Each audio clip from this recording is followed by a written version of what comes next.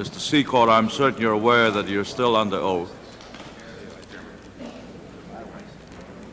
There are 17 members of Congress who have indicated a desire to participate in the questioning of the witness. And I've tried my best to convince my colleagues that we should keep our questioning down to a reasonable level, but apparently it is not possible to limit the questioning to any 5 or 10 minutes. That being the case, I believe that we will go beyond this noon. And so I have advised our next witness, Mr. McFarland, to prepare himself to be present in the House Judiciary Committee room next Monday. House Foreign Affairs Committee room, yes. And so today we will carry on until every member has had an opportunity to question Mr. Secord.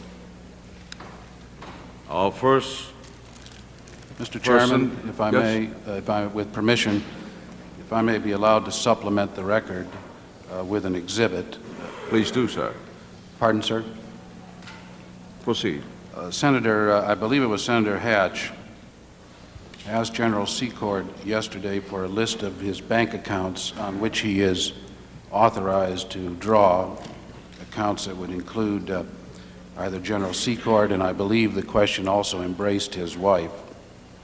This morning, early before appearing, we have prepared an exhibit listing those accounts in response to the Senator's inquiry. The list is signed, but we did not have access to a notary early this morning. I would like to tender this as an exhibit on behalf of General Secord. If the committee wishes to have the exhibit notarized, we will certainly do that in accordance with your wishes as well. But I would ask that it be received.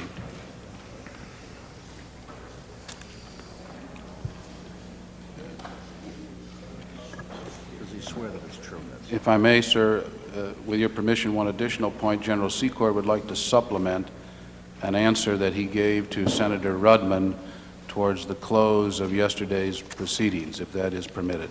Before proceeding,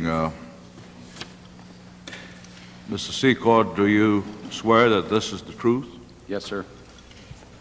Then I don't think we need a notary for that. Thank you, sir. Without objection, the staff will appropriately number this, and this will be made part of the record. Mr. Chairman, if I may, yesterday we were discussing what was to become of the funds which remain intact in the various accounts. It is my intention, as I said yesterday, to consult with the various councils and with Mr. Hakeem just as soon as possible. And my recommendation will be that the funds which remain after obligations are met be donated to the William J. Casey Fund, which has just been established for the support of the Nicaraguan freedom fighters. Chairman, I would thank Mr. General Secord for his response. I would think that's a very laudable idea, but I must tell you that, in my view, you or no one else has a right to send that money anywhere. That money belongs to the people of the United States, and I will assure you that the Justice Department at the appropriate time will make that claim. Thank you, Mr. Chairman. Thank you. Any further statements, Mr. Secord? Yes, sir. I indicated that I would be consulting with the various councils, and by that I meant government councils as well as private councils. Then it is my pleasure to call upon the ranking minority member of the House Select Committee, Congressman Cheney. Thank you, Mr. Chairman. General, welcome back for what hopefully will be the last day of a fairly grueling session. I must say I find your offer to contribute those funds to Bill Casey's memorial a good one, frankly. I think the gentleman would have appreciated the gesture very much. Let me, if I might, join with my colleague, Mr. Hamilton, in thanking you for coming before the committee. Many of the people that will testify have had to be compelled to testify, have refused to voluntarily come forward, and we appreciate the fact that you have voluntarily come forward. And I think there are also a great many of us who have admiration for your long and distinguished career of military service to the country, and we appreciate what you've done for us in the past. What I'd like to do this morning, if I can, is take a couple of minutes and focus on the broader policy questions that are involved. You've given a great deal of testimony about the details of how the operation was run, about aircraft and money and arms transfers and so forth. I'd like to take a minute, if I could, and focus on some of the broader questions of the implications, if you will, of this particular operation. You served at one time as Deputy Assistant Secretary of Defense for the Middle East and obviously have a lot of knowledge, or fairly extensive knowledge, in the Iran area. I wonder if you might comment briefly on whether or not you believe the arms that were provided to Iran were in any way had any impact on the Iran-Iraq conflict. No, sir. In my opinion, the small number of tow missiles and the very small number of spare parts would not have any significant impact on the outcome of that war. Based on your knowledge of the Iranian military and based on my knowledge of the forces on both sides, the tactics that are being used, based on my knowledge of the IHawk system itself, which the Iranians have, and based on my knowledge of the TOW missile system as well, which is all of this goes to form my conclusion. And we, of course, had this in mind when these deliveries were made. My conclusion is that it had virtually no outcome on the impact, or no impact on the outcome.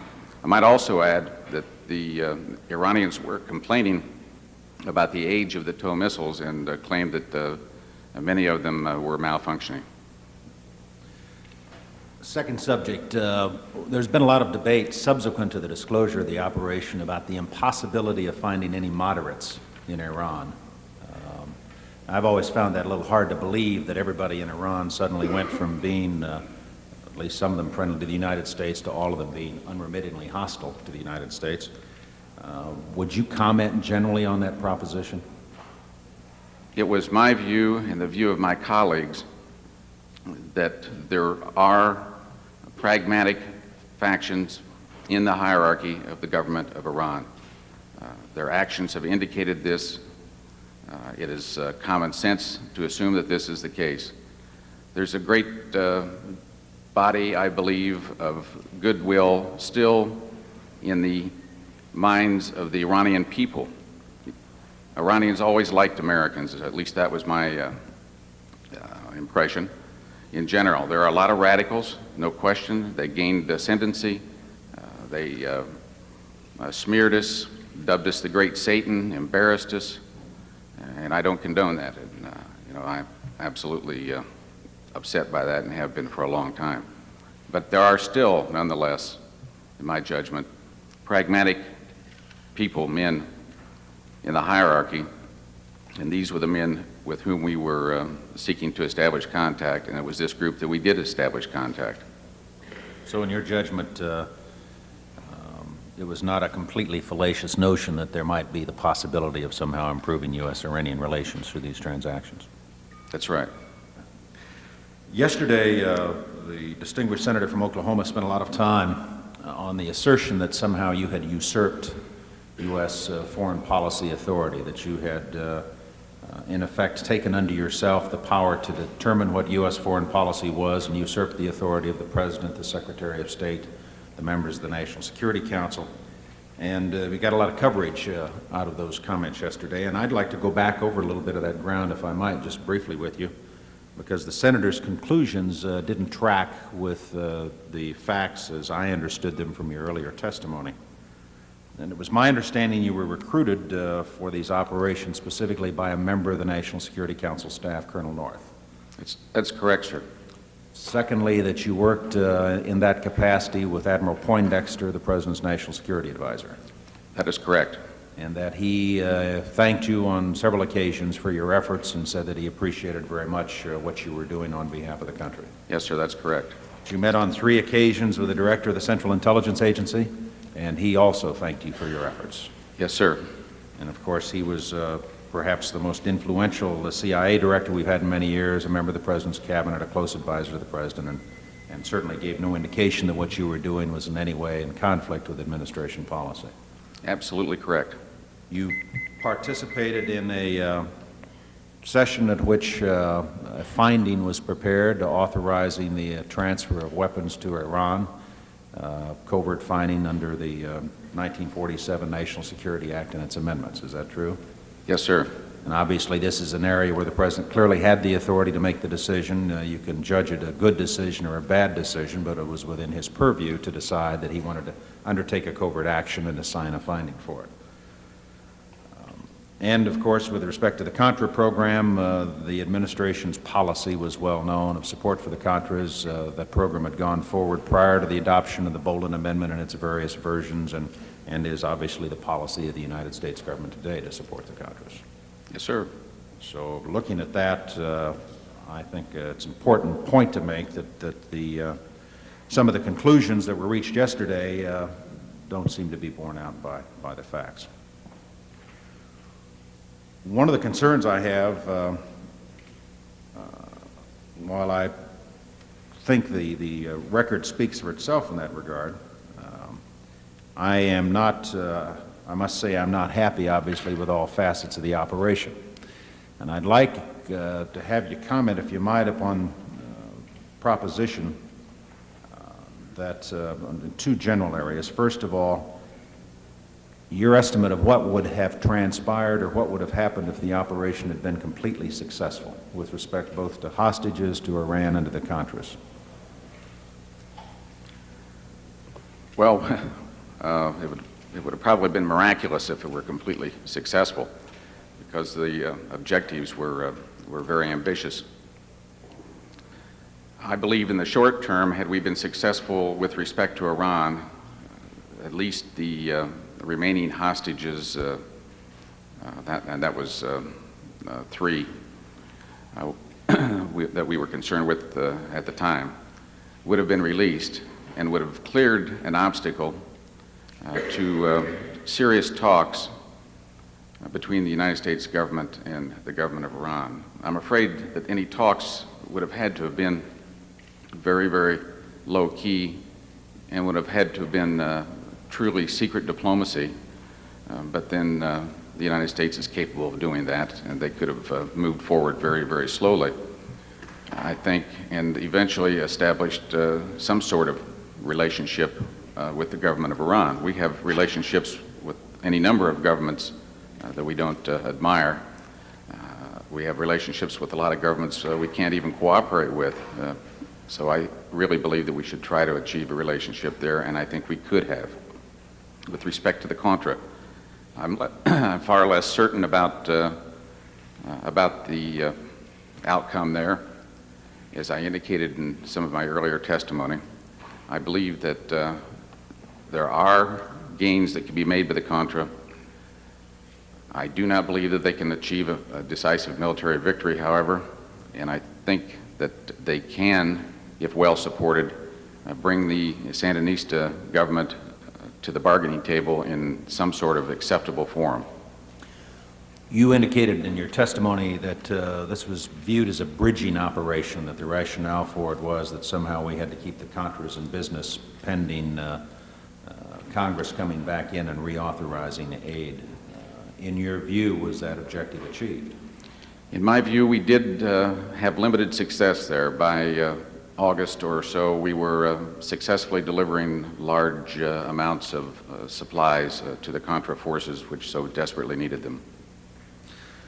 One of the problems I have with the operation, General, is that it seems to me we have this dilemma. Many of us on this committee are very strong supporters of the Contra cause, and while you were running your operation in Central America, we were doing battle in the Congress to try to build support for the policy that was ultimately adopted last year when Congress approved the $100 million in military and humanitarian assistance for the Contras. But I'm concerned, in a sense, that in winning the short-term victory of keeping the Contras alive through the operation that you ran, we may have done damage to our capacity to build public and congressional support for a long-term program of support for the Contras. And I wonder if that subject was ever discussed, was ever a subject of talks between yourself and Colonel North or the others involved in the operation. I don't recall any specific discussions of that nature, but I agree with your analysis. I too am afraid that the revelation is going to badly damage the cause. We will do our best to renew that program later this year, but that's a subject for debate in other committees. Was there ever any discussion of what would happen if the operation had its cover blown? Yes, we discussed that. We simply expected that we would be no longer able to function and would have to pull out. Do you have any reason to believe that people perhaps higher up in the government than Colonel North ever gave consideration to the potential impact of this kind of disclosure?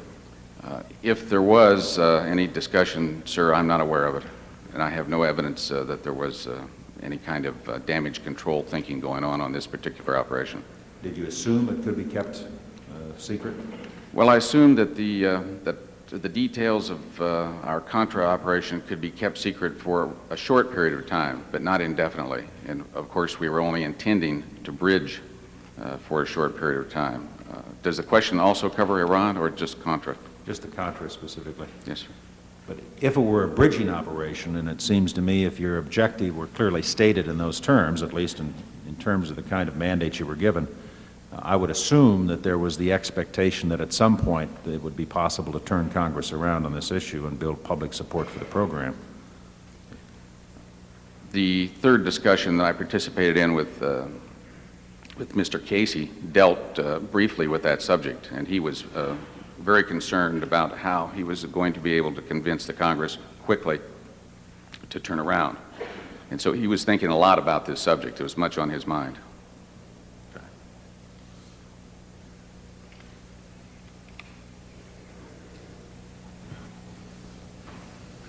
Finally, General Secord, you've stated that you believed your activities did not violate the Boland Amendment because you were a private citizen.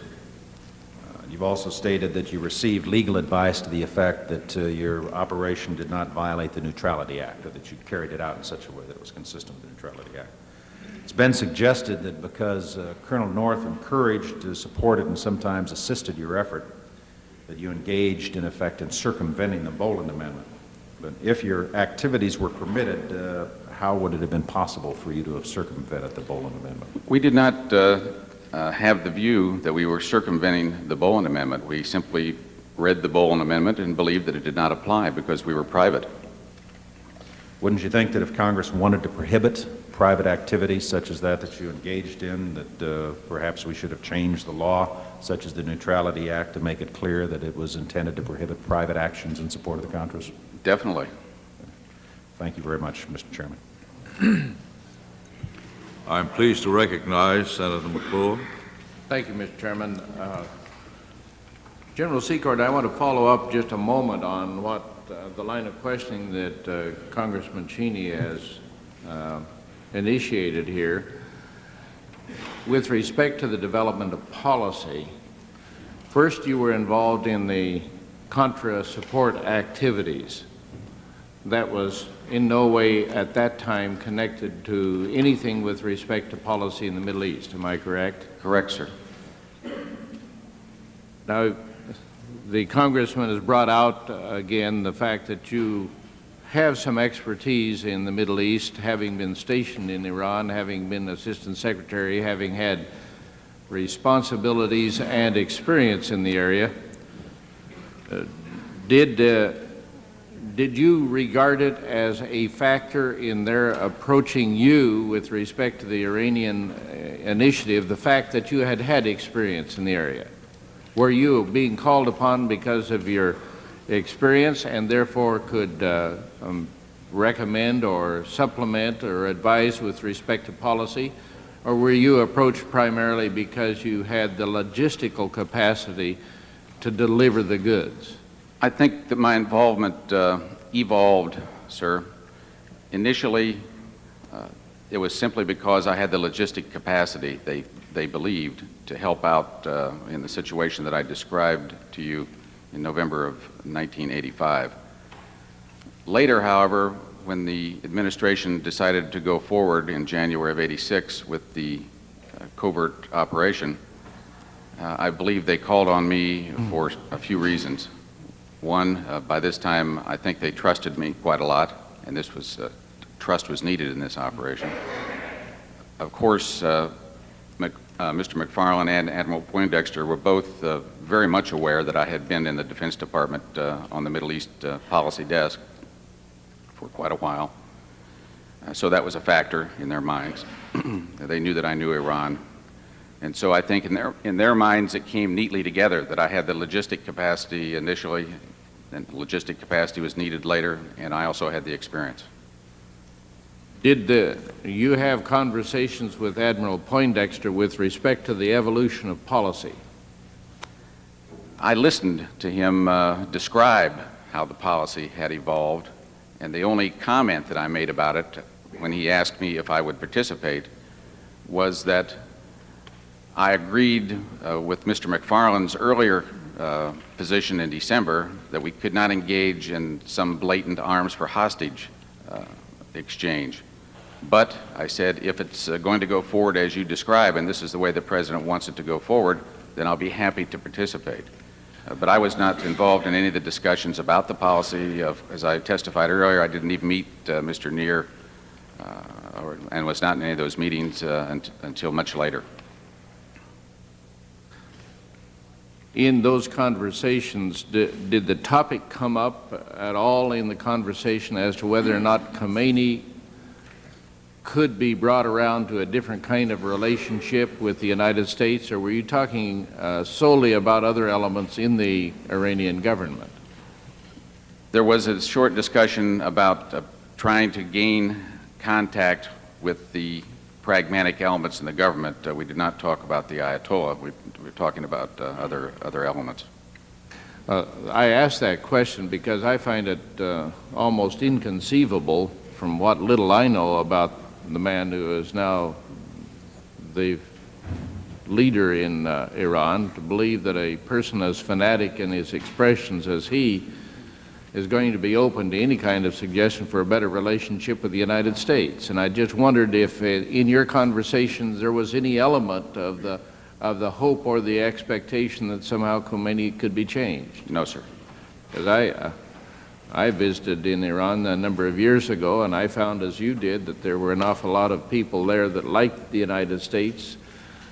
Talked to a number who had been students in the United States at our universities, who had a great affection for us, or at least expressed it, and a reservoir of goodwill among many that might well be tapped for a future relationship that seems to me to be totally impossible at the present time. I'm not sure I even want to have a good relationship with Khomeini, but I suspect he feels the same about me.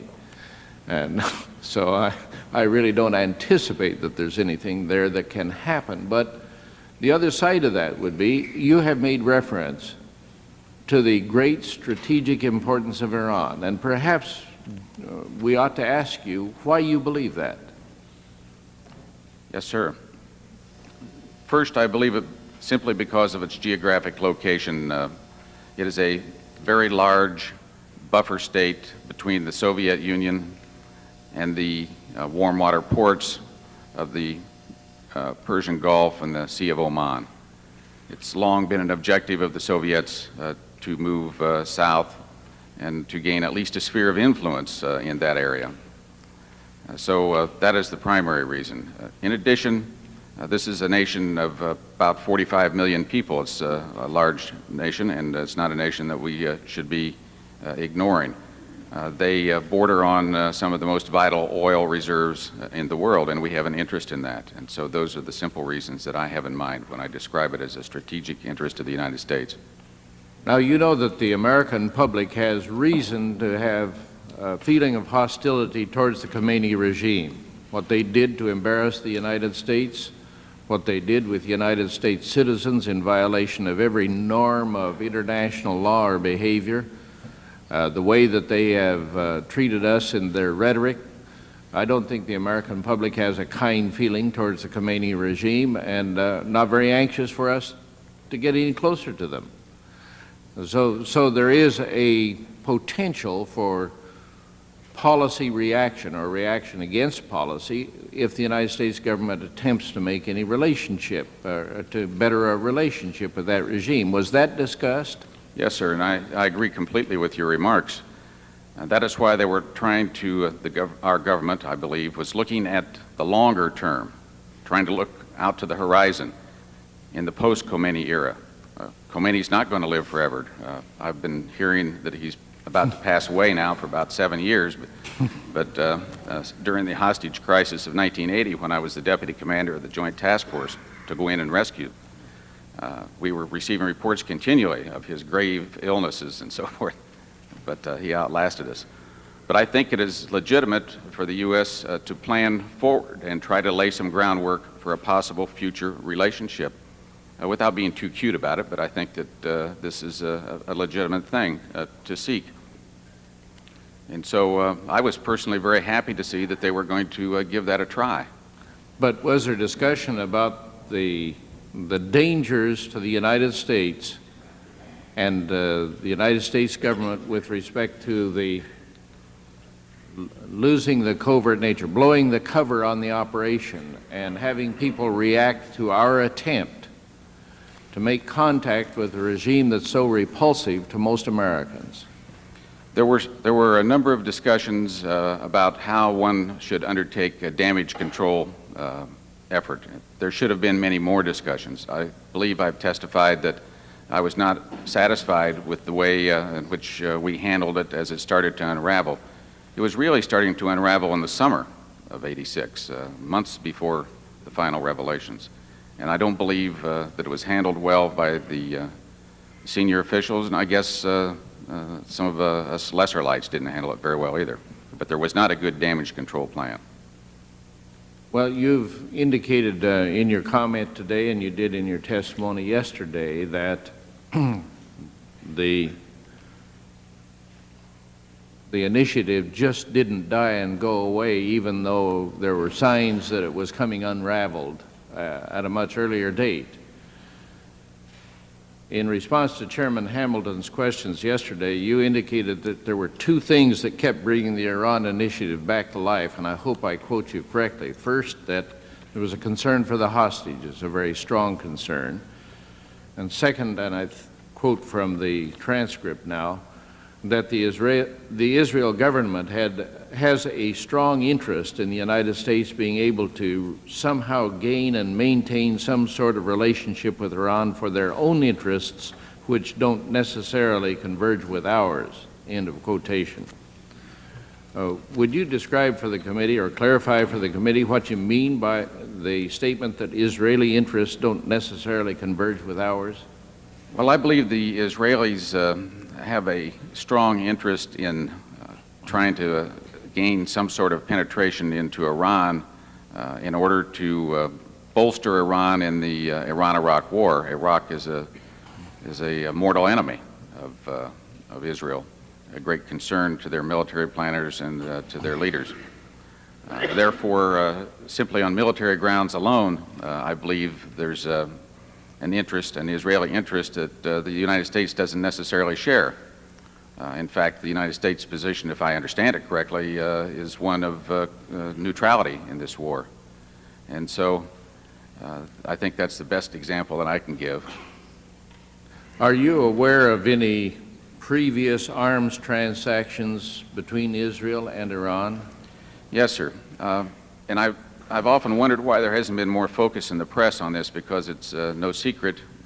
When I was in the government, I knew, and I've learned since then, that there have been a very large scale transactions from European countries and from Israel to Iran. Shiploads, many shiploads of armaments have been going to Iran. The consumables have been going in there in large quantities.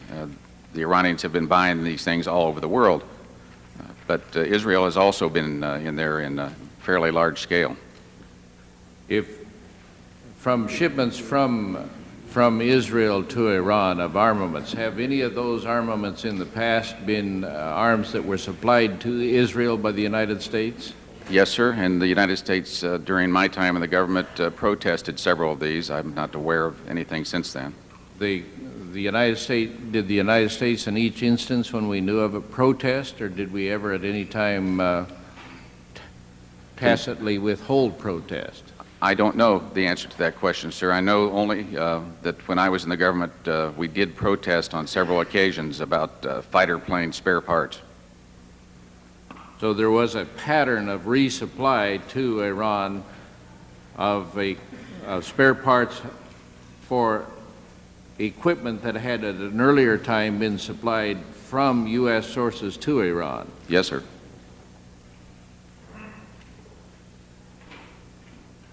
You, in response to Chairman Hamilton's questions, further said, and again I quote, because the Israelis did have these interests, they re-examined the whole matter, end of quote.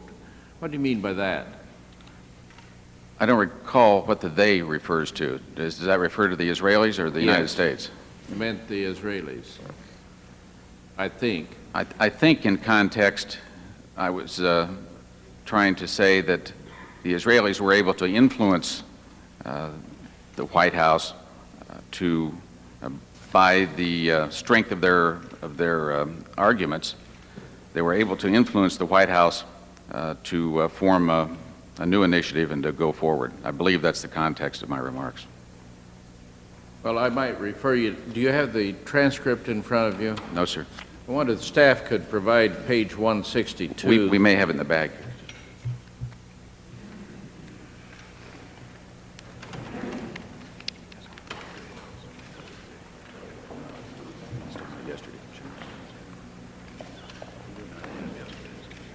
I'm sorry, we don't have yesterday's transcript. Yesterday's, page 162.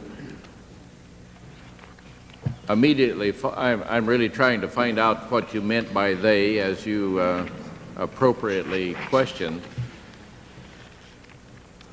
At the bottom of the page, you again use the pronoun they. They believe that it failed earlier for a number of reasons, whatever their calculus was.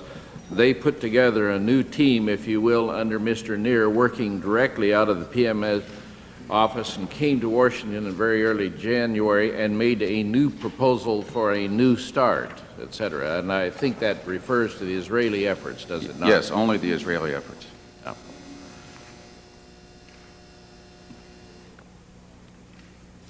And do you recall what's the basis for that latter statement that they came to January with a new proposal for a new start? I was told by Admiral Poindexter, Colonel North, and by Mr. Neer later that this is what happened. Mr. Neer told you as well as Mr. Poindexter? Yes, sir. Do you know if the Israelis had any part in the January 17th finding? I don't think any part at all. Could their new proposal for a new start have anything to do with that finding? It was directly related.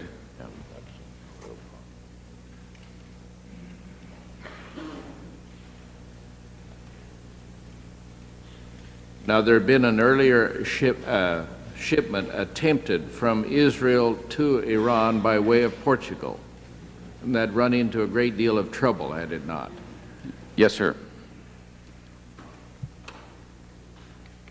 And that led to the invitation for you to become involved. Is that correct? Yes, sir. If that shipment had worked without a problem, if the Israelis had been able to make the shipment without difficulty by way of Portugal, and that had all worked like clockwork, would they have called upon you? I've wondered. It could well be that I would never have known of it. What could you do that the Israeli government couldn't do? It was the opinion of Mr. McFarlane and Colonel North that since I was, my people were working in Portugal and had a good relationship with the Portuguese arms industry, that we would be able to at least properly get the request for clearance up and perhaps even argue the case a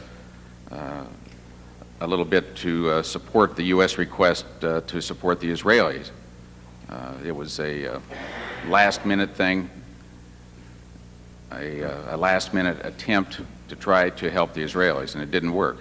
You've indicated that before this time there were a large number of arms shipments to Iran, some of which involved shipments from Israel. Yes, sir. Why, in this particular instance, would they have had greater difficulty in making the shipment than they had in earlier shipments? Because this was an air shipment. And the others were all by ship? As far as I know, they were by ship.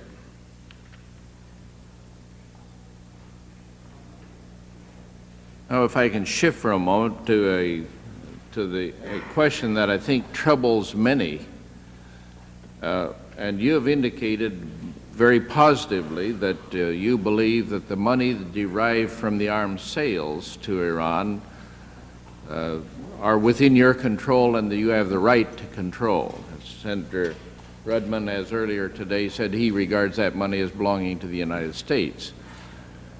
You have described your role in this transaction as a commercial cutout, that government-to-government negotiations were not possible, so there was this other more indirect means in which the Economy Act would be used to transfer to the CIA, who would then transfer to a commercial operation, who would deal with a commercial operation, who would in turn deal with the Iranian government. Have I described that correctly? Yes, sir. Now, in that process, and you understand that process very well, I assume that it can be argued, and is being argued by some, that you were not operating as a commercial agent buying arms from the United States government and selling, but you were acting as an agent for the United States government. Now, would you care to comment on that line? Yes, sir. That is being argued by some.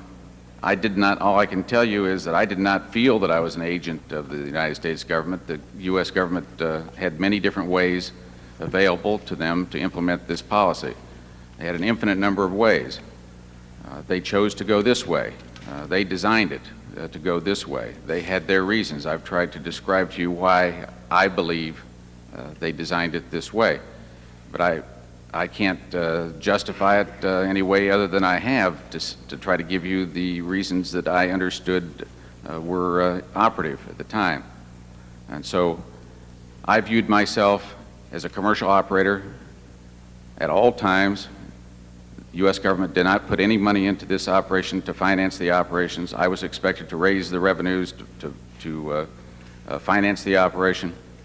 It seems to me that that is fairly clearly a commercial operation.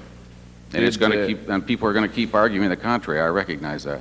Now, you have described your conversations with, I believe, Colonel North, Mr. McFarland, and Mr. Poindexter. Is that correct? Those are your primary contacts with U.S. government officials with Yes. respect to this transaction? Yes, sir. Your subsequent your conversations on 3 different occasions with Director Casey had nothing really to do with the question of who owned the arms and at which point in time did they own them. Is that correct?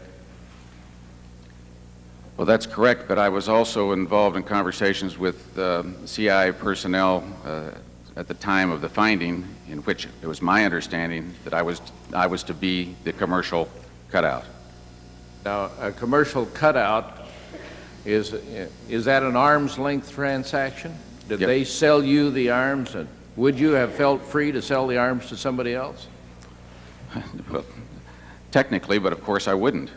All right, but technically, could you have done so?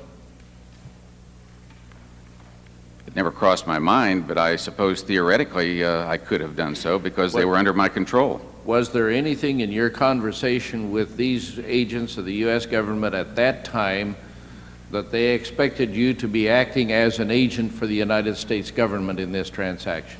No, Senator. Thank you very much, Mr. Chairman. I have no further questions. I recognize the gentleman from Florida, Mr. Cassell.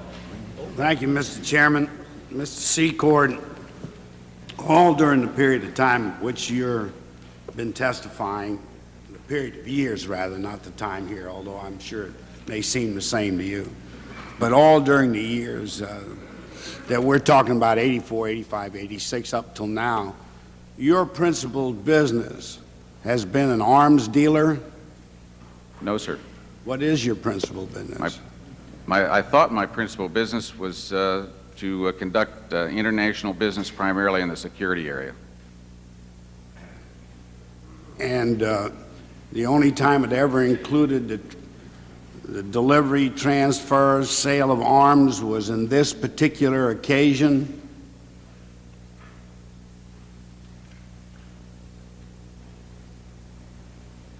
I can't think of any other time that we dealt in arms. So you were primarily in the security business and international business, but not involved in the sale and transfer of armaments until you got involved in this particular matter. That's correct, sir. Now, when did you first learn of the transfer of arms from Israel to Iran that took place during August, September, October of 1985? During my trip to Israel in late November, sir. Did you learn that from external sources or from U.S. sources? I learned it from the Director General of the Ministry of Foreign Affairs of Israel. Now, before you left the United States, I believe that was sometime in November 1985. That's before you went to Portugal, Israel, Paris, London, Washington, D.C. on the Circle trip. You were gone whatever number of days, a couple of weeks, as I recall it. Yes, sir. On November 19th, 1985, according to Exhibit 1, you got a letter directed to you in McFarland's name, but signed by North. And it said, "We require your services, your discreet services," I believe it said. Did you ask for that letter? No, sir. It was volunteered by North? Absolutely. How was it delivered to you, Mr. Secord? Mr. North gave it to me. Was that after you got back from your trip? No, sir. It was before you went on the trip? It was. And what was the purpose of the letter as far as you're concerned? Well, I was a little surprised when he gave me the letter, but he said that it was in case I needed some proof when I was in Portugal that this was indeed what the U.S. was representing it to be through their other channels, the CIA. In other words, that you were acting under some color of authority. Yes, in accordance with U.S. Policy. Now, when you jumped into this thing, which you certainly did, and I don't mean that in a discordant sense or in a derogatory sense, I just meant you became active immediately in this matter. Prior to that letter, had you had several discussions with North or anybody else in the government about what you were getting ready to undertake? Only one discussion, a brief discussion with North when he called me to his office and gave me a short briefing on the difficulties that they had encountered. He told me he had been in touch with Mr. McFarland, had talked with the Israelis, and asked me if I would go to Portugal and help out on this logistics matter. That was my first conversation on the subject.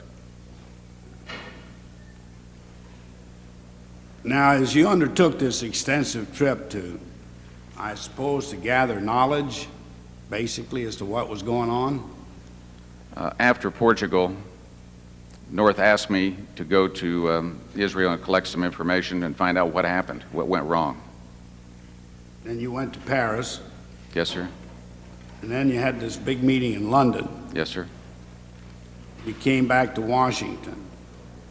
Now, by this time, you're pretty much agreed that you're going to do this, whatever it is.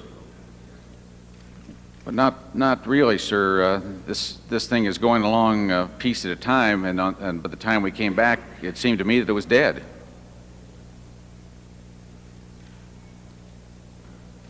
Did you discuss, after you got back, with anyone, the possibility of reviving this operation? As I testified earlier, I did not have any further discussions after I left Mr. McFarland, and Can you move your head over Excuse to me. the right? The glare off your head Excuse is me. getting me.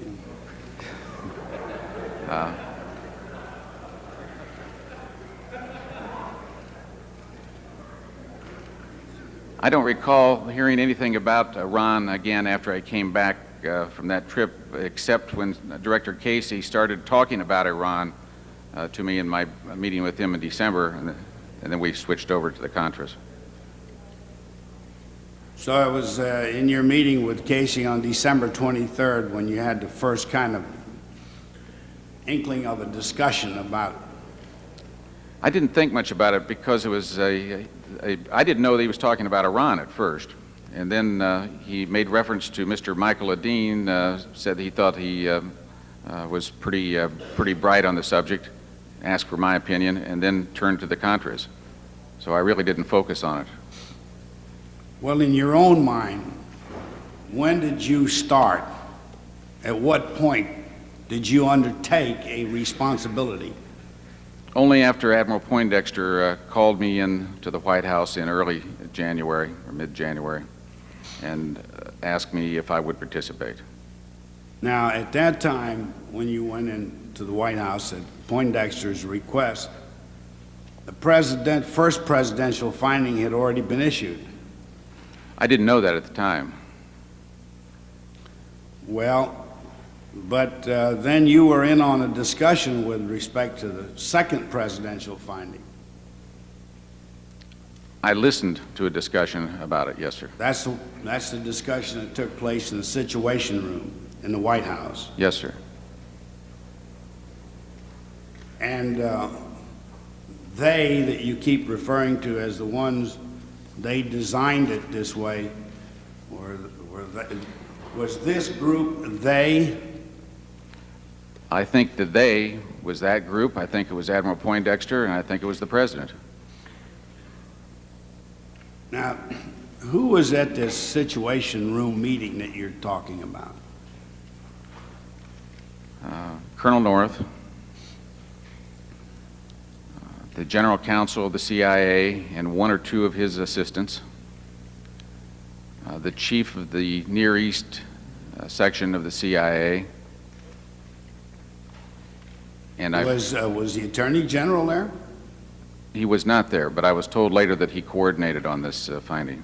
Was the representative of the Justice Department there? No, not to my knowledge. One of the principal subjects discussed at that meeting was the inadequacy of the January 7th finding, was it not?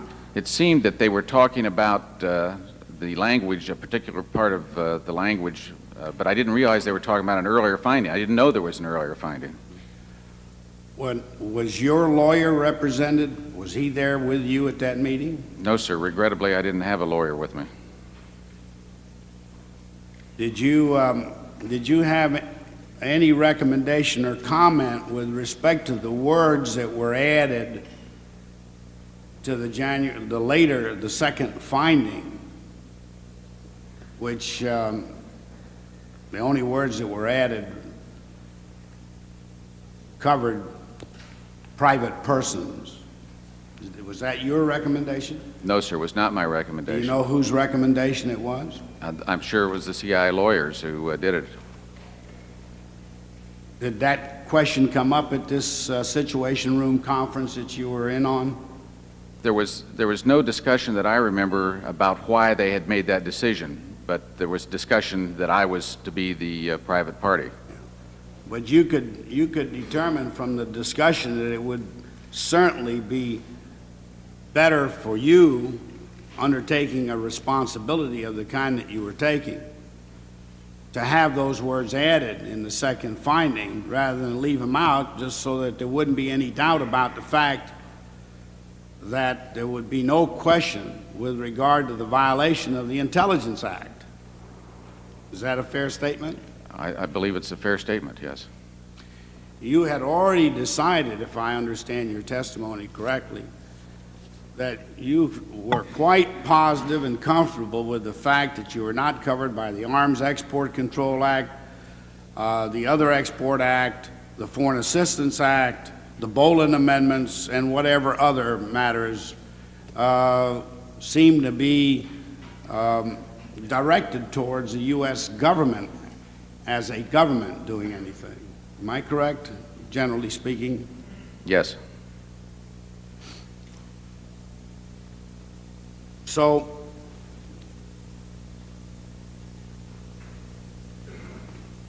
have you ever met with the Attorney General? No.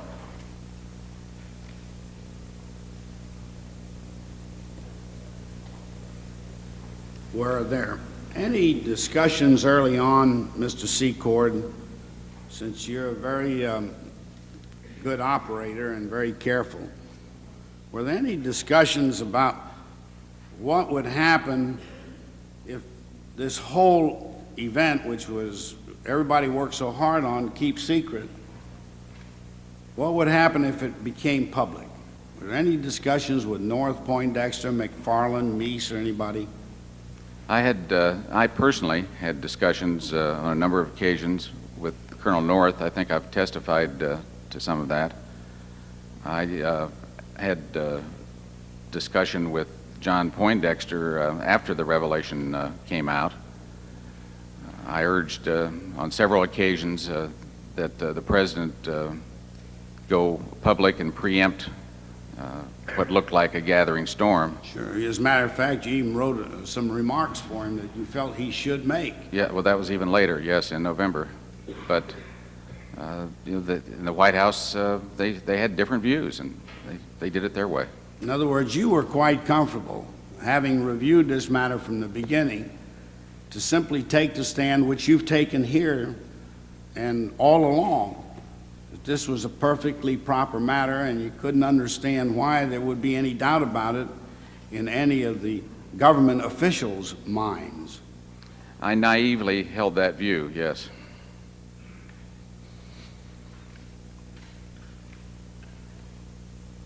When North was removed, was that a signal to you that something had really gone wrong? Well, by that time, as I've testified, I had already called his boss and urged him not to quit and to come out and stand up to it and so on. So I was, it's hard for me to describe my feelings at that time. I was more than upset. Well, I can understand that. I think I made the statement at the time that it appeared to me, didn't want to judge this whole matter, that North and Poindexter were simply sacrificed. I tend to share that view. That should be obvious, I guess, from my earlier remarks. And then at some point in time, it occurred to you that you were being sacrificed also. It did occur to me, sir. Now, did North talk to you before he had his famous conversation with Meese? North? That was just prior to the November disclosures by the Attorney General? Yes, he did. He talked to me on Sunday morning, and he had his meeting with Meese, I believe, that afternoon. Did he give you any indication as to what was going to transpire as a result of that meeting? Or did he know himself? He didn't know. He was very, very concerned about it, but he felt he didn't seem to me to be overly agitated. He seemed confident and went to the meeting with the Attorney General to answer his questions. Did you talk to North after the Attorney General's statements? Yeah, but I did not talk to North except on the telephone on Monday morning briefly about his resignation. Is it fair to say that he was surprised at the Attorney General's statements? He was completely surprised. He didn't know that that's what was going to transpire. He knew that there was going to be an announcement and they were going public. It was already public, you know. There was just an avalanche in the press. that there was going to be a statement, but they didn't coordinate with him. Now, as I recall, and this is, of course, subject to review and correction, but as I recall the Attorney General's unusual and unique announcement at that time, he said, "I've examined all the evidence over the weekend and I found no high official in the White House involved." Is that your general recollection? I believe that's my, I don't have the transcript. Well, subject to correction I believe for you're both of correct. us. I think I'm you're just trying to correct. say that's the impression I got from what he said. I wondered if you had gotten the same impression. Mr. Chairman, I think you're right. And I guess he didn't consider North a very high official, and he didn't consider Poindexter a very high official, obviously.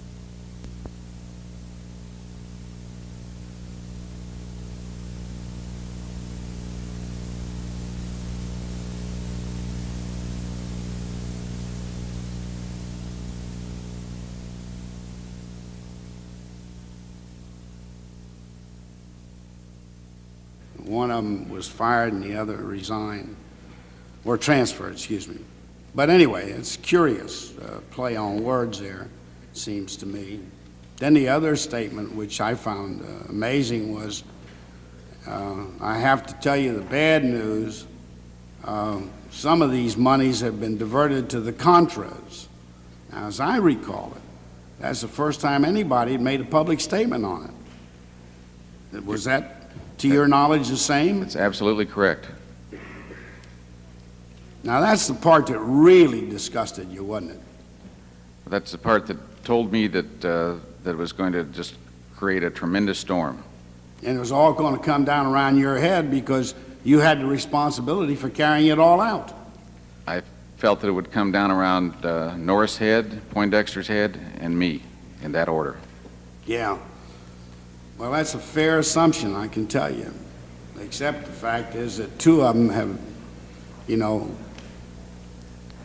wanted the protection of the Fifth Amendment, and you are ready to stand up here right to the bitter end to tell the story the way you see it without any fear that something might have been wrong. You're right, and it looks like there are some who think there's going to be a bitter end to it, but I've done what I've done. Well, I certainly must commend you for that. Thank you, sir.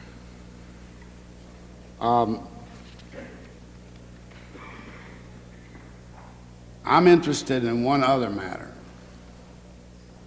at that press conference, and this again is subject to verification because I don't have the notes on the press conference. It may be somewhere in our files, but it seems to me the Attorney General made one other statement, and I just wondered how and why, and maybe we'll get an opportunity to find out. He said the amazing thing, "But don't worry," said to the American people. This is, again, my paraphrase and interpretation. "Don't worry about the money, though, because the money doesn't belong to the United States." I often wondered how he found out so fast. Well, he'd conducted an investigation over the weekend. I guess he determined it then. But he didn't talk to you. No, sir, but he did participate in the finding. But he was not at the meeting. He kind of coordinated the finding later, right? That's my understanding, Yeah. sir. So this was part of the conception of the project, the damage control, the legality, the whole concept of how this thing would operate. And all of it went well until the heat was on, at which point the damage control broke down. Is that a fair statement?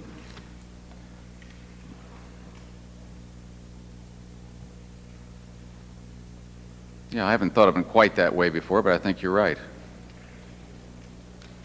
Now, let's shift gears now, just for a second, and I'm about through. I wish I had more time because this has been very interesting, and you've certainly helped the committees with a tremendous amount of information, which is useful for us in determining a lot of the matters that are before us. You mentioned CDs on several occasions, and I never quite got that straight in my head. How many CDs are there? One, two, or more? To my knowledge, there were 2 CDs set aside for insurance purposes. Right. And who is the payee on the CD? I don't know, one of Mr. Hakim's companies. I've never seen the CDs. Right. You just know that from general knowledge, but you've never seen the actual certificates. No. Do you know whether or not, of your own knowledge, the CDs are with an institution in the United States or in Switzerland? I don't know, and I haven't been able to determine that from the records. I only know from Mr. Hakim's testimony. Now, bank accounts have got me confused, but we may get those straightened out after you've had a chance to talk matters over with your lawyer and we get some other information put together here. But I don't think we've covered the question of personal bank accounts. Do you have any personal bank accounts in Switzerland, Panama, or Cayman Islands, or some other place? No, sir. The document we submitted into evidence this morning lists all of my bank accounts. I'm sorry, I didn't know about that. And I have, well, you haven't had a chance to see the exhibit, Right. but Well, I haven't had it lists all of them. Now, do you have any control or authority with respect to the operation or control of any corporate partnership or rather any corporation partnership or any other enterprise with respect to either the operation or the funds other than what you've described here? No, sir. Now, Mr. Secord, you took an unusual step, which as far as I'm concerned, seems to me I would have recommended at some point. But in all of the operations that you've described with the enterprise that you're involved in on this particular transaction or transactions, your name does not appear on a single piece of paper, your signature. Did I understand your testimony correctly? It doesn't appear, as far as I know, on any of these financial documents. Oh, there may have been other documents, though. Well, there were messages, things of this nature. I see. Well, I did misunderstand you then, because my impression from your testimony was that your name may have appeared, but your signature wasn't on anything, not only financial documents or anything else. My signature was on a lot of messages. I see, okay.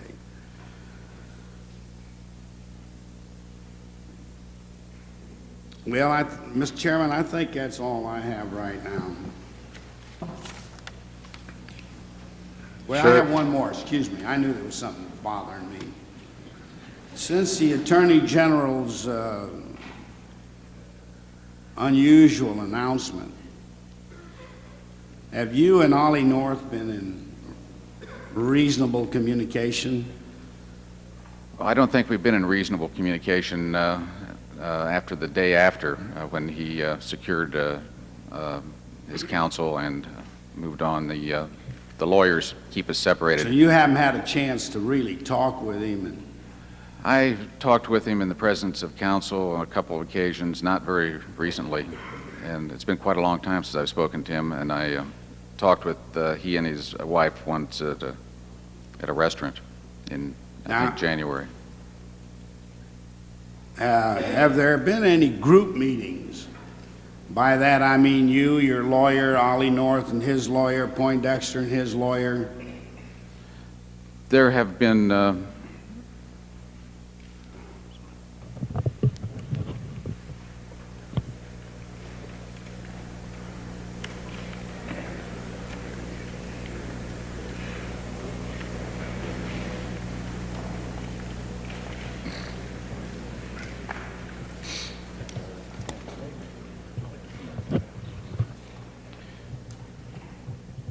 on a very few occasions, I have met with various of these counsels, and on some occasions, their clients have been there. Thank you, Mr. Secord. Yes, sir. Thank you, Mr. Chairman.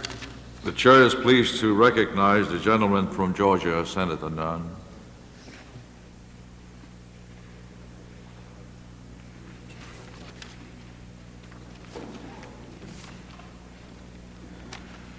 You mentioned General Secord pursuing that avenue, that you had meetings, but you didn't really say who the meetings were with and when they occurred. Could you amplify that, please, sir? I'm sorry, sir, I was distracted. Could you I restate? said you mentioned meetings a moment ago in answer to the chairman's question, Cassell's question. Would you give us the dates and when, not just when, but who those meetings were with? I could do it, but I'd have to go back to we'd have to go back and reconstruct it from the calendars. Because Well, I who were can't the remember meetings? the dates. Who were the meetings with? As I said, with North and his lawyers, on one occasion with Admiral Poindexter and his lawyer. Could you tell And us that what? was social, by the way. That was what? That was social, and it was just day before, when was it? Day before yesterday. I'm not following. You say that was a social meeting? Yes, sir. With who? The Poindexter and his attorney came by the office, and How do you distinguish between a business meeting and a social meeting under these he circumstances? just came by to shake my hand, sir. Admiral Poindexter? Yes, sir. You didn't discuss the case then at that time? No, the counsels didn't want any discussion of the case. There were, I think, 3 lawyers present. Do you consider yourself a good friend of Admiral Poindexter? I didn't know him very well, sir, but I have admiration for him. Now, how about the meeting with Colonel North? When did that occur, the most recent meeting, or any meeting that you have not gone into? I think the last time I saw him would have been more than a month ago when he and I got together to haul some wood for a few minutes. Did you discuss the case at that time? Only in general terms because, we're both concerned it's not going well and so on. Did he tell you what he was going to testify to? He did not, and he told me that his counsel had advised him not to discuss the case, so I don't know. Have you had any conversation with either Admiral Poindexter or Colonel North subsequent to November of '86 regarding what they told the President of the United States about diversion of Contra funds? I don't believe so. No, sir. Have you ever had a conversation with them about that subject, other than the one you alluded to with Colonel North earlier? Never, sir. That's the only time it's come up. Yes, sir. Have you ever had a conversation with any other governmental official about whether the President of the United States was told about the diversion of funds to the Contras? I don't believe so. I haven't spoken to very many government officials since the revelation. This is a pretty important point. Is it one that you would have a vague recollection on if you had? You say you don't believe so. Are you certain? You're talking about administration officials, not counsels for the committee or things like that. I'm talking about administration officials now.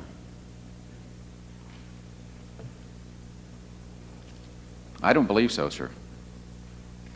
Would you remember it if you had? Pretty key point here.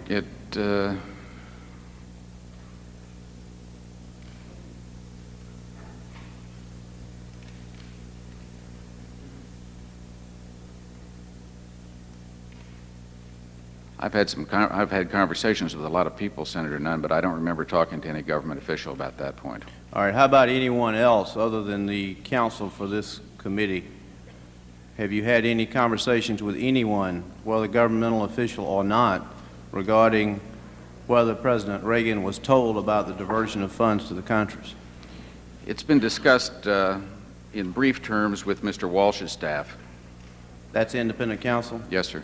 Beyond that, beyond the investigations ongoing and the investigators, have you had that discussion with anyone else?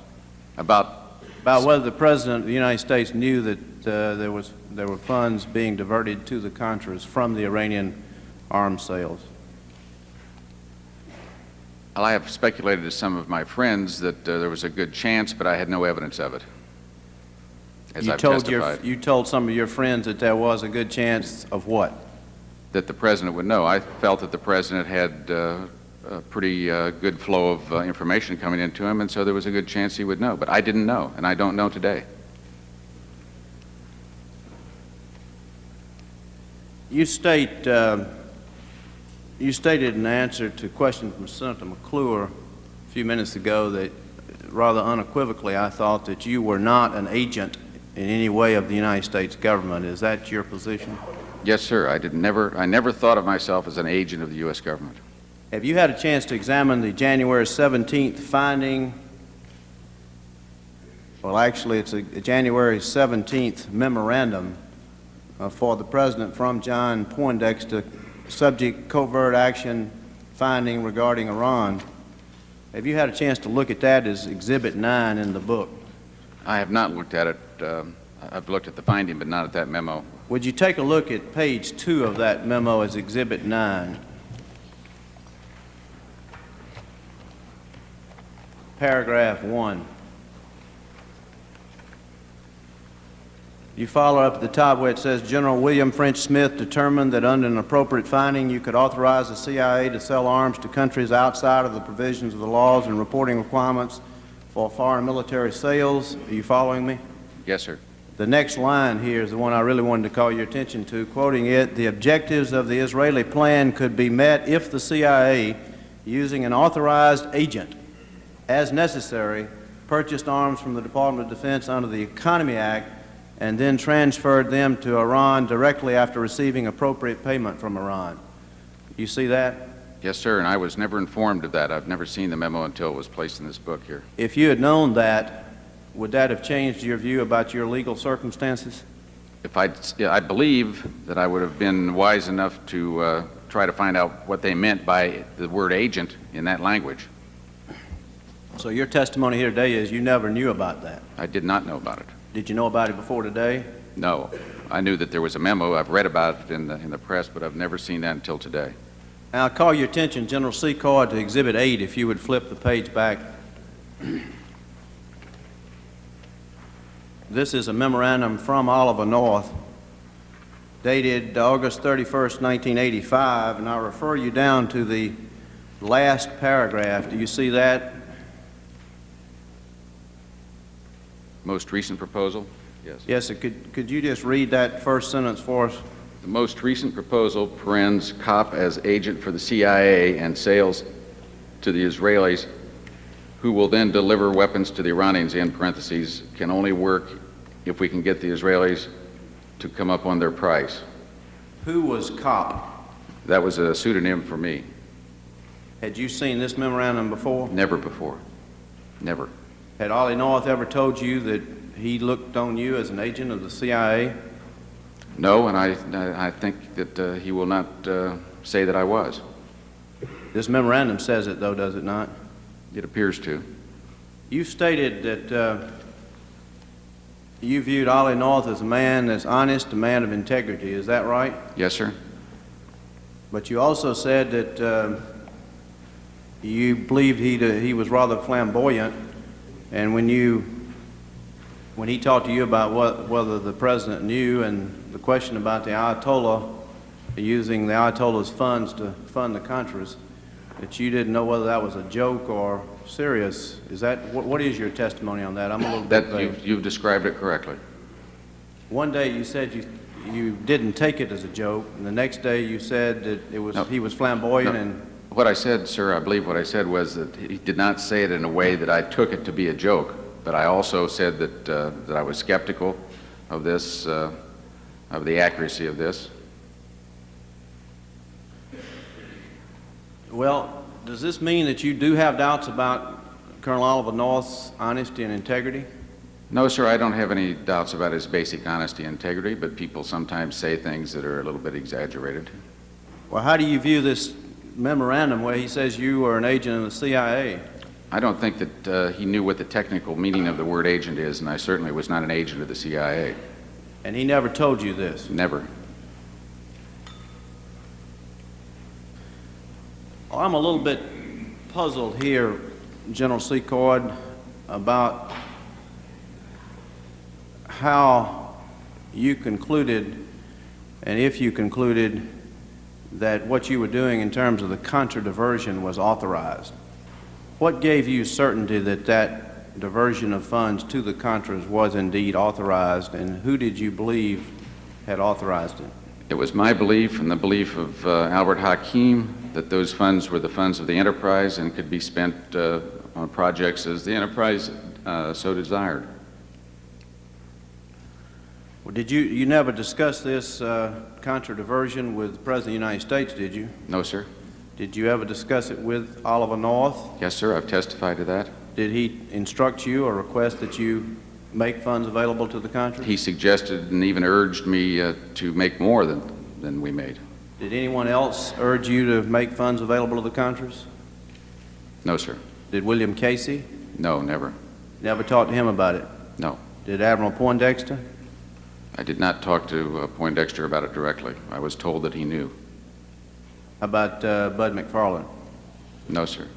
So the only person that ever in any way discussed with you diverting funds to the Contras was Oliver North? That's right. And yet you say that when he told you the President knew, you still don't know whether he was joking or whether he was serious. On that particular point, I don't know. Well, General Secord, you stated rather unequivocally your belief that what you were doing was in pursuance of the President of the United States policies many times during this hearing. I want to go back and read you a few of those statements and ask you if you believe that these statements apply to the diversion of funds to the Contras.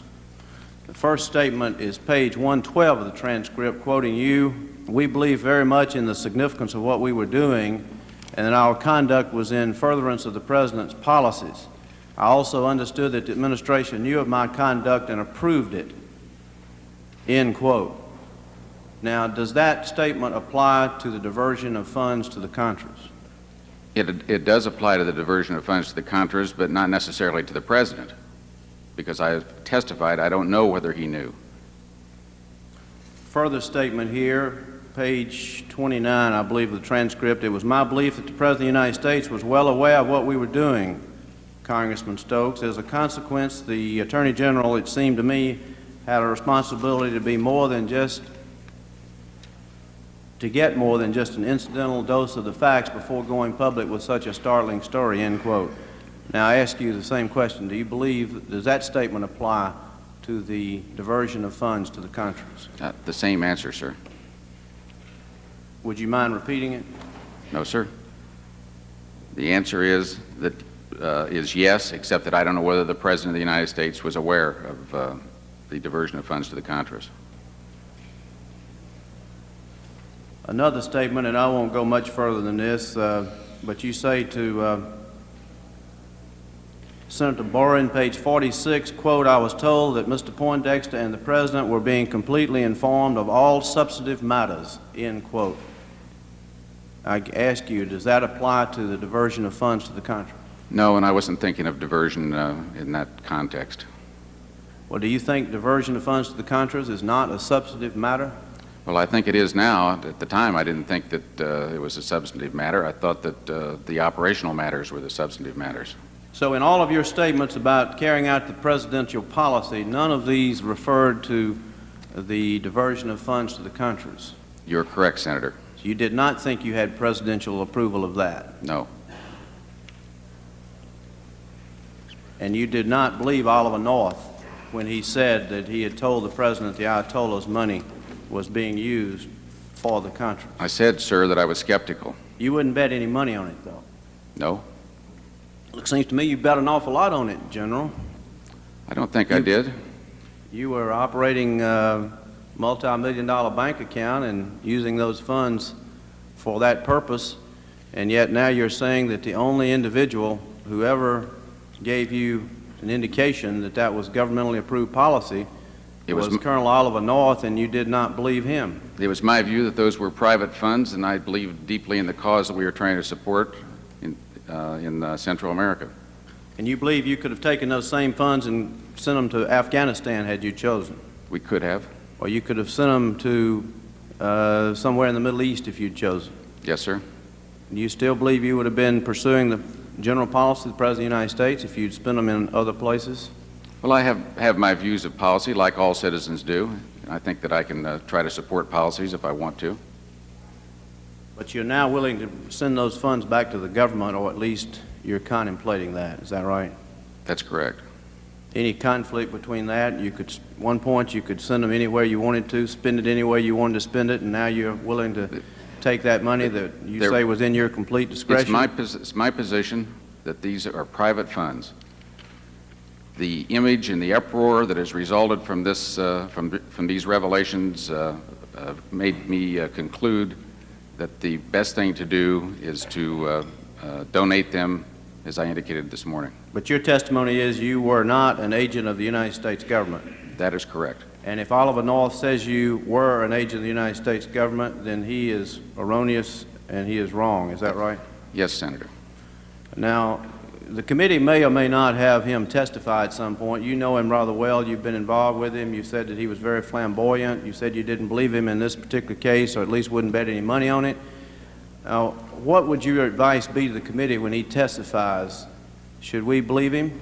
Yes, sir. I don't think I said he's very flamboyant. I said from time to time he's flamboyant, or words to that effect. I believe that he will testify to you fully and honestly. You would believe him under oath, then? Yes, sir. How about Admiral Poindexter? Absolutely. General, one other line of questioning very briefly here. You were in the business for the U.S. government. You worked for the U.S. government in arms sale, did you not? Yes, sir. How broad a scope? Did you cover the whole world or just a portion thereof? I covered the whole world. And what areas, in your own mind, were most crucial in terms of the arms sales you were covering?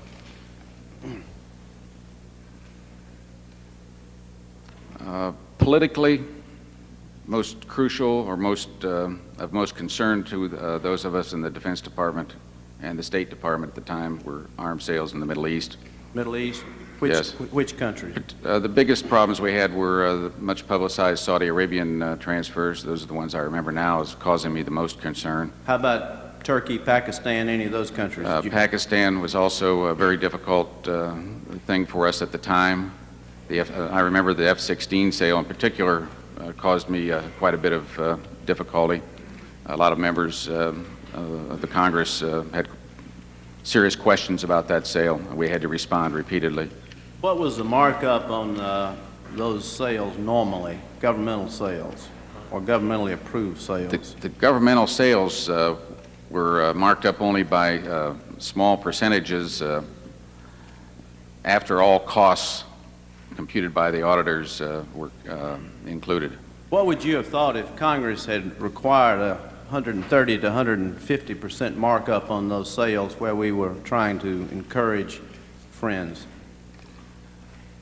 Well, I don't think that we'd make a lot of these sales, and we wouldn't be able to implement our policy as well. Well, were you the only one who set the price on these sales to Iran? As I've testified, I discussed it with North and at least one of his assistants to try to get the pricing information, and we took into account Ghorbanifr's offers and priced it that way. Just very briefly here, in February of '86, according to testimony, you charged the Iranians $10,000 for 1,000 TOW missiles, for which you had paid $3,700,000, $10 million for which you'd paid $3,700,000. Is that approximately right? That's correct. That price had to include the entire cost of getting them from the United States successfully to Iran. And then on May and July of '86, you charged $15 million for Hawk spare parts and 508 TOW missiles, for which you had paid $6,500,000. Is that approximately correct? Yes, Senator.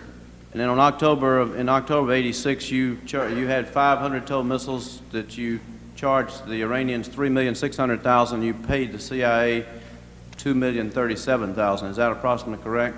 Of course, but it is correct, but we also had a lot of expenses, as I testified earlier. Right, I understand. In terms of markup, this is in two cases.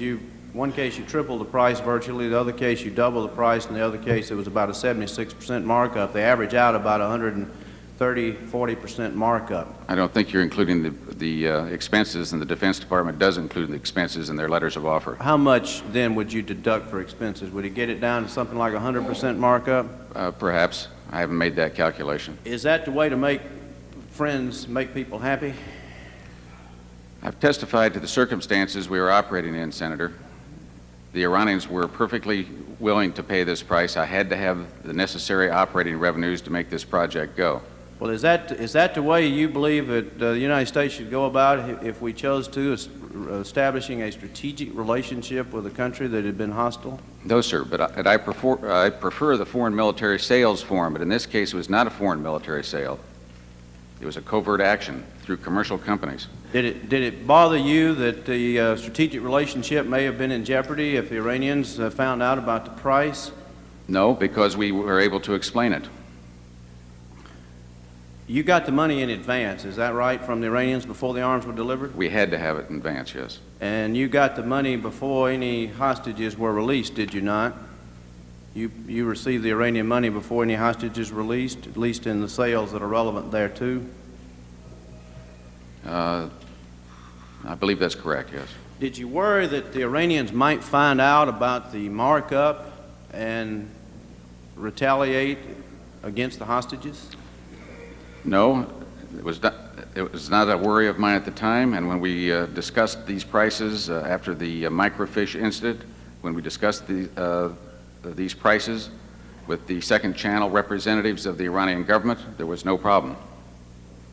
Didn't you say that they produced a list and you had to sort of maneuver a little bit to prevent them from finding out, or at least you said that wasn't the right list of prices? Didn't I hear that earlier? No, this was with Ghorbanifar you're talking about. Well, I'm referring to discussions with the second channel when we addressed the entire episode. So you weren't the slightest bit worried that 100 to 130% markup would jeopardize the very strategic relationship that you were trying to establish, and you weren't the slightest bit concerned that the hostages might be retaliated against if they discovered the markup? No, the Iranians well knew that we had to operate this enterprise. They knew it in detail. They were quite satisfied with it. General, it seems to me there are 3 or 4 theories floating around about the Iranian arms sale. One is the strategic, trying to establish a strategic relationship. A second is releasing the hostages. A third theory would be that it was primarily a Contra fundraising exercise. And a fourth theory is that it was primarily a profit-making venture for those that were involved in the middle. Of those 4 theories, which ones would you subscribe to? 1 and 2. It seems to me the pricing was more compatible with 3 and 4. I don't agree with you. I've testified to that repeatedly. I think we'll leave that for others to judge. Thank you, Mr. Chairman. Gentleman from Michigan, Mr. Broomfield. General Secord, before I ask you a few questions, I want to take a moment or two to get a few things off my chest. As your appearance comes to a close before this committee, I want to thank you for coming here voluntarily and for being so open and candid to this committee.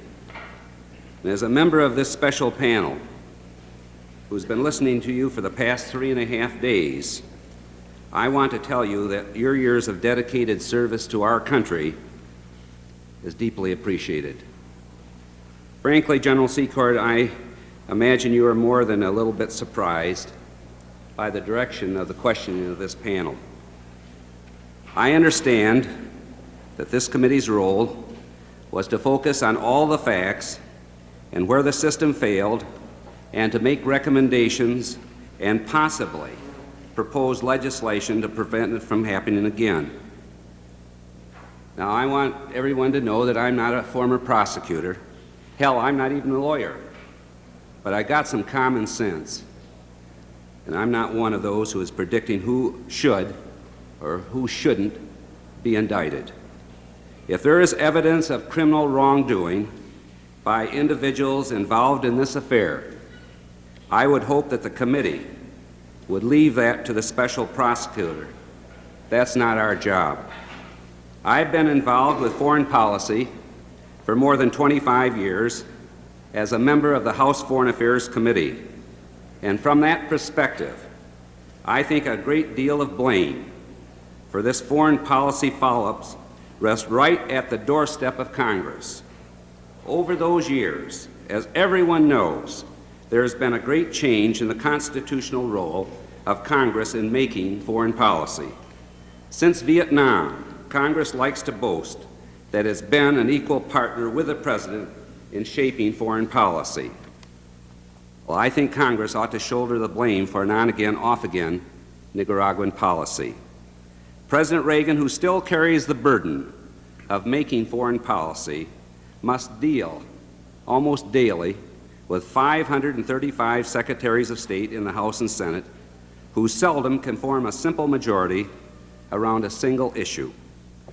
I guess what I'm trying to say, General, is that the problems you're confronted in trying to assist your country were the direct results of Congress's inability to maintain a consistent policy line regarding Nicaragua. If Congress had been able to get its act together, there would have been no need for the covert efforts to bridge the gap in our policy. Now, I've got several questions I'd like to ask you. As a former senior U.S. official with experience in covert operations, what do you think are the proper roles of the President and Congress with respect to such operations? I believe that the proper roles are well spelled out in Hughes-Ryan. When I went into this, I wasn't very familiar with those acts. When I dealt with the CIA in my earlier years, there were no such acts. Given the political circumstances that exist in our country today, I understand the necessity of for the President to notify the Congress on such serious matters as covert operations. In this particular set of circumstances we've been talking about with respect to Iran, hindsight is wonderful, but it seems to me that there was a big political error on the part of the President not to at least notify the 8 men, which he could have opted to do. I think that would have then made the Congress, like it or not, a partner in the venture. And I think it would have been much wiser for him to do that, especially since we were dealing with foreigners. I don't think that we would have had to worry so much about security of 8 men. So I don't have any problem with the way in which it's spelled out right now, in my mind. What I have a problem with is the continual assumption in this country that covert operations are wrong. I mean, this is a dangerous world we live in today, and sometimes the President, who has the responsibility for security of this nation, largely, in my opinion, has to have this tool available. They use it seldom. Sometimes you have to use it. General, what effect do you believe that these highly publicized proceedings will have on the willingness of foreign countries and individuals to cooperate with the United States on proper covert operations in the future? In my opinion, the whole world is laughing at us. We've heard a lot of talk about the cleansing effect of these kinds of hearings. I don't share that belief at all. I don't think it does that. What I think it does is open up our guts to the rest of the world, and they not only don't trust us like they used to, they also laugh at us. General, you've been critical in your testimony of the CIA. What should be done to improve the CIA's capability to carry out covert operations in support of U.S. policy, or, in fact, is covert action dead in the water? That's too tough a question for me to answer about whether it's dead in the water or not. I hope it is not. The President needs this tool. The Congress needs this tool, in my opinion. With respect to what should be done out of the CIA, I think that you need to get a strong director in there who has experience in the field, experience in the field of paramilitary operations and covert operations. I think that the senior officers of the agency on the covert side, the clandestine services, should be likewise. I don't think that you should have deputy directors of operations who've never even been a chief of station. General, one final question. One outstanding question which continues to concern me is the approximate $2 million unaccounted for in your previous testimony. I know you've had just a few days now to think about it, but could the $2 million have been Mr. Hakim's profit? And would he have told you if he had taken the profit from the transaction? Part of that could be Mr. Hakim's profit, and it's possible. We haven't been able to determine that yet from the records. We just haven't gone into all those accounts. We didn't have time. I believe that the accountants will be able to answer that question fairly soon, and I volunteered to help them identify line items. Well, the pursuit of the money trail is still one of my priorities in this investigation, and I hope your continued cooperation will assist the committee in pursuit of this very important issue. I will cooperate, sir. Thank you, Mr. Chairman. Thank you, sir. I'm now pleased to present and call upon the gentleman from Maryland, Mr. Sarbanes. General Secord, I want to focus on the Eddie. I want to focus on the enterprise, as you call it. Yes, sir. You were sitting over there in Virginia in your office, and you got a call from North, I take it, to come down and talk to him. Is that right, in 1984? Yes, sir. It was on the basis then of that conversation and subsequent developments that this enterprise was structured and began to function. Is that correct? Yes, sir. Now, what was the purpose of the enterprise when it began?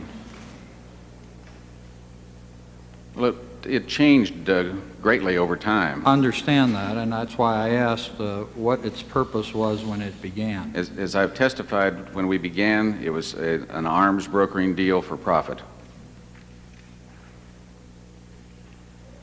And the arms were to go where? I thought there was a cause involved with the enterprise, that you Yes, there undertook is. it because you had a cause in mind. I was going to the money again, though. I thought that's where you were headed. Yes, we had a cause in mind. I supported the Contra cause before I heard from North. I support it now, and I supported it strongly then. You're quite right.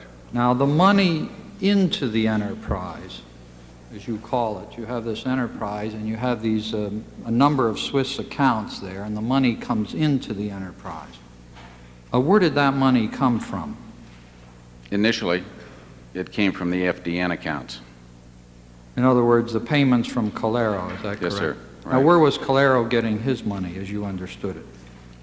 From private donations that he was soliciting around the world, as I understood it. From private individuals?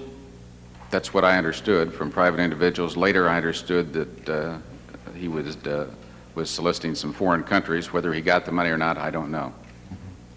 So that money went to Calero and then went from Calero to you on an arms deal, is that correct? Yes, sir. Now, did you also then receive money from into the enterprise from foreign countries? This was in the next phase, yes. So they deposited money into these accounts? I believe, we believed that on 2 occasions that occurred, yes. And how did they know how to do that? The name, excuse me, the name of the account and the account number was given to them by either Colonel North or someone that Colonel North was talking to. So they needed the information from Colonel North, who had your number and account name in order to put the money in. Is that correct? Yes, sir. And then private individuals made donations into these accounts as well. Through some fundraising exercises and apparently directly as well. Now, that was direct from the individuals? Is that correct? On very few occasions, it appears there were some individuals who sent directly to the account, but on most occasions it was from fundraising institutions. And what institutions were those, or what individuals were the fundraisers for those contributions that came into your enterprise? Until recently, I didn't know. Well, do you know now? From the press, I know now, but I've never met any of them. What is your understanding now was the source of those funds? From, I believe, 2 companies that were raising funds here in Washington.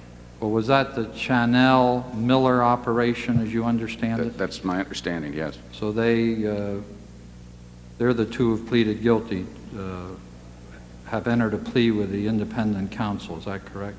That's what I've read, yes, sir.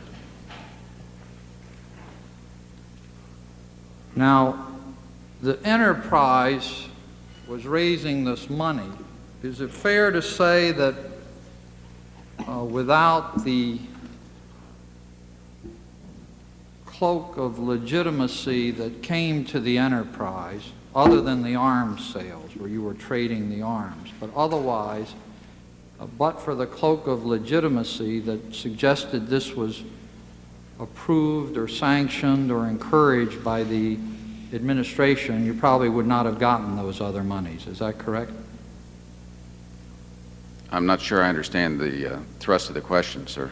Well, do you think these foreign countries would have deposited money into the enterprise's account if they didn't have some sense that the enterprise was carrying out purposes that were sanctioned by the government? You said yourself you've said yourself that you thought your activities were sanctioned by the administration. I understand the question now. Yes. What's the answer to yes. that? And the same thing with respect to the private individuals. Is that correct? Yes. And of course, the money that came from Calero to pay you for the arms, that money itself was raised on the same basis. In other words, people gave money to Calero, either individuals or foreign countries, on the understanding that that's what the administration wanted them to do. Is that correct? I can assume that's correct, yes. Now, why did you, if the purpose of the enterprise was to help the Contras, why did you charge Calero a markup that included a profit? We were in business to make a living, Senator. We had to make a living. I didn't see anything wrong with it at the time. It was a commercial enterprise. Oh, I thought the purpose of the enterprise was to aid Calero's cause. Can't I have two purposes? I did. So you had a purpose as well to make a profit then? Yes, sir, and I've testified to that. Now,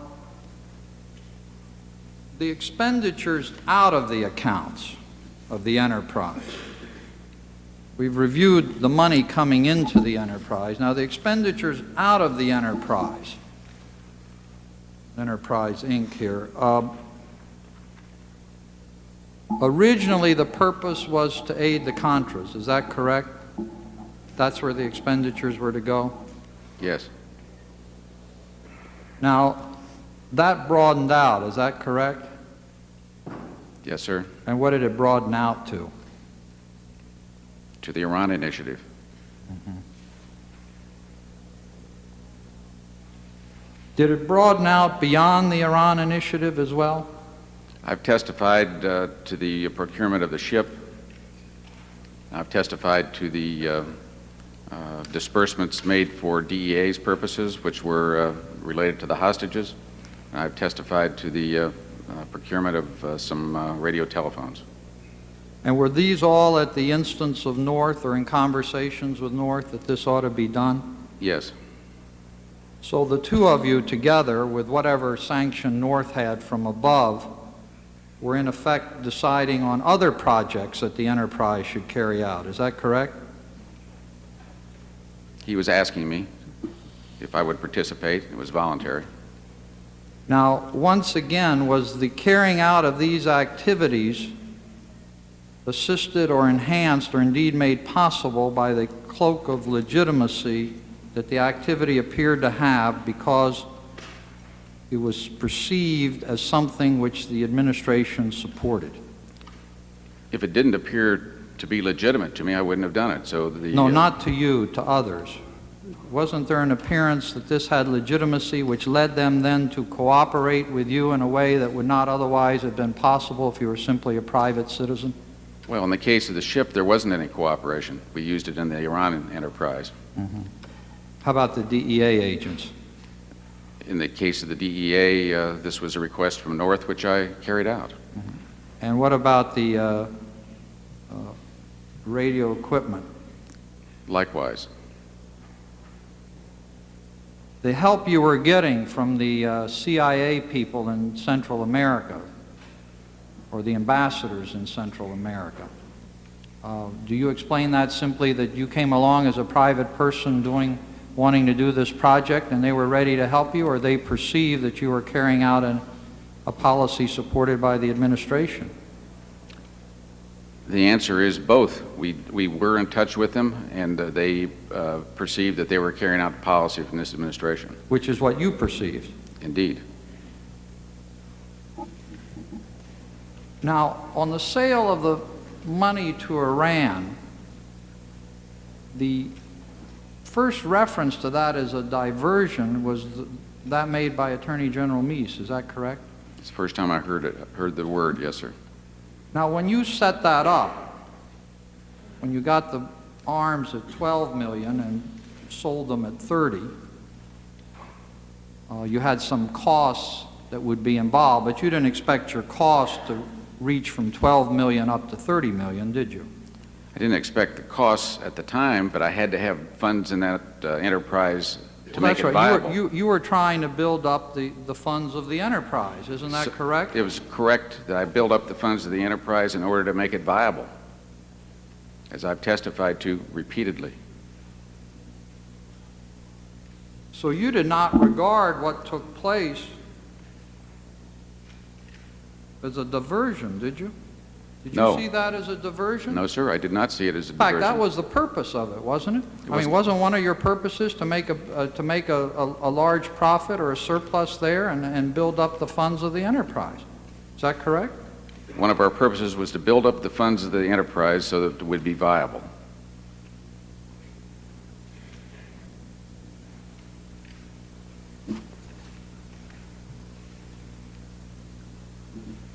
Now, what did you expect the enterprise to do with these funds?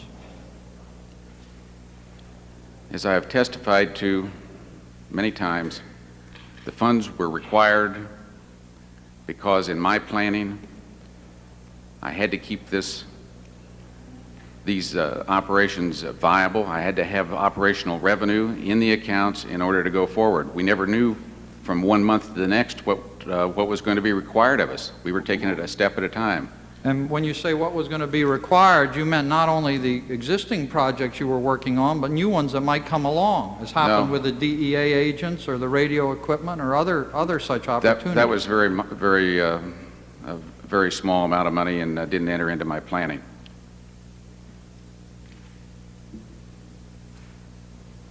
Did it ever enter into your mind that the enterprise could serve a function to achieve broader geopolitical ends of the United States around the world? No, sir, I was not trying to create my own CIA. My scope was much narrower than that. Well, now, you indicated earlier this morning that in your view these monies could have been spent elsewhere in the world. A couple of places were mentioned to you, and of course that's only the beginning of a list. In theory, that was your view, that you could have spent them that way. Yes, sir. Did you ever discuss with North the possibility of the enterprise being used in this fashion? No, and it's been speculated by many that this was done, and we had no other areas of operation in mind. Have you read the Tower Commission report? Yes, sir. Are you familiar with or do you recall the prof note in that report from McFarland and North about joining him at the Georgetown University Center for Strategic and International Studies, in which McFarland says, quote, let me just read you the entire quote. How's this for a self-serving scenario? North leaves the White House in May and takes 30 days leave. July 1st, North is assigned as a fellow at the CSIS, and lo and behold is assigned to McFarland's office. 3, McFarland North continue to work the Iran account, as well as to build other clandestine capabilities, so much in demand here and there. Just a knee-jerk musing. Did you note that when you read the Tower? I read it with interest. What was the interest that it? I thought it was a rather remarkable statement. It's not something that either of them ever discussed with me. Now, you also wanted to expand the enterprise and to go into the making of submachine guns. Is that correct? You considered doing that? No, not that enterprise at all. That was to be a separate endeavor. Connected with our normal business here in the United States, yes. You were going to become if that had worked out, you would have become a manufacturer of submachine guns? We would have been a partner in a joint venture to manufacture some submachine guns which were designed in Utah. Would they have then been sold would they have been a possible item for sale to the enterprise? It was never a consideration. This enterprise was to be short-lived, Senator. Well, if it was to be so short-lived, why were you so concerned with building up the money in the enterprise? Because we had to live while we lived. We didn't know how long it was going to take. The plan was for it to be a short-lived program. Well, let me just close on this note.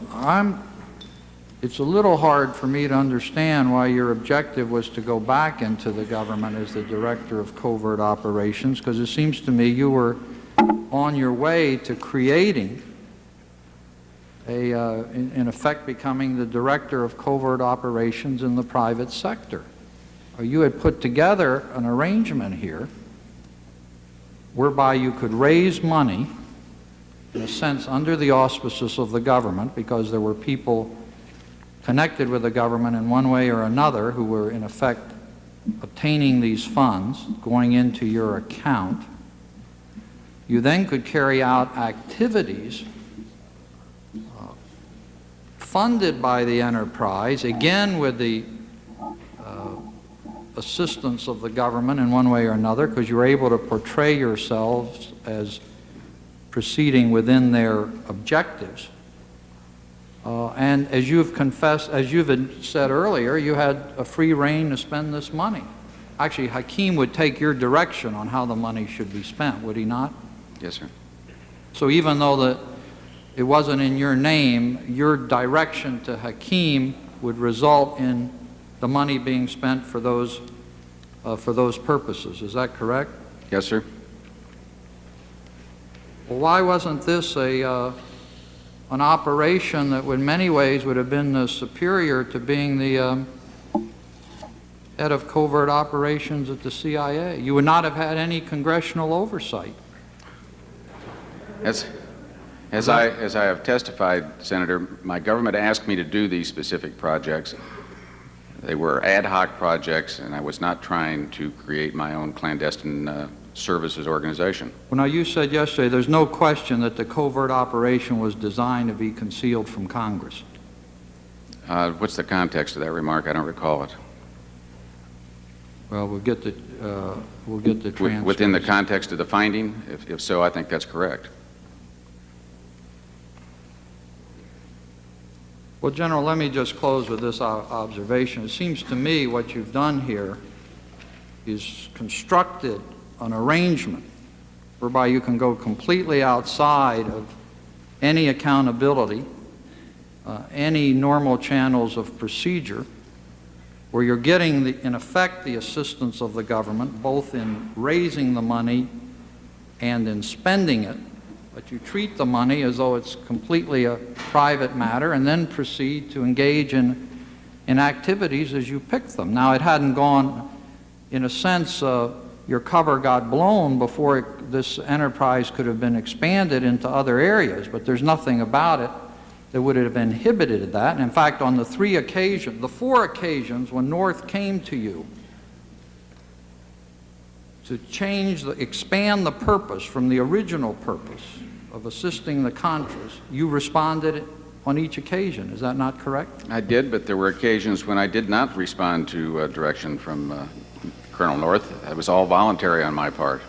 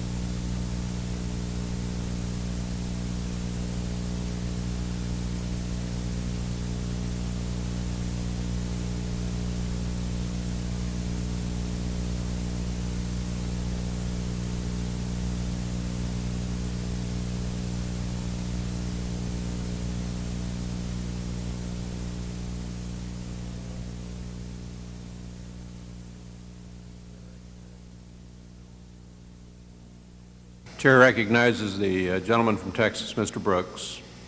Thank you very much. General Secord, you just said that you thought that the hearings were damaging to the U.S. That one product of hearings like this is that other countries wouldn't trust us. Wasn't the real damage to our trust caused by the secrecy and the duplicity and the lying that took place in just trying to hide your activities from Congress and from the American people? That's not my opinion, sir. Figured it would be. Now, General, you testified yesterday, I believe, that any remaining assets of something you call the enterprise are technically the property of Mr. Hakim. And I presume this is because the money is in accounts controlled solely by him. Is that correct? Yes, sir. Is your name now, or has it ever been, on any Swiss bank account which contained any monies belonging to the enterprise? Not to my knowledge, and I've never signed any, are we? You have so far refused, though I think you've been talking with the staff, you and your counsel, waivers to permit the release of records for some bank accounts in Switzerland. What accounts are those and whose money is in them? Well, the waiver, the request for waiver is for any bank account under, to which I am signatory, and I'm not signatory to any bank account. Have any accounts been moved around into Mr. Hakim's accounts that were once under your control? Any bank accounts? No. Now, you've testified, General, on several occasions that you undertook these activities because you thought they were in furtherance of the policies of the President, policies with which you agreed. Now, the President has stated many times publicly that the United States would not under any circumstances negotiate with or pay ransom for hostages. Nevertheless, you and a few of your friends and associates, a few of his aides, undertook to do just that in the Iranian situation. And what I'd like to know is which one of the President's policies on trading hostages with which you agree? That wasn't my operation. You're referring to the Cyprus operation. That was not my operation. That was a Colonel North DEA operation, which I finally sent one of my operatives to look in on it because it looked so flaky to me. It was certainly, certainly not my operation. Now, Mr. Secord, in 1972, in seeking a degree from the U.S. Naval War College, you submitted a master's thesis, the subject of which was Unconventional Warfare Covert Operations as an Instrument of U.S. Foreign Policy. In that thesis, you maintained that the Pentagon should be, quote, removed from the chain of command, and that the CIA should be made the authority for covert operations. In conclusion, you stated, in the judgment of this writer, the unconventional warfare instrument of national policy is so important that bureaucratic obstacles should be dismissed out of hand. Now, is that general concept what was being followed in Iran and Contra projects when the participants went to such great lengths to keep the Congress and the intelligence committees and the appropriate committees and the American people from knowing what was going on? That report that you just read comes from a newspaper report. And since 1972, I've had one or two changes in my views of the world. And one of those changes is, and I've made public speeches to this effect, was just the opposite. I've changed my mind in recent years because I saw the paramilitary capability of the agency withering away and decided that we would have to somehow create a special operations command in the Pentagon, and I strongly supported that. I've testified before a congressional committee to that effect. And so I'm on the record in recent years with just an opposite opinion. So I hate to score my own thesis, but my view changed, sir. I appreciate your view, but I would point out that this was not taken from the newspaper clipping to which you referred, but was extracted directly from the Naval War College Newport, Rhode Island, Unconventional Warfare, etc., by Richard V. Secord, Lieutenant Colonel, U.S. Air Force, taken straight from the document which I have here and will submit for the record if No, there's any I'm doubt aware. in your mind. I knew that you were quoting from the document, sir. I'm saying that the theory that I was operating today, according to some assertions I made then, was what was in the newspapers, and that's why I was aware of it. And I'm just trying to explain to you that it's not the case. You don't agree with that now? No.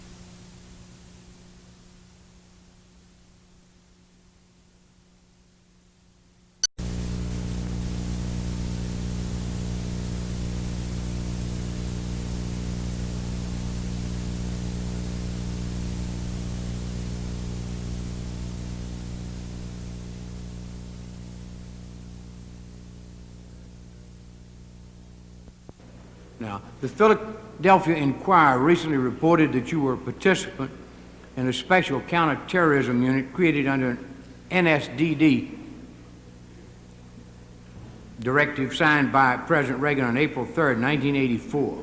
Are you or have you ever been involved in such a unit? And if so, does that activity have anything to do with your involvement in the Iran or Contra affairs? No.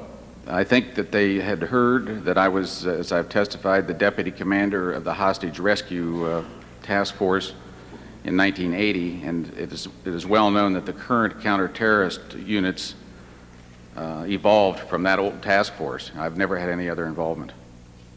Now, General, since your retirement from the Air Force in '83, have you been paid by any federal government agency for any services other than in the manner you have previously described for this committee? No. Now, Mr. Secord, when you No, were that's wrong. I retract that. I'm a sometime lecturer at one of the special operations schools of the Air Force, for which they pay me $200. the Special Operations Advisory Group? Yes, sir. Thank you for correcting that. Now, General, when you were at the Pentagon overseeing foreign military sales, may I assume that you were actually familiar with the various laws governing those sales and the provision of the Arms Export Control Act? At the time that I left, I was fairly familiar with the laws. Of course, they get amended each year. And you saw to it that those provisions were complied with during your stewardship over that agency? Yes, sir. Absolutely. And you're aware that the law governing the export of arms contains extensive restrictions on the export of arms, particularly to governments which grant sanctuary to international terrorists. I was never aware of this particular controversy until it broke in the newspapers. That's a recent addition to the law, I believe. Would you have characterized the Iranian government as such a government? It was our view that the Iranian government had been a terrorist government, but they had ceased and desisted terrorist acts against U.S. interests for a period of about 18 months, and that was the CIA view. Do you recall whether or not the Arms Export Control Act contains provisions requiring that sales such as TOW missiles be reported to Congress? Under that act, under foreign military sales, that's correct, and I believe that's why the attorneys chose to go a different route. Now, did you know what authority the CIA has to sell weapons to foreign governments? Not specifically. I'm not a lawyer, sir, but I believe they have that statutory authority. And do you know what authority the CIA has to sell weapons to private citizens? I believe they have that authority. And to whom do you maintain the CIA sold the TOW missiles and the Hawk spare parts? To my enterprise, which in turn sold them to through Ghorbrani Farr initially, and then the second channel later to Iran. And with your pretty extensive knowledge of the law covering foreign military sales, were you not somewhat concerned about the legality of these Iranian transfers through the shell operation? And did you feel some question about the legality of that? Did you try and assure yourself that these activities were legal and I wasn't concerned in the slightest, sir. There were CIA lawyers, including the General Counsel himself, who worked on this matter.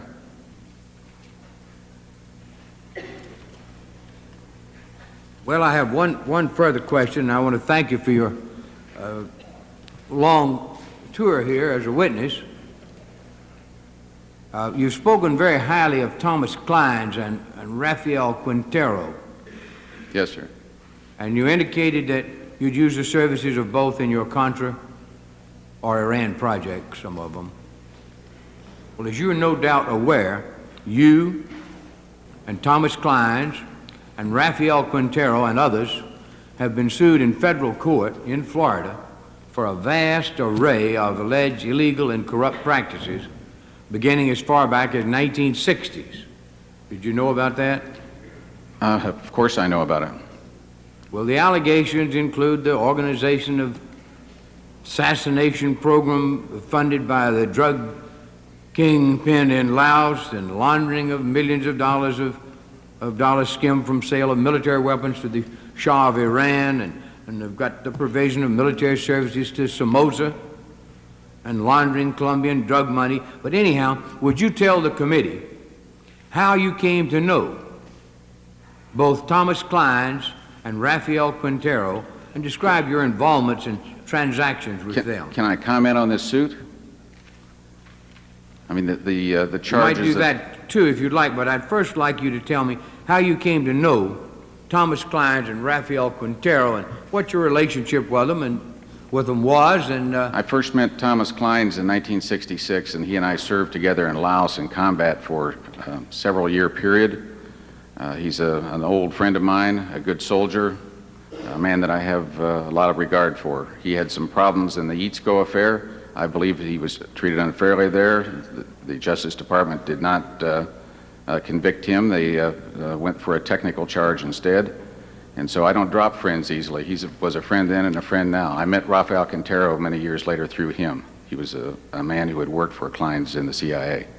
You had no business dealings with him? No. And you just happened to call them back in on your Contra and Iran projects? That's right. Thank you very much, Mr. Chairman. All right, thank you very much, Congressman. Sir, may I make one further statement? I meant to follow up Please do. to the Congressman's question. This suit, which was filed in May of last year, is the most outrageous fairy tale that anybody's ever read. Nobody, including the Justice Department, credits it at all. It's being dealt with. I can only fight on so many fronts at once. I regard that one as a rather minor threat, which will be tossed out of court shortly. In fact, they haven't even managed to, for some reason, they've forgotten me. They haven't even served me, so I guess technically I'm no longer on the suit. Thank you very much. The hearing will stand in recess until 2 p.m. this afternoon.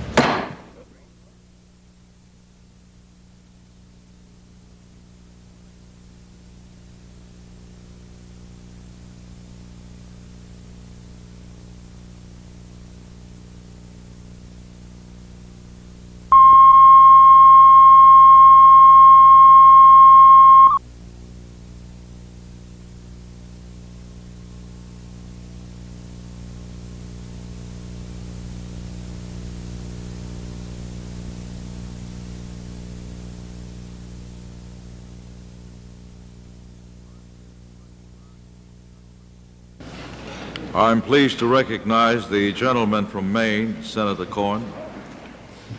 Thank you, Mr. Chairman.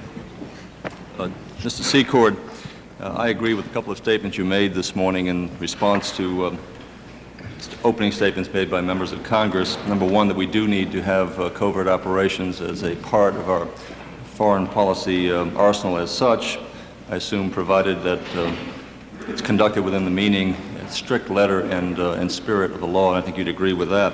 Yes, sir.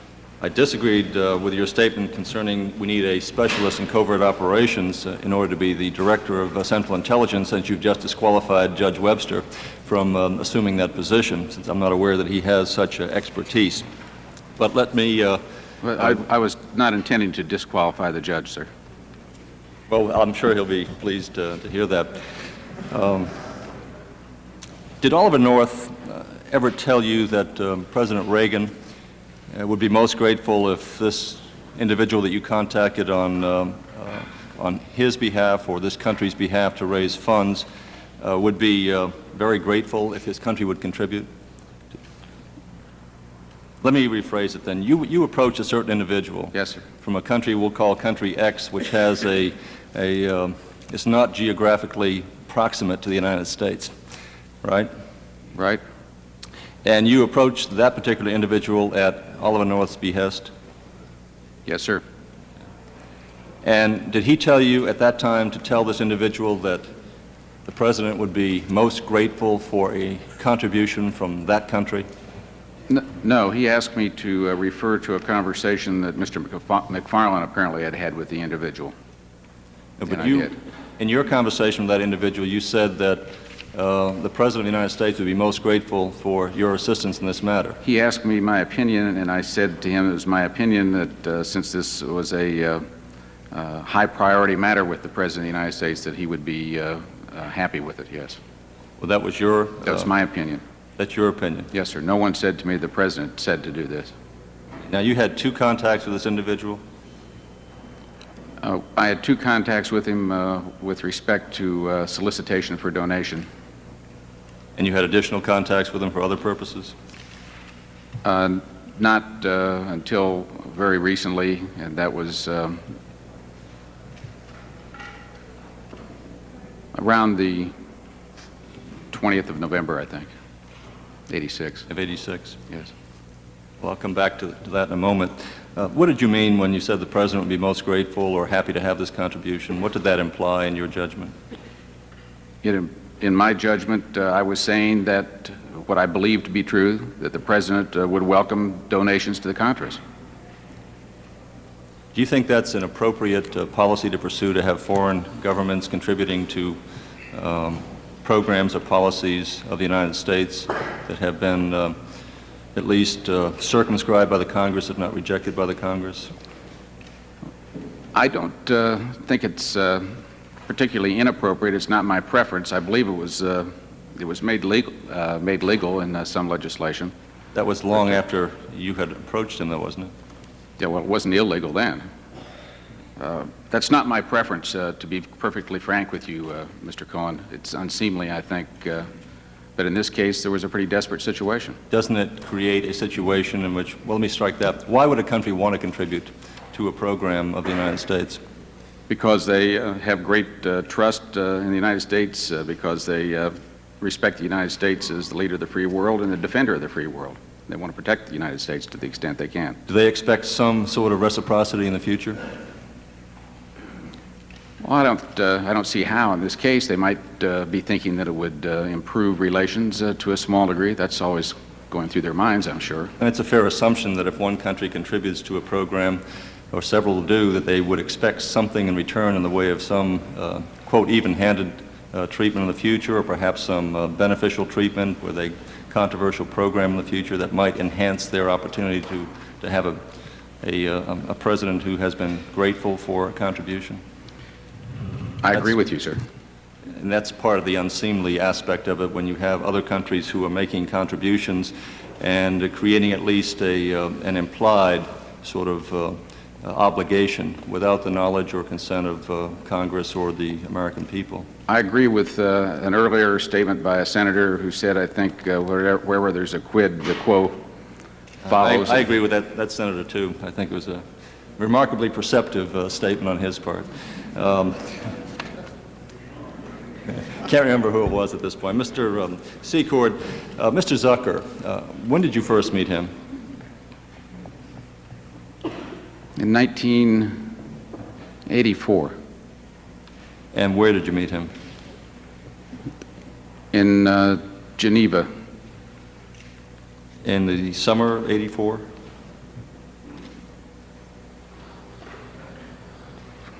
Probably about that time, yes. For what purpose did you meet Mr. Zucker at that time? Mr. Hakim introduced him to me. Mr. Hakim had done business with him for many years. All right. And what was the nature of your conversation at that time? It was about our fledgling business, what our prospects were, some of the projects that we were undertaking. Which business?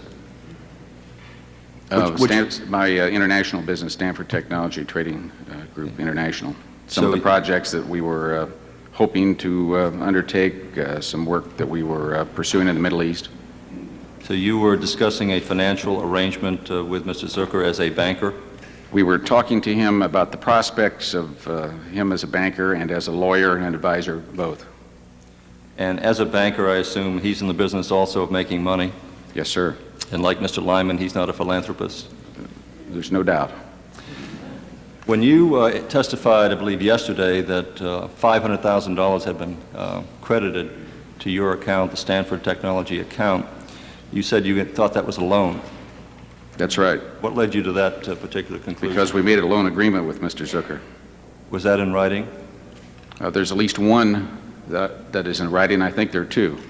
Does the committee have copies of those loan agreements? The committee has at least one. The only ones I had on my files here. I think there's another one overseas. And what did those loan agreements provide? Did they provide there would be no promissory note needed to be executed? There was a note executed. There was a note executed. Yeah. Did it provide for interest to be paid on the note? It did provide for that, and it also provided, it is a line of credit, a standard line of credit. I understand, but it provided for interest to be paid on the note? Indeed. Was it they time notes or demand notes? It was open-ended. Open-ended. We were in a startup situation. We anticipated needing financing. We didn't have enough clients to go around at that point, although we were pretty much breaking even at that point. What was the rate of interest to be paid? I don't recall.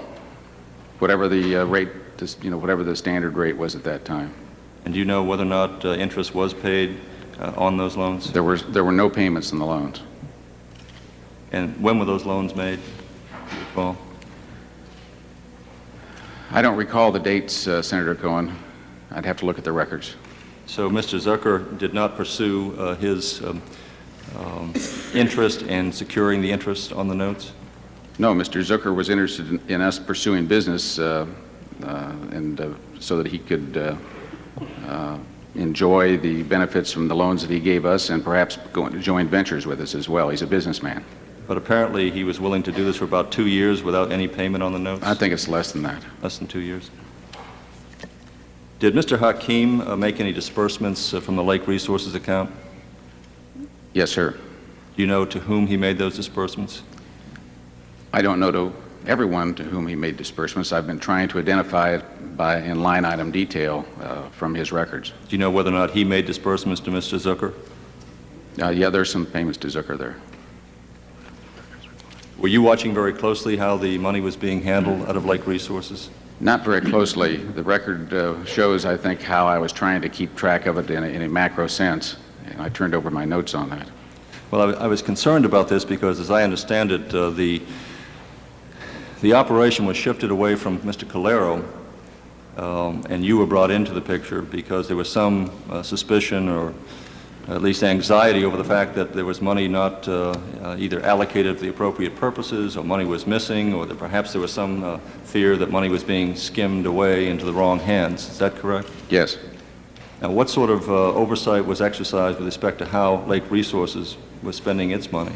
I asked Mr. Hakim to be the financial manager and to set up a modern auditing system, which included a computer system.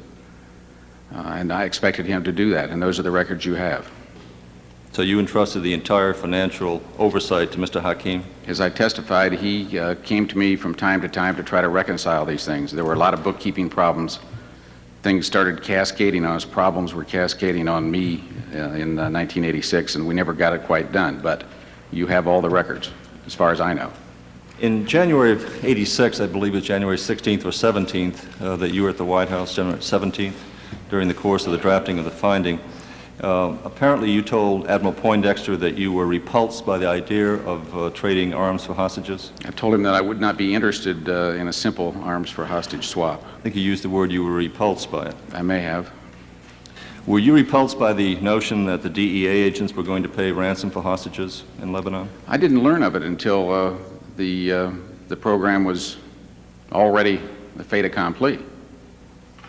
So you were made aware after the fact? I think I was made aware by Mr. Kleins when he reported to me what was going on, which... Would that have repulsed you at that time? I'm not in favor of it. It's one of the reasons I sent Kleins down there was to find out what was going on. They were planning on using some of our assets in this operation. Well, as a matter of fact, money was requested from the Contra funds to be put into the DEA fund, right? That's correct. Mr. Calero had to come up with money to pay for some of the travel expenses for those DEA agents to go over. I don't know if he did or not. You're not aware of that? No. Would you find that ironic, to use that phrase, that Contra funding would have to be diverted to the Iranian project? The Lebanese project, I guess? Yeah, the Lebanese project? I find it to be very new to me. I've never heard it before. If that happened, it's very strange. The money was needed in the Contra accounts. Well, I think the evidence will indicate that at a future time that, in fact, Mr. Calero was requested to produce cash and traveler's checks to be used for this particular purpose, so we had, in effect, a reverse Contra program being carried out to pay ransom. It makes no sense to me, Senator. Now, when the second channel was set up, you stated, I think, that you would pay 500 tows for one hostage at that time, after that second channel had been set up. There was a mutually agreed plan that was developed, which had 7 substantive points to it. The first step was to deliver, and I don't have the plan. I was hoping it would be in the Tower report, but only part of it's there. The first step, as I recall, though, from memory, was to deliver the 500 tows. The next step was... In exchange for what? The next step was for them, this is an exercise in bona fides, good faith. They are then to deliver either 1 or 2 of the hostages in Lebanon. I think you indicated one and a half is what you indicated earlier. Yes, well, that's what the agreement said, but that seems a little crude, you know, but you know what we meant by that. It was either 1 or 2, and they had to explain to the satisfaction of the United States if they were unable to get to the second one, because they claimed they were working very hard on the second one. Weren't you repulsed by that exchange?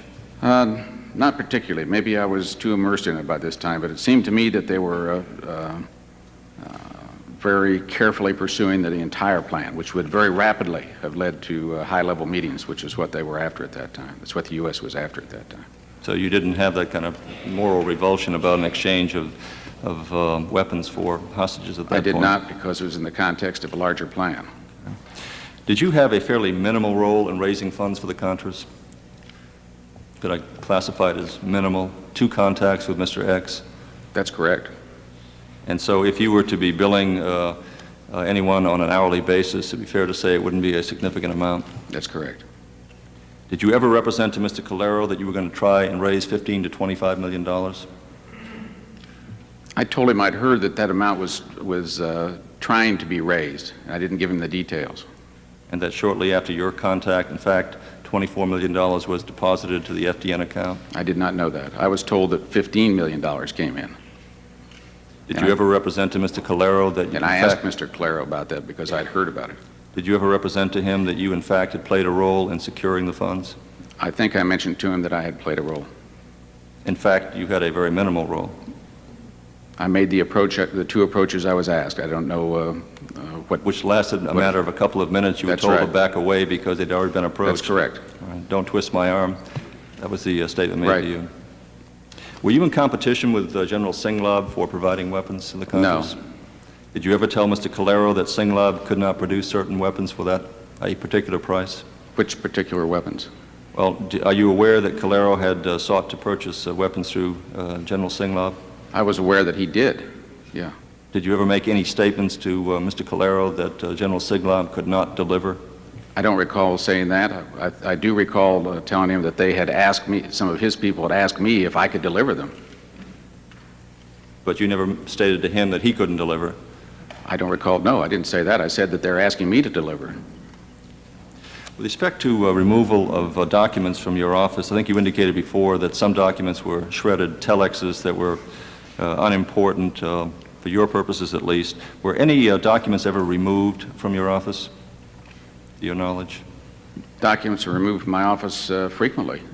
Well, following the exposure of this particular operation, the Iranian operation, the Contra operation, were documents removed? Yes, as you know, one of my secretaries brought me 2 boxes of financial documents, which I went over in an attempt to recapture or capture the financial data that I was looking for, which were costs to be reimbursed to STTGI. After the revelation on 25th of November, I was very concerned that we would not get the reimbursements back into our company if I didn't act fast. I was unfortunately unable to get that data because I had the wrong records. The accountant had the sheets that I was looking for. All I had was raw data there, which I couldn't handle. And what took place after that? I returned them, and you have them. Where were those documents delivered? Were they taken from your office to a... To the independent counsel.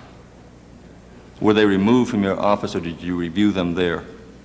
No, they were removed from my office. I had her put them in my car. I took them home.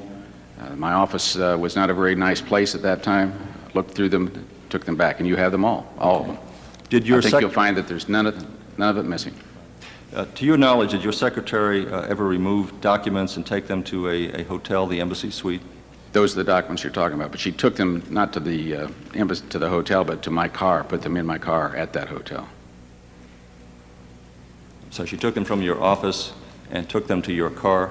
Which was at that hotel. At the hotel, right. At the embassy yes. suites hotel. And you were staying at the hotel at that time? No, I was just meeting there. Did you have a meeting there? I had a brief meeting there. Who did you have the meeting with? With my counsel. Mr. Green? Yes.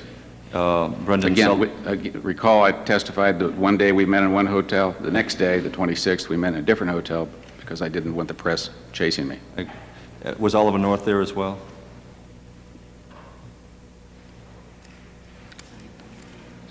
Yes. And Mr. Brendan For Sullivan? For a period. Brendan Sullivan? And his lawyer appeared.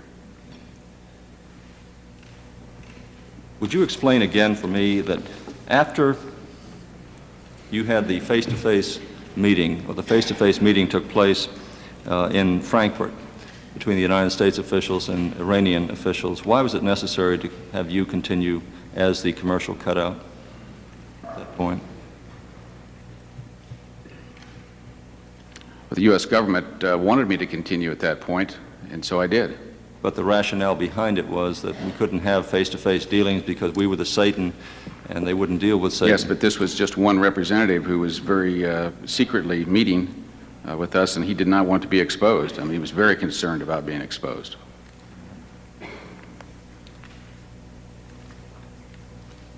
Congressman Cheney asked you this morning, he said that he asked you whether or not the weapons that were in fact transferred would ever have an effect upon the balance of power in the Middle East. I think you indicated no. What about the sharing of intelligence with the Iranians? Would that have affected, in your judgment, any balance of power? In my judgment, if such an intelligence arrangement were ever placed into operation, it could have a significant effect on it. Wasn't that part of the agreement that was reached in dealing with Mr. Ghorbanifar, that the Iranians were insisting upon having access to intelligence as well as the weapons? It wasn't clear what they were insisting on, and at the February meeting, they were not even particularly interested in it, which surprised me. When was the intelligence produced for them?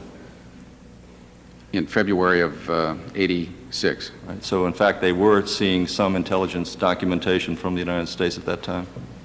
Yeah, but it was very limited. It was sample intelligence. It wasn't... a sample of things to come.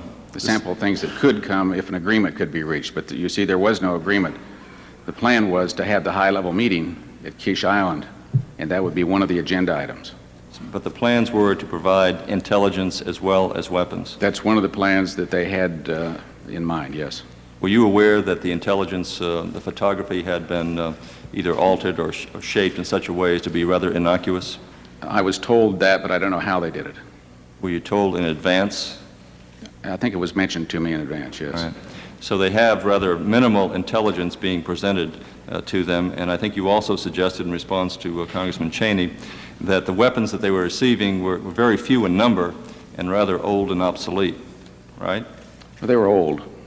Well, didn't you get some complaints, you and Oliver North get complaints from the Iranians that the TOWs were misfiring? Yes, sir. And in fact, they were firing, they're going out and coming back at the operators? I never heard that one, but I heard that some of them went ballistic and didn't steer correctly. But they did voice complaints to you about the quality of the weapons that they were receiving. I heard on several occasions complaints. Now, in January 1786, you were present for the finding, the drafting of the finding. They were asking your advice, or at least pointing out that you were going to be referred to as a third party in that finding. And you were certainly aware of the geostrategic significance of Iran that you've testified to. And then when that meeting in Tehran failed, you also sought to develop an alternative channel into Iran because you believed it was the initiative was too important to lose at that point, correct? Yes. Do you recall a time at which the Iranians complained specifically about the quality of the weapons? Well, it wasn't until after we got into the second channel. We never heard that one through Ghorbanifar, as far as I know. You never heard that from Ghorbanifar? I don't recall hearing that from Ghorbanifar. Now, when you met with the second channel for the first time in Brussels, you were fairly impressed with him? I was fairly impressed, but I wasn't convinced. How about in September in the United States? Were you persuaded then? I was more persuaded then, quite a bit more, and I think my colleagues were as well. In Germany in October? They were doing a creditable job. And you believe that this second channel had great potential in terms of building this, quote, geostrategic relationship, didn't you? I thought it had considerable potential, yes. As a matter of fact, you gave him a better deal on the price of the weapons than you gave to Mr. Ghorbanifar. Well, that's right. And the effort was to shore him up as far as his power. To shore him up, yes. Make him look good to the, quote, moderates. Yes. I think you called them pragmatists, not moderates. That may have been a mistake also. But the effort was to shore him up and make him look relatively good to his compatriots in terms of building his power base, correct? Correct. Do you recall that in October of '86, the TOWs that were shipped to Israel were intended for Iran were switched? Yes, sir, I testified to that. And do you recall the reason that the TOWs were switched? Because the Israelis felt that the TOWs they'd received back in May were too old? They said that they were of older date of manufacture than the ones they shipped, and they wanted like or better. So here we have some superior TOWs going, intended for Iran, reaching Israel, a switch being made, and the old ones being replaced and sent on to Iran. Do you think that was consistent with trying to build the moderate power base for the Iranian? If you're sending him old weapons after a time they've complained before about the quality of the weapons? It may not have been, but that was the decision that was taken by the government. Well, did the government make the decision, our government make the decision to allow the Israelis to make the switch? Oh, yes. Did you participate in that decision? Not at all. Didn't you voice an objection that this might undermine the very basis for the January 17 finding to build a moderate base? No, because I was informed that the Army had a technical order which extended the shelf life and that they were perfectly serviceable.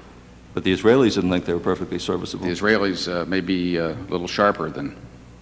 Well, they may be a little most. sharper, precisely. Maybe a little bit sharper. But didn't you suspect this might undermine the very basis of the January 17 finding? No, I didn't. That's to build a better relationship? No, Senator, I didn't. I didn't think of that. I'm sorry. I didn't think of it. On the one hand, we're charging them about a 600% increase in the cost of the goods, and then we're shipping them old weapons, and that wouldn't jeopardize that new figure that's emerging as a moderate element? I did not think so. Mr. Schwimmer, what was his role within the Israeli government, to your knowledge?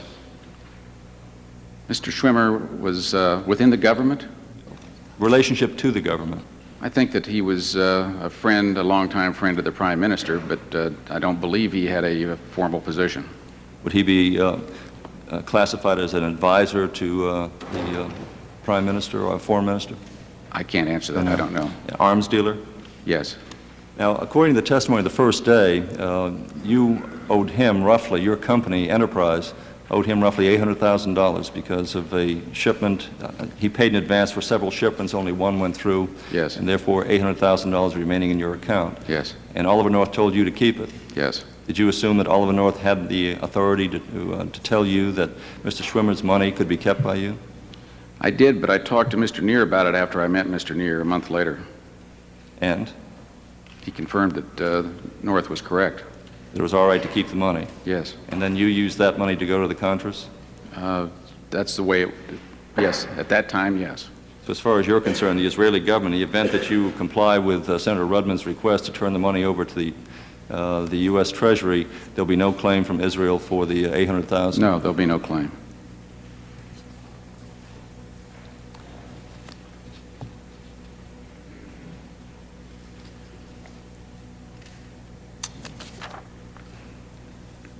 Could I come back to the point that Senator Sarbanes raised before? You feel very strongly about the Contras? Yes, sir. And you committed certainly your resources and time in an effort to help them wage at least a successful effort to force the Sandinistas to the bargaining table. Yes, sir. And you're concerned that we've abandoned people over the years rather brutally. I've seen it personally, yes, sir. And in this case, as a matter of fact, men have been left out in the mountains and the fields without adequate medical attention. Yes, sir. And dying from infections as well as war wounds. Yes, sir. And we were dropping medicines to them, too. And Senator Sarbanes asked you why, in that case, that you were taking a profit from the markup on the sale of weapons to the Contras. When we were in that phase of the operation, we were simply dealing as arms brokers, and we were taking what we regarded to be an extremely modest profit in the arms dealer business. But you really didn't have much invested at that point. I mean, you didn't really have to work to accumulate the capital. That was all provided. Contributions were in the account at that point. All you had to do was furnish some weapons. It wasn't really a great effort. But that's not easy. It is a considerable effort to find the right types of weapons and to get them together, to negotiate the prices down, to ship them. It's a considerable effort. In any event, you were entitled to a profit in that case. And yes, sir. And you took a profit. Yes, sir. I guess what I'm troubled about is why would you not apply the same rationale to the Iranians? I think it's rather clear that the Iranian government had a role, direct or indirect, in the bombing of the Marine barracks, where we lost some 41 Marines. And yet you decided not to take a profit from that markup. Why is that? We decided not to take a profit from that markup, from that operation, because I viewed it as an operation in direct support of a presidential finding, and I didn't want to be accused later of profiteering. It's that simple. What is the difference between taking a profit from the Contras, who the president is waging a moral crusade to have the country rally behind him, take a profit out of that operation, but not take a profit out of the Iranian operation? I made a differentiation in my mind. But why? Why? Because I thought it was correct. I thought it was the correct thing to do, and that's what I did. You thought it was more correct to let the Iranians go without you taking a share of the profits than it was for the Contras? I thought my decision was correct, Senator. When did you decide that you weren't going to go back into the government? On November the 25th, 1986. That was the first time you decided? That's right. Well, let me go back through and see if I understand this. I think you said in the summer of 1985, you decided at that point that you were considering a career of re-entering the government, right? In that time frame, yes. That you were looking at the possibility as one of the posts, a Deputy Director of Operation for Central Intelligence? That was one that I thought I could make a contribution in. Right. And you felt that the stigma of being referred to or considered to be an arms dealer would jeopardize that appointment? Yes, sir. And as a result, you forswore any share of the profits you were entitled to in your company at that time? That's right. I think the records will show that, and I've so testified. I agree with that. And you forswore these profits, even though, according to your own testimony, worth several hundred thousands of dollars? Yes, sir. And this wasn't a step you took very lightly? No, sir. We talked about it quite a bit. And your return to service in the U.S. government must have meant a great deal to you at that time? It did. In fact, I think you indicated that another tour of government service had the prospect of repairing some of the stitches Yes, that sir. you felt from that wound that was Yes, sir. inflicted by the association with Mr. Wilson. Yes, sir. Right? I guess the question I have is, having made all of these sacrifices in the summer of '85, why in the June period of '86 did you enter into the agreement with Albert Hakim to become partners in Tri-America Arms, a company which is going to manufacture machine guns? I didn't know when I would be going back in to the government, or even if. No, but why would you take a risk at that point, having That's not a forsworn- risk. That was not a risk. This is a U.S. business, a normal U.S. business, a joint venture. Excuse me, one moment.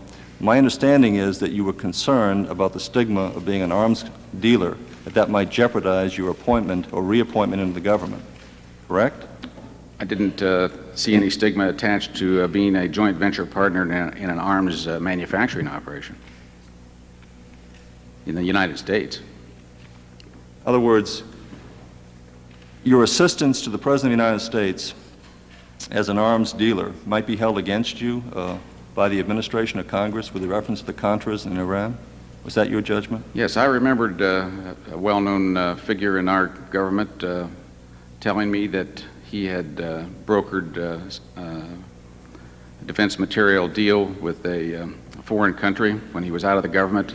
And when he came back to the government, it haunted him. But even at the request of the President of the United States, you felt that Congress would hold that against you, or the President might not appoint you after you've helped him to carry out these two programs? I was more concerned about the image within the CIA. If you're contentious in the CIA, you're not very useful. So the perception that you were helping the President would not have assisted you in any way whatsoever, the CIA? Of course it would, but there's also a problem of image that you have to consider. Okay. But in any event, in June of '86, you didn't have a problem with entering in a joint venture to manufacture machine guns, which I assume were for distribution in the international arms market? They were for distribution in the American market and any foreign legitimate dealers that the government would issue export licenses for, a normal procedure. But that doesn't concern you about being involved in the transfer of arms in the international market because it's a U.S. company? No.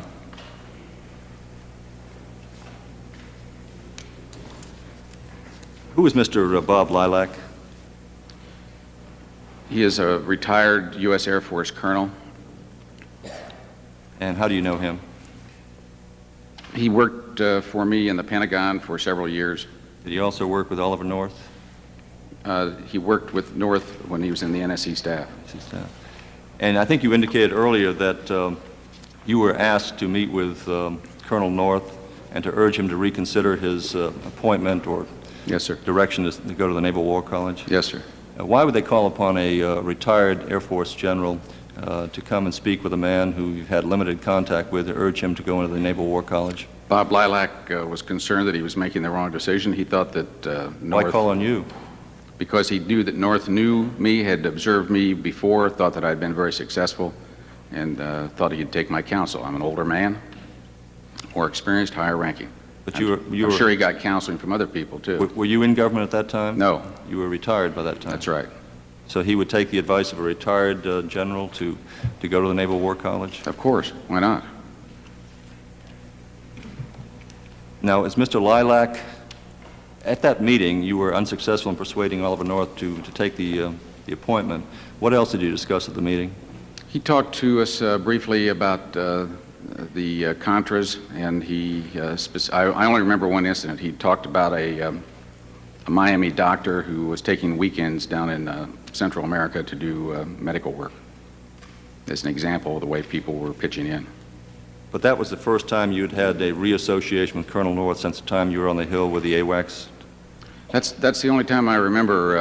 I think that I may have talked to him on the telephone or even in person earlier about a proposition that Mr. Gadd was dealing with, and I was advising Gadd. That had to do with an aircraft program which never came to fruition. Did you ever have an association with Mr. Lilac on a business sense? Yes, I hired him as a consultant to help us market shelters in the Middle East. And when did that contract, or when did that take place, that business relationship? I'd have to look at the contract. I haven't looked at it in a long time. Was he ever involved in an effort to sell some of the equipment to the Contras? No, never. He had no association with the Contras whatsoever? No, he didn't know about this either. Now, in the Hawk spare parts, did you have any role in setting the overall ceiling of $15 million for the Hawk spare parts? I had a role. This pricing exercise that I was going through extended over quite a period of time, and finally I just stated that I thought rounded off to $15 million, and it'll be sufficient. Prices were rising all the time, and I've testified to all this. Did you have any direct communication with the chief of the Iran desk and the chief of the Near East division, the director of operations, on the subject of setting the prices? I don't recall the chief of the Iran desk, but I had communications with those other officials. At any time, did you either directly or indirectly advise these individuals or anyone else about the pricing of the Hawk spares, that they shouldn't exceed a certain amount? No. In fact, they were exceeding, they were changing prices all the time. But they should never go above $15 million? Do you recall ever telling anyone that? I don't believe I said that, but they knew that we were asking $15 million. If I could just turn to another subject quickly, Mr. Chairman. There have been reports in the press about a Swiss bank account that linked your name to it, Credit Suisse or Credit Suisse, correct? Yes. And that the same press reports have linked the account with a so-called yellow fruit unit? Yes, I saw that. Do you know what the yellow fruit operation was, what it consisted of? I didn't know until I was recently advised that it had to do with some U.S. Army Special Operations program. You had no knowledge prior to that time? No. What was your role following the Desert One rescue mission? Weren't you a significant individual in terms of putting together a special forces unit within the Defense Department? Wasn't that one of your... No, my role ceased on December when the task force was ended in December 1980. So you had no role following that time? No role, and I did not know this program. How about on SOPAG? Were you, as a member of SOPAG, ever advised about this unit? No, sir. So to your knowledge, not even the special advisory board as such had no notice of this particular unit? It was never discussed in any of the meetings of the SOPAG that I attended. I knew that we had created a similar unit that I've learned about for the use in our joint task force, and that was the basis from which they went forward, but I never had any contact with it after that. Could you explain, if this is the case, how your name would appear on that Swiss bank account? Well, I think it was forged. You think your name was forged to that account? Yeah. No, I don't think it is on the account. There's been no evidence of that. That was a press report. What was forged? Any document that any reporter saw purporting to be a document involving me somehow with this yellow fruit operation, I believe, was forged. And the same with Oliver North? His name were to appear on that, his would be forged as well? It's virtually impossible to conceive of a situation where a U.S. Department of the Army account would involve signatory authority from an Air Force officer or a Marine officer. Why is that? Because they never do this. The officers that disperse funds and have dispersal authority within the various departments are always officers of that department, in my experience. I've never seen it crossed over. But of course, yellow fruit was a multi-service operation. If it was, I'm unaware of it. I've only read the press about it, and I thought it was Army only. In any case, the press account I saw said it was an Army account, Army monies. Well, did you ever have any association at any time with any Swiss account other than the ones you've described? No, sir. Your testimony is being established with Albert Hakim? Never, ever. Do you have any knowledge about any other Contra support activity involving Oliver North, other than the one you were involved with? Fundraising. Fundraising activities? Yes. He made no secret of the fact that he was making speeches to various groups and urging the raising of money. Have you ever heard of Business Security International? Business Security International? Not as far as I can tell, no. You've never heard of that company or organization? No. Do you know a Joel M. Patterson? No. A Colonel Dale E. Duncan? No. A Colonel James Longhofer? Colonel Longhofer, I knew when he was a lieutenant colonel, and he was in a staff officer in our task force in 1980. That was the last contact you had with him? Yes. One final point, Mr. Chairman, I'll through. You received end-user certificates for the British blowpipe from a Central American general to facilitate aid to the Contra. Is that correct? Yes, sir. And would you tell us a bit about the blowpipe? Yes, sir. It's a man-portable surface-to-air missile manufactured by the British, and it's thought to be superior to the SA-7s, which the Contras had. Be a bad weapon to fall in the hands of terrorists? Yes, I think it'd be very bad to fall in the hands of terrorists. Did you have difficulty in acquiring end-user certificates for the blowpipe? Not only do we have difficulty in acquiring it, we had difficulty in acquiring the weapon and did not. And what about the end-user certificates? We got the end-user certificate from the general in El Salvador. So you still have those? There's copies around somewhere. I don't have it right now. You don't know where they are? No. Aren't they valuable?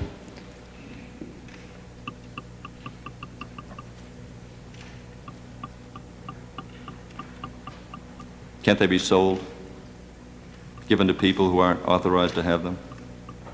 Yes, that's possible. I hadn't thought of that.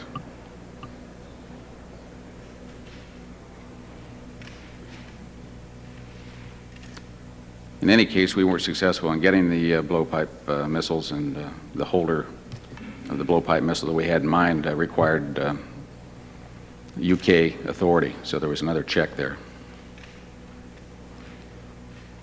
But you have no knowledge where they are right now? I can't remember how many copies were made, very few.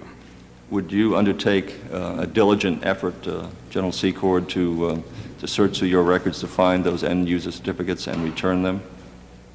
Well, I'll look everywhere. I've already scrubbed everything I think I've got, but I've already assured the committee that I undertake to find some more of these documents that we had filed overseas, and I have done that, and I'm continuing to try to do that.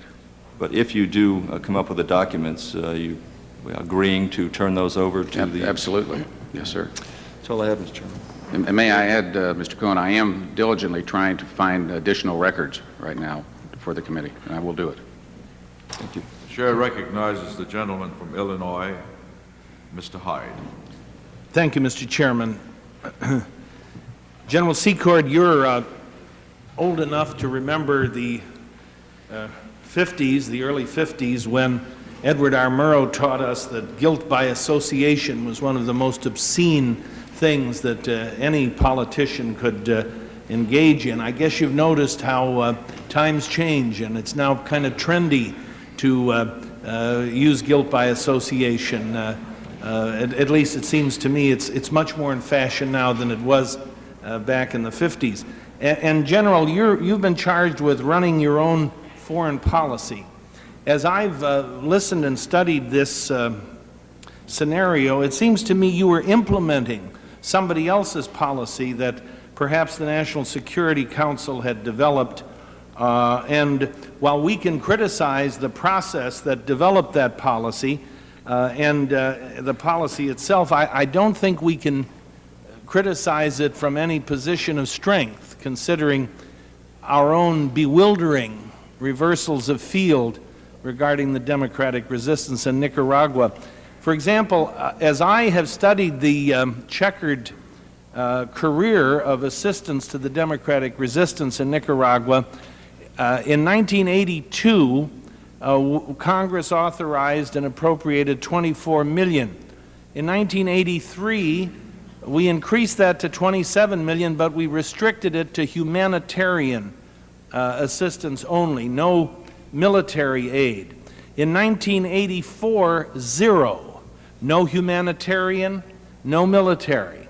In 1985, zero for military. But then when we got to September of 85 to March 86, we authorized and appropriated $27 million for humanitarian only. Then and a limited amount of information sharing. Then in 86, for fiscal 87, $100 million for humanitarian and military, but of course that got delayed by the Speaker of the House till the last waning moments of the session. Now, 1987, this year, I think the smart money is on another big fat zero. So when I try to characterize our policy, Congress, the official partner with the President in foreign policy, our policy towards Central America, life and death situation, I grasp for words: vacillating, oscillating, wavering, hesitant, inconsistent, faltering. And so it seems to me, as we stand on Mount Olympus wagging our fingers at extra-legal foreign policies, we don't do so from a position of strength. Now, as to the impropriety that one of my colleagues underscored, and rightly so, of getting third countries to contribute money to support the Contras, it is a shame. It is a process to be avoided at all costs. But it just seems to me, in the real world, when the alternative is the destruction of the democratic resistance in Nicaragua, and once they dissolve, you're not going to ever reconstitute them. And when that happens, you have the threat of the spread of the revolution without frontiers throughout the isthmus. It seems to me you do what you have to do, any port in a storm. If your ship is sinking, you swim towards land, even if it's South Africa. I've tried to listen to the inquisition that has been directed at you, and I've tried to find a place to put it, to label it. And I think you're being charged with the high crime of ambiguity of intention. Were you going to make a profit, weren't you? We've got to get to the bottom of this, but you better understand profit-making is not a hallowed concept universally in this town. Now, I am troubled, however, by the theory under which you've agreed to, with Senator Rudman, to return the residue, as we euphemistically call these proceeds, in the Swiss accounts. Now, if your theory is that the money was yours, having paid the CIA for these weapons in full and up front, because they wouldn't give you the weapons unless they got every nickel they wanted or billed for it, and having purchased them, you had dominion over them, you set the prices, and you passed them on to Gabbana Fire or to Iran, and the proceeds of that were therefore your money over which you had dominion, the enterprise, to do with as you wish. Therefore, when you gave Calero $3.5 million, that wasn't a diversion of somebody else's funds, it was an allocation by the enterprise of funds over which it had dominion and control. I think that is your theory. However, if you adopt Senator Rudman's theory that somehow you owe the residue to the U.S. government and you'd better agree to turn it over, it seems to me if that isn't an act of grace on your part, but an obligation, you've got U.S. Treasury funds, you're standing on two stools that are rapidly slipping apart, and a horrible hernia at least will be the result of that. So I'm not trying to instruct counsel, because you have an excellent lawyer. By the way, what is his name? Tom Green. Tom Green. I thought I'd send money. Give him a good commercial. Yes. An excellent lawyer, but I would choose allocation of funds rather than diversion. In any event, would you say, General, that a major reason for the weakness in the United States' capability to conduct covert operations is the fact that keeping secrecy when Congress is notified is virtually impossible? Let me, before you answer that, concede that the executive leaks, the CIA leaks, the Defense Department leaks, it is a high art form in Washington to leak. But you people, when you're in government, when you're the White House, when you're the CIA, and you are obliged to come up to the Hill and disclose covert activities, I think you have a problem. Bill Colby, a former CIA director, in his book, his memoirs, said that every covert operation reported to Congress in the year '75 leaked instantaneously and scuttled the Endeavor. And I carry with me, not in my pocket but readily accessible at all times, an op-ed piece by Daniel Shore in the Washington Post, November 14, 1985. You remember Daniel Shore. He was the fellow that got a hold of the secret classified transcript of the Pike Committee and revealed it. In any event, Daniel Shore wrote, in 1975, the CIA's support of the anti-communist faction in Angola, also a Kissinger project, was disclosed after it became an issue in the House Foreign Affairs Committee. The late Representative Leo Ryan, a member of that committee, told me in an interview at the time that he could condone such a leak if it was the only way to block an ill-conceived operation, close quote. So you have Leo Ryan, of blessed memory, who was killed in the Jonestown disaster, but you have a mindset that says if I don't like a policy and I'm a congressman, then I can leak it to frustrate that policy. Now, if this notion is widespread, you really have a problem, don't you? Disclosing covert operations to a place where you know it's going to be disclosed. Is that correct? Without question. I wish I could have said it as eloquently. Well, I'd be happy to, Mr. Fasell. Another fascinating excursion that we've gone through is the legal minefield that the distinguished senators are putting you through. You've sat there for 3 days with 27 grand high inquisitors, or at least prosecutors, trying to assail your position: legal, military, philosophical, economical. Let me just quote from the Tower report and see if you have any comment about the legal minefield that you're in the middle of. Quote, the President's emphatic support for the Contras provoked an often bitter debate with the Congress. The result was an intense political struggle between the President and the Congress over how to define U.S. policy toward Nicaragua. Congress sought to restrict the President's ability to implement his policy. And here's the important line: what emerged was a highly ambiguous legal environment. Continuing with the Tower report, the 1984 prohibition was subject to conflicting interpretation on the question of whether the NSC was covered by the Boland Amendment. Confusion only increased. In December 1985, Congress approved classified amounts of funds to the Contras for communications and advice. The authorization was subject, however, to a classified annex negotiated by the Senate and House Intelligence Committees. An exchange of letters initiated the day the law passed evidences the extreme difficulty even the chairman of the two committees had in deciding what the annex permitted or proscribed. Now, that's the legal environment in which you're working. Is that not so? Yes, sir. By the way, you had to pay every dime the CIA wanted for these weapons before you took control of them. Is that correct? Including a $240,000 overrun. And pay it up front before you got those. General, you testified earlier that you don't think the Contras can win a military victory in Nicaragua.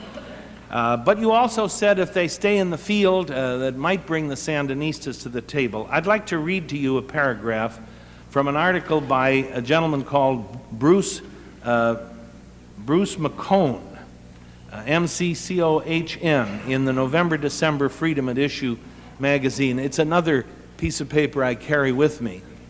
At the heart of the upcoming debate lies the victory issue. Can the Nicaraguan democratic resistance win? But the way the question is posed usually obscures the proper response.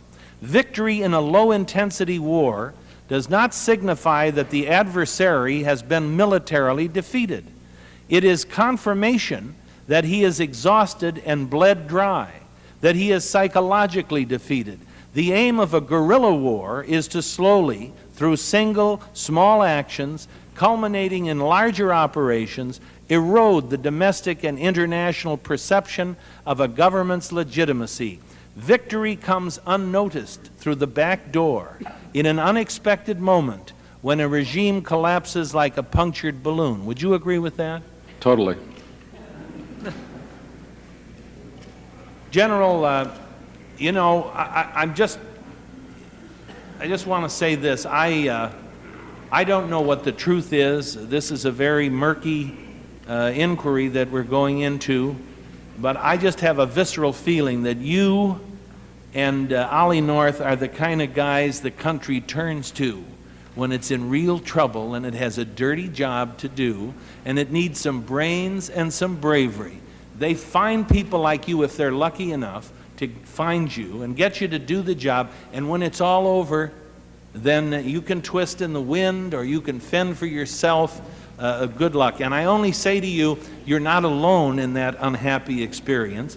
The British turned Winston Churchill out after World War II in favor of Clement Attlee. I don't know if that cheers you up, but it's worth thinking about. Thank you.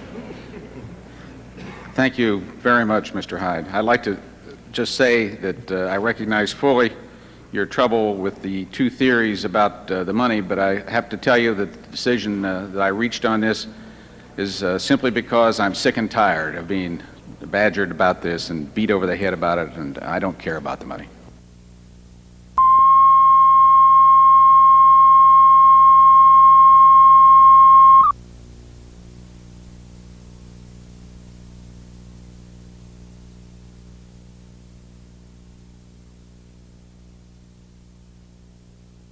Thank you very much. Our next witness,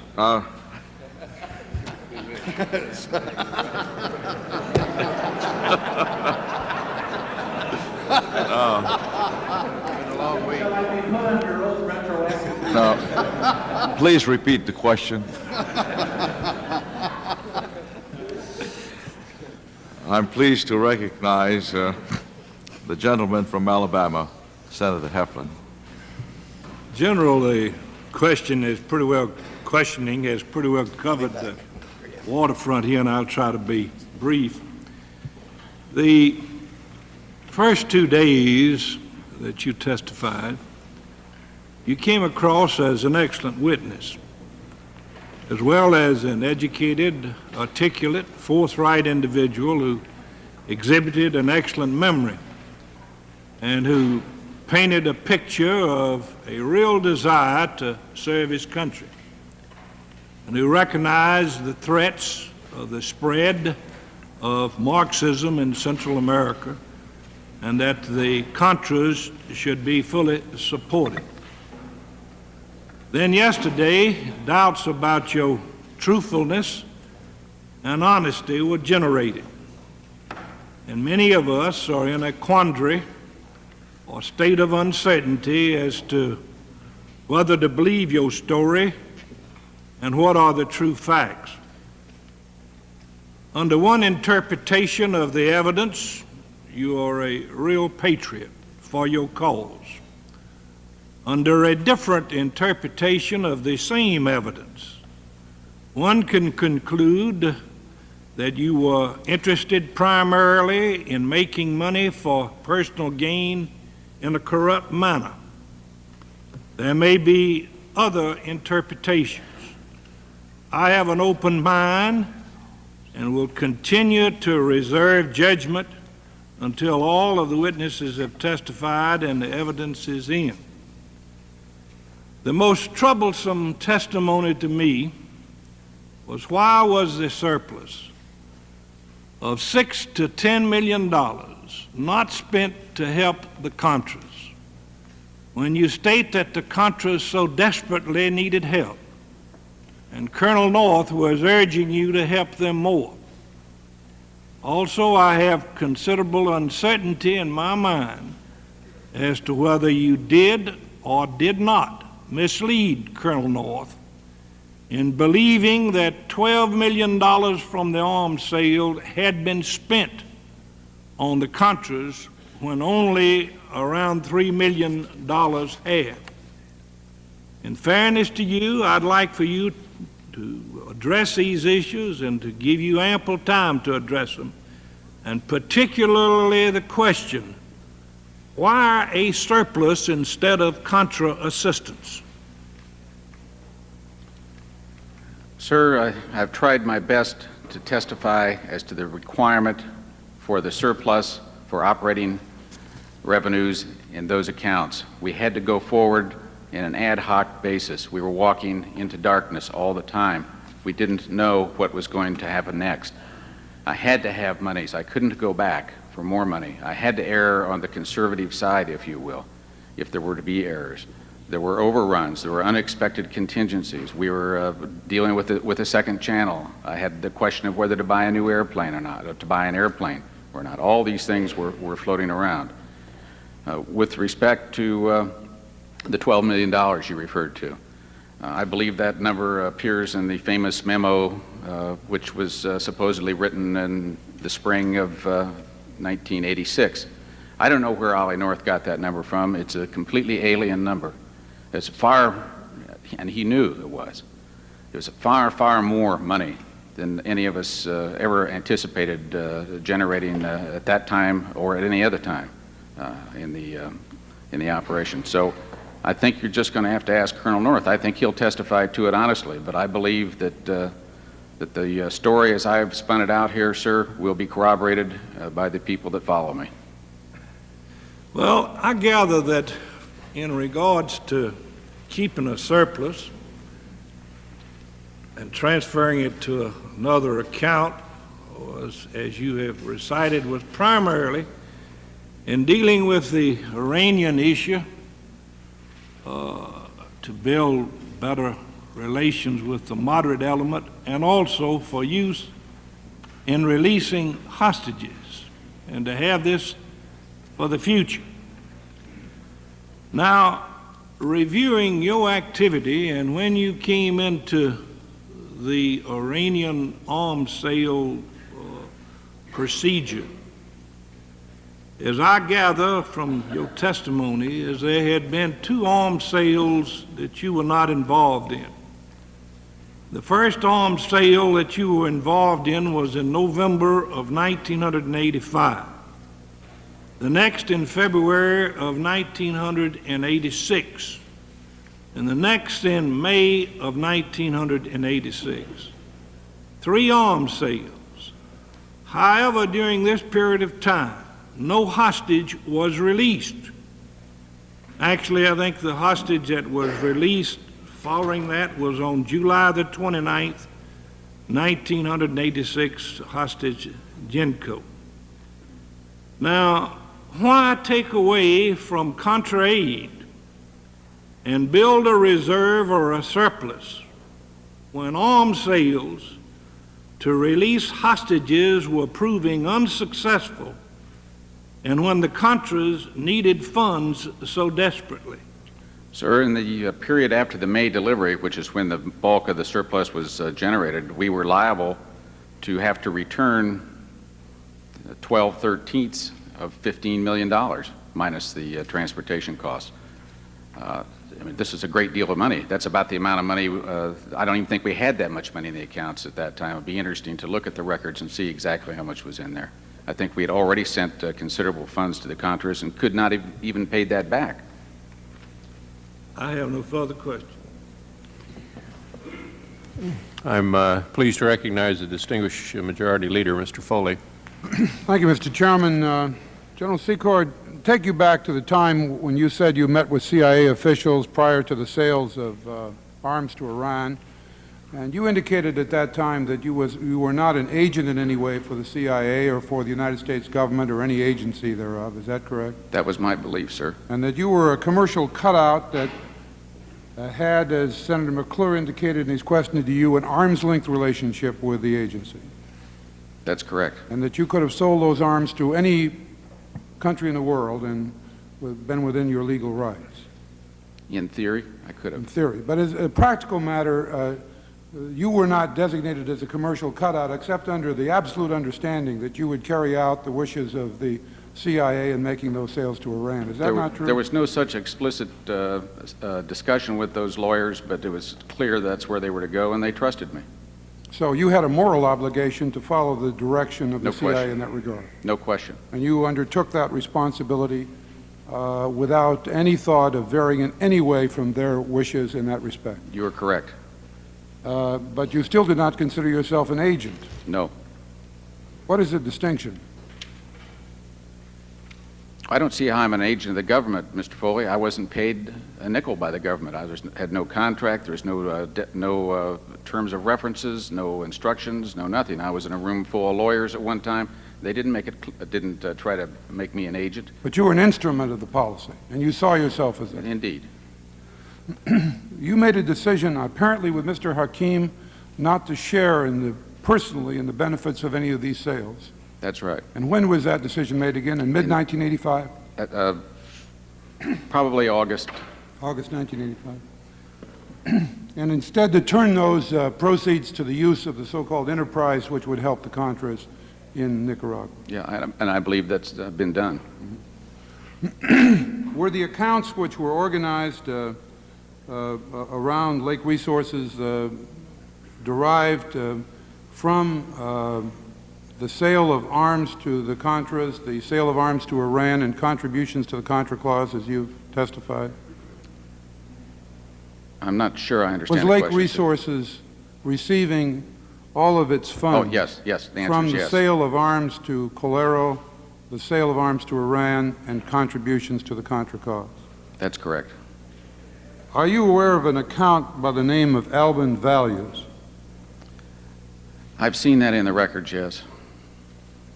Did you, as with other accounts that you've testified about, have direction over this account in the Credit Suisse? Yes. And did you authorize transfers from that account in May and June of 1986 to a commercial bank in Sterling, Colorado for the benefit of Tri-State Arms? No, that came from Mr. Hakim's personal funds. There were no transfers from the account as far as you know? No, there were transfers. Did you authorize the transfers? No, Mr. Hakim did this. He authorized the transfers. Yes. What it was Tri-Arms Incorporated? Tri-State Arms. As I've testified earlier, this was a company which was never created, but there was a negotiation amongst the several parties to form a joint venture to manufacture weapons in a U.S. Location. And that was, and you were a party to that company? I was a party to that, but it did not materialize. But it was the intention of the company or the partnership to develop an investment in American Arms Incorporated for the purpose of manufacturing submachine guns or submachine gun receivers? Yes, sir. For sale in the United States? And abroad if legitimate customers could be found. Even in the United States, the sale of such weapons requires special licensing, does it not? It does, then the semi-automatic version only under law can be sold. Mm-hmm. What has happened to Arms America? They were near bankruptcy when we heard of them, and that's why we were negotiating with them to see if we could save them from bankruptcy, but I believe they have, I believe they've gone down.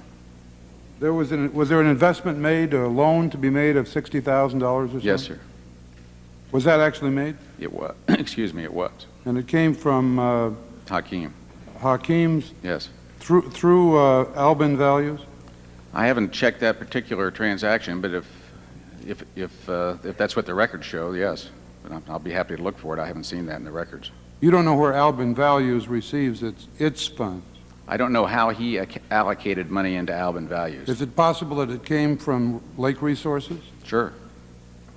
It's well, possible it came from his... I'm a little confused on this point then. I understood that all the money that was in Lake Resources had come from the sale of weapons to Iran, the sale of weapons to Colero, and contributions to the Contra Cause, and you and Mr. Hakim had agreed in August or so of 1985 to distribute all of those funds exclusively for the benefit of the Contra Cause. And now we have in May and June of 1986 a submission from those accounts, a transfer of those accounts to a commercial bank in Colorado for a private investment in an American arms manufacturing company. Is that consistent? Yes, because I believe it came from Hakim's profit account. From his profit account? That's what I believe. You don't really know, though, because you don't know how the account was set up or how the money was actually dispersed? Is that No, correct? but there's no reason for me to know how he handles his profit account. I thought you said that you were in a position to direct the account. I said I was in a position to direct all those monies which are involved in the Contra and the Iran program. But we don't have any definition of which amounts in the account are directed for that purpose and His which are sub-accounts that he organized underneath the first energy resources and then lake resources were his management decisions. Do you think Albion Values is such an account? I believe so, but I'm not sure. We have to audit the account. An internal profit auditing exercise has to be undertaken, and the committee hasn't had a chance to do that yet, as far as I know. When you spoke earlier of our intention was to build up the fund of the enterprise in order to make it viable in carrying out the aid to the Contras, who were you referring to with our? Was that your The enterprise, Hakeem our Secord intention, Enterprise. you and Hakeem? Yes. But Mr. Hakeem was also using the accounts in his own name for use of his profits that had been placed in a fungible state in those accounts? Is that I don't know. Did you have an understanding at the time you invested in Arms America through, or American Arms Incorporated through Tri-State, that you would have a share in Mr. Hakeem's transfers? The money is coming from Hakeem, you say, through Albion Values Yes, sir. to invest in this company in which you're a partner. What did you contribute I answered that question previously, but I'll answer it again. Mr. Hakeem's part of the deal was to invest the monies that were required. There were first 3 others and then later 2 other individuals, myself and one other, Mr. Royer, and another gentleman by the name of Marostica, who were to make other contributions. And you were not to make a financial contribution to the enterprise, to this investment? No, I was to be in charge of the marketing if the venture came to fruition, which it did not.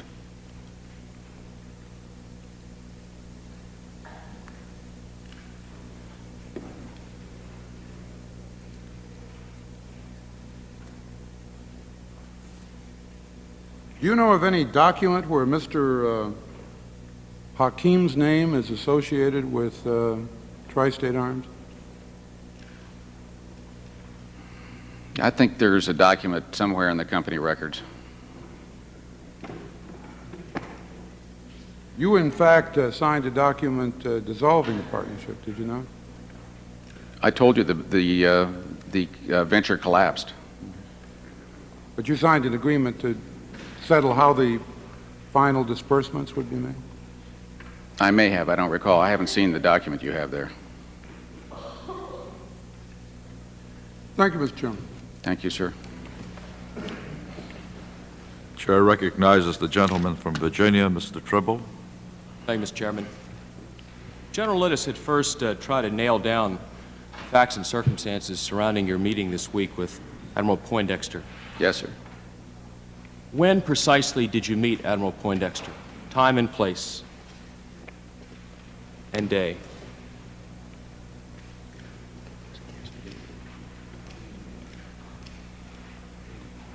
It was the day before yesterday after the hearing in my attorney's office. So you met with Admiral Poindexter after your testimony here? Yes, sir. That meeting also came after the time that Admiral Poindexter met with the counsels of the 2 committees? I have no idea.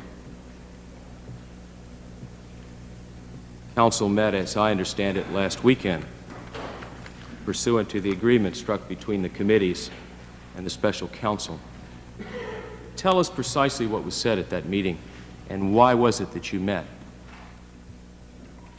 Well, I don't know that I can tell you precisely what was said, but I can tell you that as best you can recollect. I can tell you that his attorney called my attorney and said that John wanted to drop by, if we didn't object, to shake my hand. I was flattered. And he did drop by, and you shook hands, and that was the sum and substance of the meeting?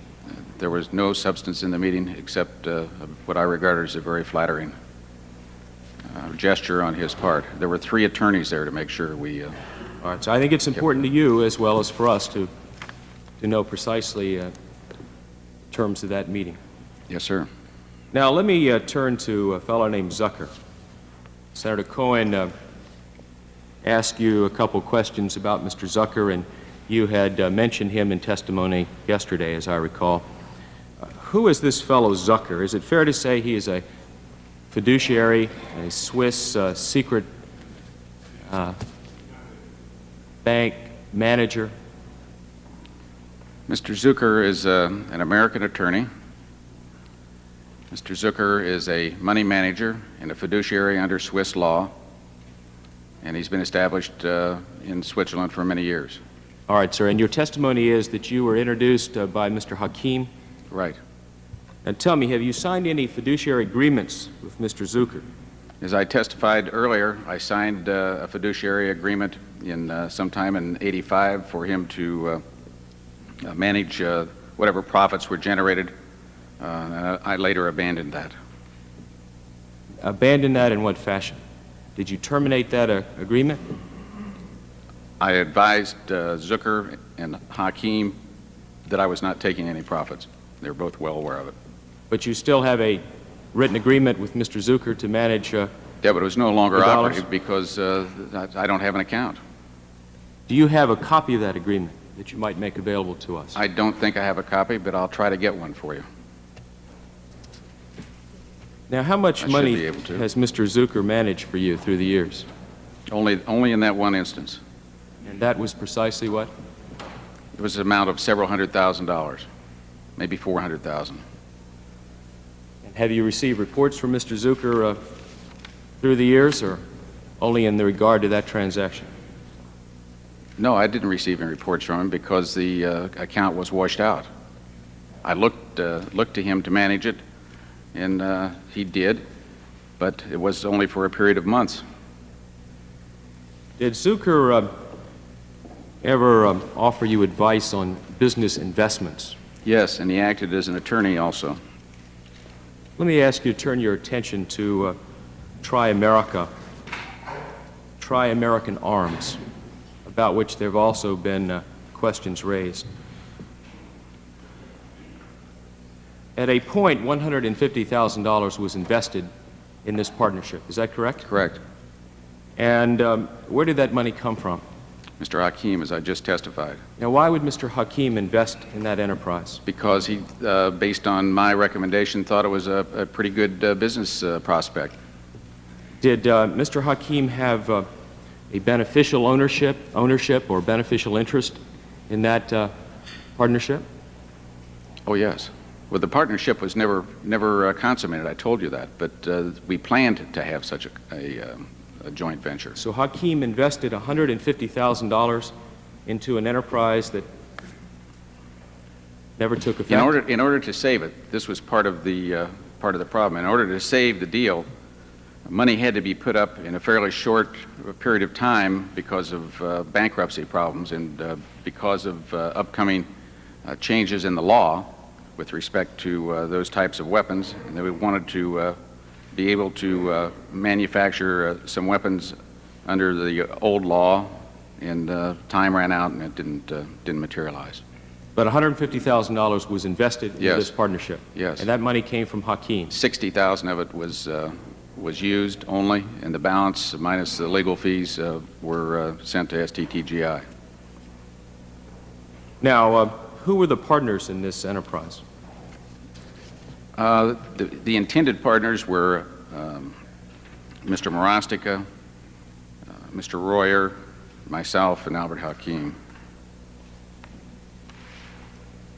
Now, I have before me a document that has been handed to your counsel. It's marked Exhibit 75. It is titled Waiver and Termination of Partnership, and it bears what purports to be your signature. Is that your signature? Yeah, let me look at the document a minute.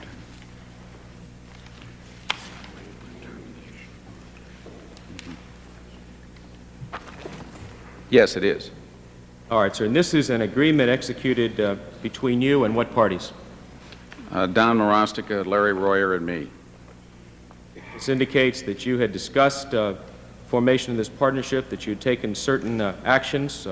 For example, you've enumerated the $150,000 being invested, and pursuant to this document, you are terminating that partnership. Is that correct? Right. Now, who are these fellows who are your partners here? They're two businessmen in the West, one in Colorado, one in Illinois. Now, you've talked about the purpose of this partnership being to look into the possibility of the production of arms or investing in a company that did so. Right. Were there other purposes considered by this company? Other investments considered? We were talking about some other investments, yes. Right, sir. Isn't it a fact that Mr. Zucker came to the United States, or at least investigated at your request and that of your partners possible investments for you to make? Yes, he did. We were always looking for business opportunities. Exactly. Let me direct your attention to Exhibit 76, which is a memorandum from a Bill Zucker to Albert Hakim. Up in the corner, it has file W/ and then 3 initials, which seem to be your initials. I don't know whose writing that might be. Are you familiar with this confidential memorandum about those potential investments? I don't know. Please let me look at it. Take a look at that, if you will, because I'd like to talk to you about it. His name is on 75. This is Hakim's name is on. Before he'd indicated he was a part of it. Yes. This is a lengthy document. I'm going to have to read the whole document, Senator. Well, I'll just refer you to pertinent parts of that document, and you can take what time is required to form a response. First, before we go into 76, let me ask you to take one more look at Exhibit 75 and tell me if you see anywhere on that document Albert Hakim's signature. But I was representing Albert Hakim's interest, and he'll testify to that. I'm sorry? I said no, but I was representing Albert Hakim's interest, and he'll testify to that. I was representing his interest. He wasn't here at the time. So Hakim had no formal interest in this enterprise, and yet he contributed $150,000 to the enterprise. He had a formal interest in the enterprise. The enterprise never matured. We wanted to terminate it, and so this is a termination agreement. We wanted to terminate what was going on. We were having some problems. And your contribution to the enterprise? As I said earlier, my contribution was to be marketing of the product. The enterprise did not come to fruition. And I think you also testified yesterday that you were going to offer expertise to the activities of the enterprise as your contribution? Marketing. All right. Were you Hakim's nominee in terms of the operation of this partnership?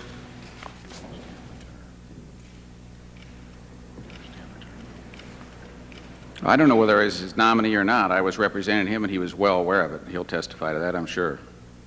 All right, now let's take a look, if we may, some of the activities of Tri-American Arms. There's been some testimony by you, pursuant to questions posed, that you considered investing in a company. In fact, an investment in an arms company was made, was it not? $60,000. $60,000 went to American Arms? That's right. All right, sir. Now let me direct your attention now to Exhibit 76, if I might.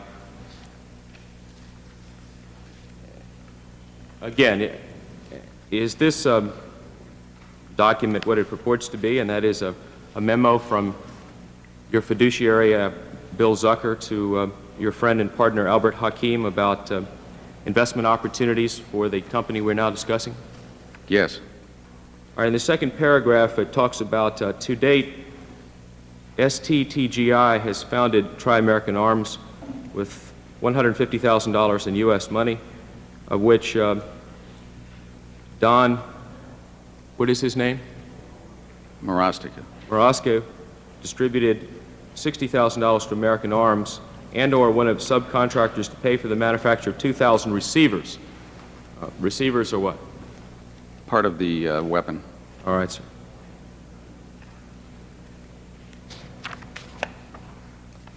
And you have... Senator, if I may, this reference here to STTGI demonstrates what I said earlier. STTGI is Albert Hakim and I. So the money came, is that Stanford? Technology Trading Group International. All right, sir. And so, now, let me direct your attention to Exhibit 77 and brief and yet further discussion of this one investment opportunity. This is for Larry Royer and R. Secord, and it discusses the merits of this transaction or further investment in American Arms. Under paragraph 6, it projects profits of $22 million. That's a substantial amount of money. May I look at the document, please? Please.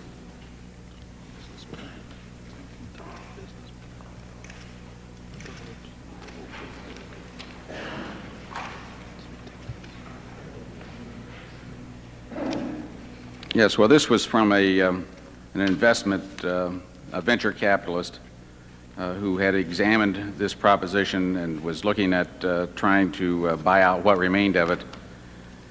And these are his projections if he thought he could sell large amounts of these units to military units.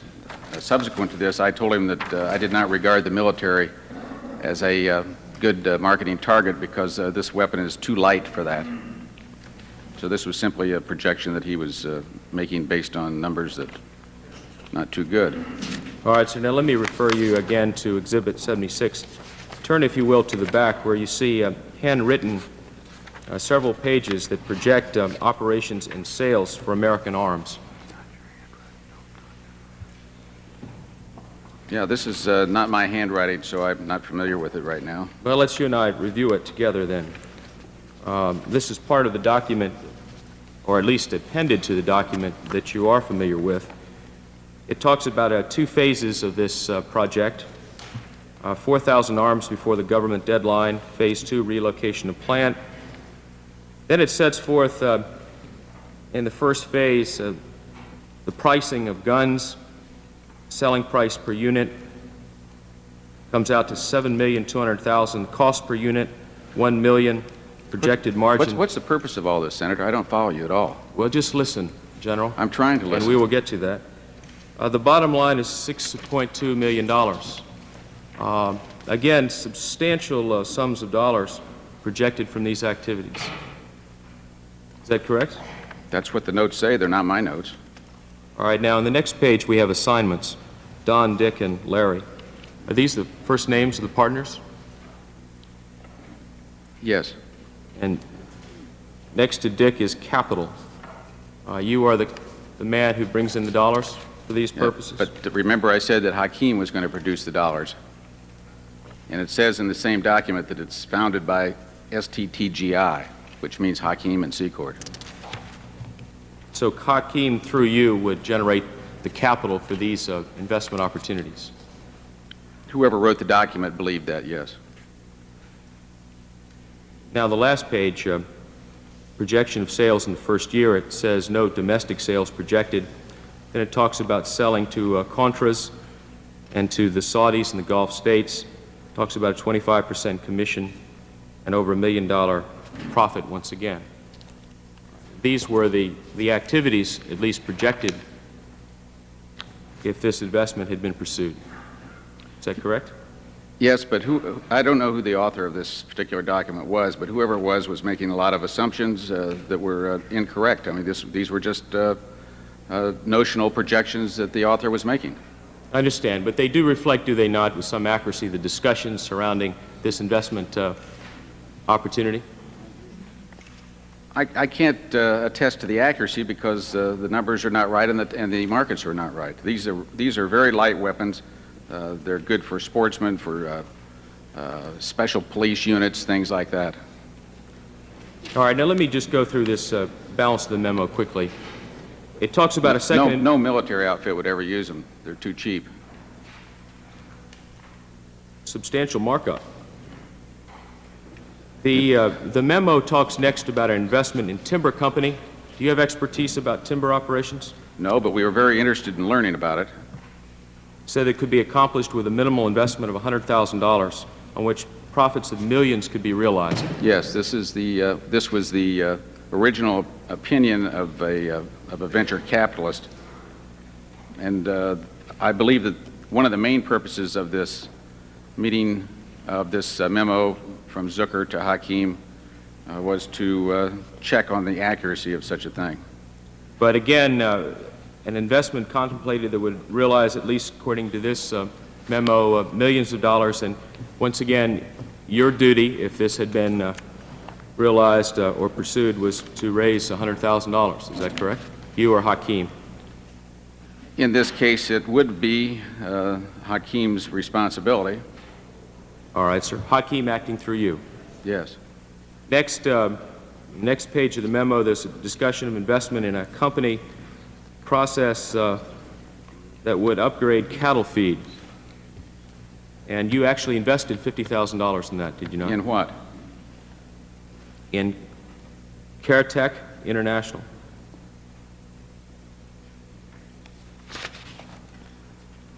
Page 3. Morostica advanced the $50,000. Did he advance that individually or on the... Individually, and it's a sticking point that we're still negotiating with him, which should not have been done. Was that done on behalf of the partnership or by the gentleman individually? He did it himself on behalf of the partnership. And where did that $50,000 come from? It was part of that $150,000. All right, sir. And next, there's a discussion in the next paragraph about Serlife International, or Serlife, to upgrade the use of wheat residual. That another opportunity for investments. $50,000 here. Then another business opportunity under consideration, Biofine Pharmaceuticals. What we're talking about here are substantial sums of money that would be required to make these kinds of investments, and of course, substantial profits contemplated should they be successful. Where are those dollars coming from? Mr. Hakim had limited amount of funds to invest. He wanted to have the best possible investment. These are a collection of many different business proposals that were being made to us by the business consultant, Mr. Morostica, and Mr. Royer, and Albert Hakim asked Bill Zucker, with his experience in business, to examine all of them. This was the beginning of the examination, and none of those things came to fruition. And where did Mr. Hakim get the $150,000? I've already testified that I believe he took it from his profit accounts. From his profit accounts, but you Yes. do not know? No, I haven't seen where he got it from.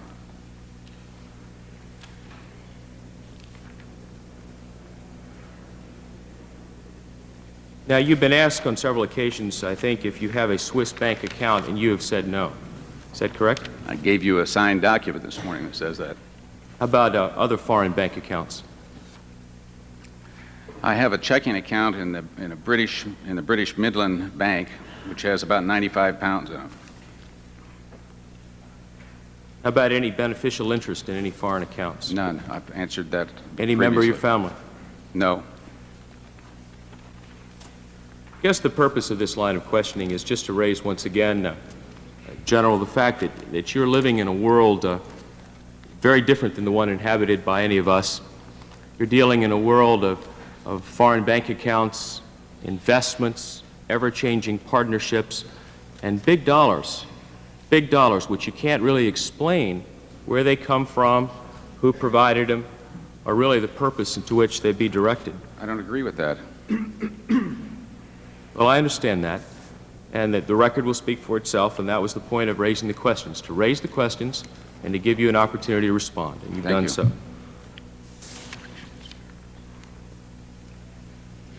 I'm not going at this late hour to attempt to plow any new ground or pursue lines of questioning further. Rather, let me review, if I might, very briefly the testimony as I see it. General, you've been a very effective witness. By that I mean that you have presented your case very impressively. with the exception of several times yesterday when you lost your composure and showed indications of anger or arrogance, you've been commanding in your presence, and your presentation has been quite persuasive. What you've done is you've wrapped yourself in these activities in the American flag in an attempt to justify what you've done. I'm convinced that you're a man who loves this country. And I'm convinced that you're a man who has sought to advance the interests of this country as you saw them. But there's some deeply troubling aspects to your testimony, and I guess that's the point of the hard questions that have been posed. First, the matter of money. Money, secret bank accounts, dealing with very, very dark figures, millions and millions of dollars. Many people on this committee find it hard to believe that a man who prides himself so much in being in command, this is my enterprise, this is my idea, these are my dollars, could know so little, care no more, forswear so much as you've done. Suffice it to say that your testimony about the dollars and the bank accounts and the characters that you've been working with is deeply troubling. So I think it's appropriate that hard questions have been asked. After the cross-examination yesterday, a lot of my Virginia constituents called my office and said, "Who is this guy from New York?" Arthur Lineman, I thought cross-examination was necessary and I thought it was appropriate. And I make no apology for the tough questions my colleagues have posed, nor should you be offended by those. You came here, you said, because you wanted to put the truth out on the table. And if you know anything about the truth, the pursuit of truth, you know it requires hard questions as well as candid responses. I also think it's appropriate that Senator Boland and others have pursued a discussion of your associations, your associates and your Confederates. In the main, they are not patriots. They're out-and-out profiteers or worse. Your association with men like Wilson, Hakeem, Kleins, Zucker, it does say something about you. It says something about your judgment, your character, your credibility. And people are judged, after all, by the company they keep. So that's why we've gone through this long series of questions. Today, your actions and your testimony are being judged by 200 million Americans. Regardless of the size of the jury, be it 200 million or smaller, some people are going to believe you're a patriot, and others will believe you're a privateer. I think you're both. I think you're a man who pursued national interest as he saw it because he loved his country, but also a man who pursued at the same time enormous profit. Now that's the best of the American dream. People would love to be in that position, to advance the common good and at the same time to advance their own personal interest. Here we have a problem. The problem for you and the problem for this country is that your activities seem to have run afoul of the Constitution and the law of the land. Seem to have run afoul. That's why we're here. And what you've done, in very complete and detailed fashion, is you built the foundation on which this committee will build in the days and weeks ahead. Everything that is said in the weeks ahead will be measured by what you have said today. It will be measured against it. And in the process, we're going to learn a lot more about you, General. We're going to learn a lot more about your Confederates and your associates. We're going to learn a lot more about our government, and the American people, and our future. Thank you, Mr. Chairman. The gentleman from Massachusetts, Mr. Boland. General Secord, have you been on this Hill before at any congressional investigations? I'm sorry, sir, I couldn't hear that. You have had any congressional investigation? You have not been? You've testified on the Hill, I presume. I've testified on the Hill, but just routinely. I think one thing you learned from this one is that congressional investigations are forums for many opinions. Are they not? Yes, sir. Let me ask a couple of questions. There won't be too many. I think you've been an excellent witness after 4 trying days. So we're now coming to the end of the road. You testified that you believe that your activities, and I assume that you were referring to your activities with respect to both the Iran and the Contra affairs, and that your activities were known and approved by the administration. You did testify. Yes, sir. To that.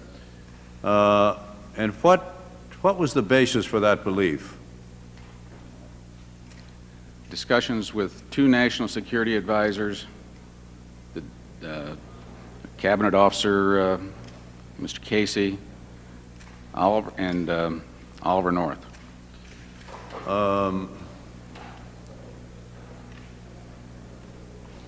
Anyone beyond Oliver North?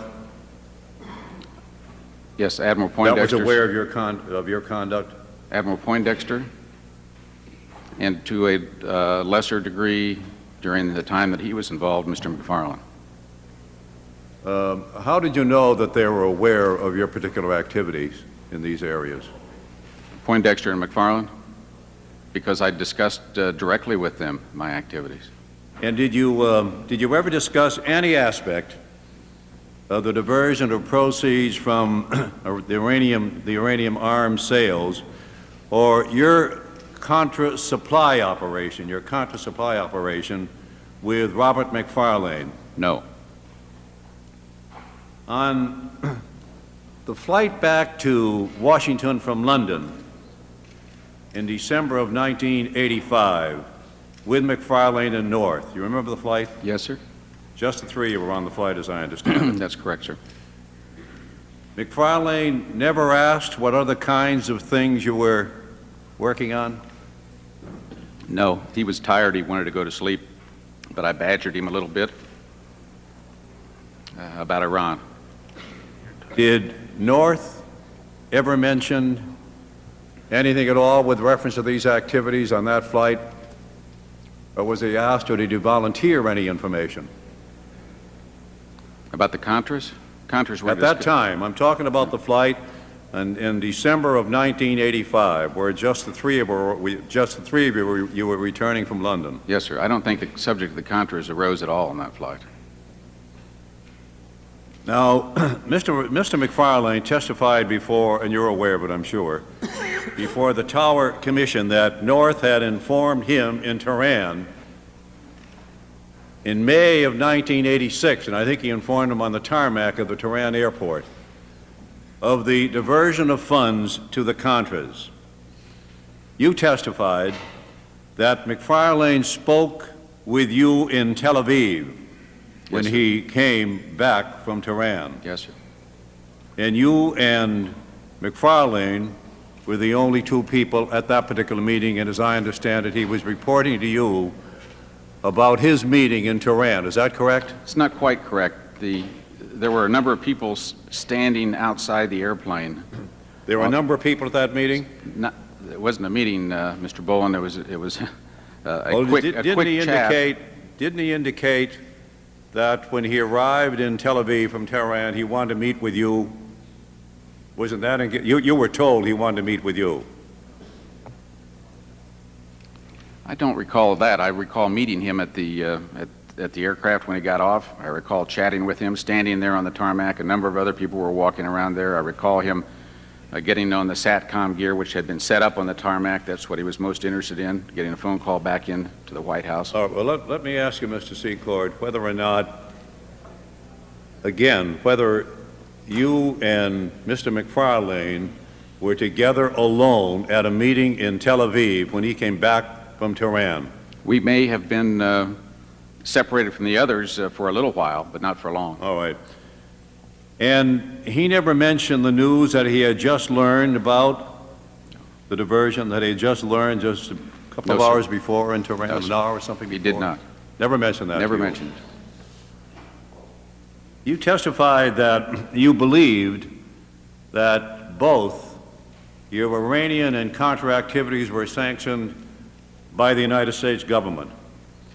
Mr. McFarlane was North's boss for part of that time, just part of that time, that you were involved with the Contras. That's true, isn't it? Yes, sir.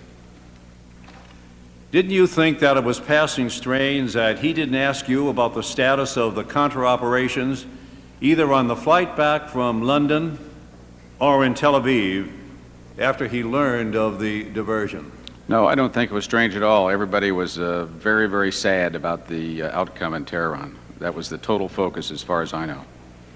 And I think you were asked, did you ever discuss any aspect of the diversion of proceeds from Iranian arms sales or any other aspects of your Contra supply operation with Admiral John Poindexter, and if so, when?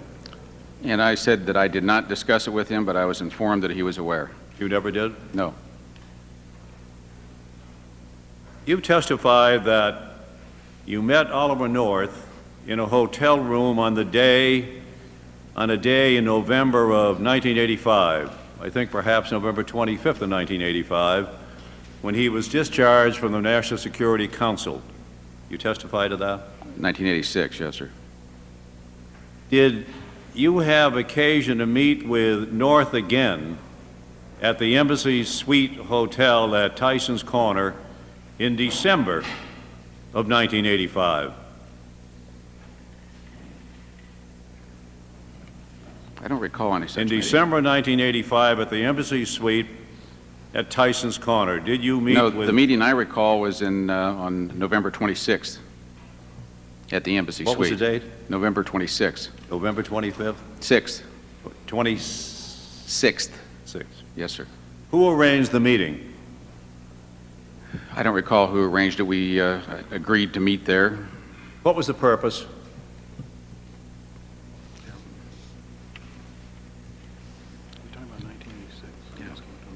Yeah, we are talking about 1986, right? After the revelation. Can you indicate who was present at that meeting? Casey? No, sir. No. Who was present at the meeting? Oh, I thought you said it was William Casey present at the meeting. Was Tom Green present? Yes. Was Brendan Sullivan present? Yes, as I've already testified. Who was Brendan Sullivan? That's not Tuesday. I said the 26th. He's talking about the 26th.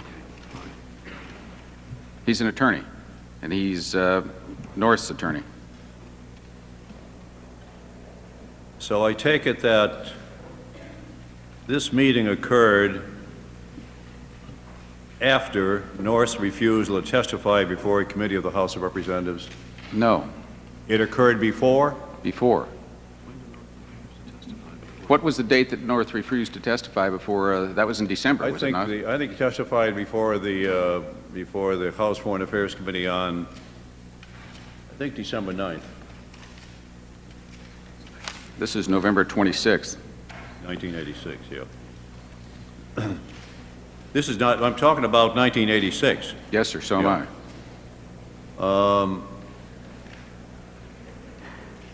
Was there any advice given to North, to Colonel North at that time by you? By me? No.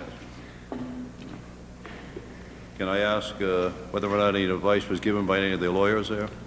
Well, with respect to the committee, these questions involve joint client communications with my attorney, which are protected by both the attorney-client and the joint defense privilege.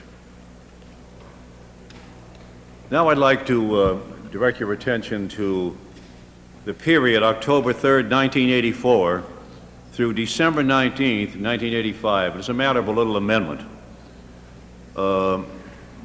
It's been variously described. It was described, I think, by you as like Swiss cheese full of holes. No, sir. No, sir. I didn't say that. And I think perhaps even the counsel for the Senate indicated that yesterday, I think he mentioned the same, that characterization that you applied to it. Can you indicate what your activities on behalf of the Contras at that time, during that period, October 3rd, 1984 through December 19th of 1985. I have a list of them here, but you were pretty well involved in the Contra activities during that period, were you not? Yes, sir. What was the role of Oliver North in those activities? Oliver North introduced me to the Contra leaders. Oliver North collected information from me. He kept track of what was going on during these operations. He urged me ahead when the time came to try and create the air operation which I described earlier. He urged me strongly to move forward in that area, and I did.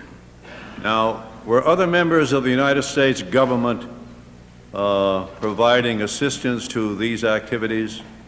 Yes, sir. I've testified to this previously. And you testified earlier to a question from Mr. Stokes that while you didn't know the legislative history of the amendment, you were aware of various legal opinions that apparently led you to conclude that its meaning was less than clear, and that was a reference made here today, too, not by you. Let me read the Boland Amendment that was in effect between October 3rd, 1984 and December 19th of 1985.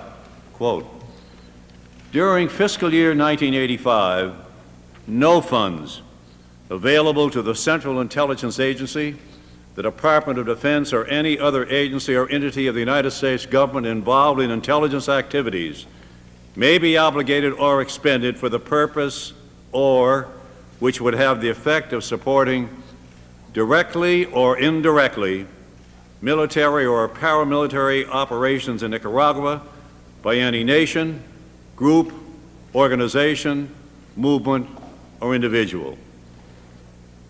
General, they're very simple English words.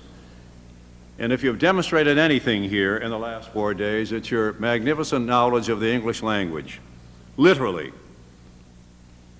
Now, what would be your literal interpretation or your literal opinion, unadorned opinion of that particular amendment?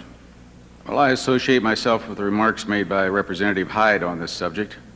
I'm not a lawyer, obviously, but I believe that it's an Anti-Appropriations Act, pure and simple, and it does not cover private funds. General, you understand words. I just read the amendment. Yes, sir. The words are simple. They're unadorned. They're literal. They're clear. It means to me that no U.S. government funds can be expended by those agencies that you ticked off. Let me ask you whether or not, do you believe the National Security Council, is the NSC, is an intelligence organization? No, sir. You don't think it's engaged in any kind of intelligence? I don't think it's an intelligence agency. Let me ask you again. Do you think it's engaged in any kind of intelligence? Well, it reads intelligence constantly. It lives on intelligence. Haven't the events of the past months indicated clearly that it's deeply engaged in intelligence activities? They were collecting intelligence, yes. Do you have any confusion at all with the words that I've just read with respect to the Boland Amendment? I understand the words, Mr. Boland, but it also tells me that private funding is legal. Are you aware of any legal challenge to the Boland Amendment? No, sir. I have to leave that to the government lawyers. Then if there hasn't been a legal challenge to it, does the law stand as it is, as the law? As far as I'm concerned, it does.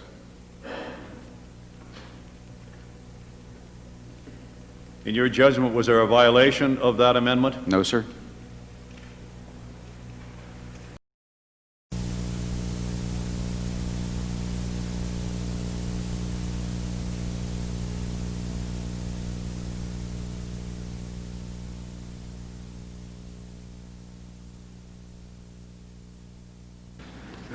I believe that your testimony has been credible, and I certainly do appreciate your being here without seeking a grant of immunity. Had you sought one, I'm convinced personally that we would have granted it to you. Senator Hart was saying that there's 4 theories or justifications or reasons why the United States government initiated the Iran situation.